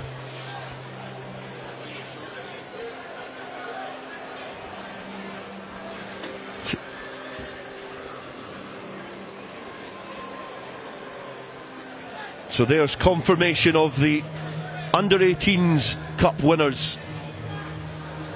The remainder of the extended squad make their way for the photo opportunity. And it is our final winners of a day of full action, not only on Scottish Gas Murrayfield but on Hive, and also pitch 1 here just in behind. And in under-16s action, there's been plate success for St Aloysius, shield success for Edinburgh Academy. Lomond and Helensburgh picked up the bowl, and Stuart's Melville were victorious in the cup. In under-18s actions, Morrison's Academy, Crieff and Strathallan were successful in the bowl. Roberts Gordon were successful in the shield. Fettes College picked up the plate, and there is confirmation that George Watson's are this year's cup winners. A huge well done to all the winners and also all the other teams competing throughout the day. Thank you very much for everybody for enjoying and absorbing the action here from Scottish Gas Murrayfield. And until next year, thank you very much, and we'll see you again soon.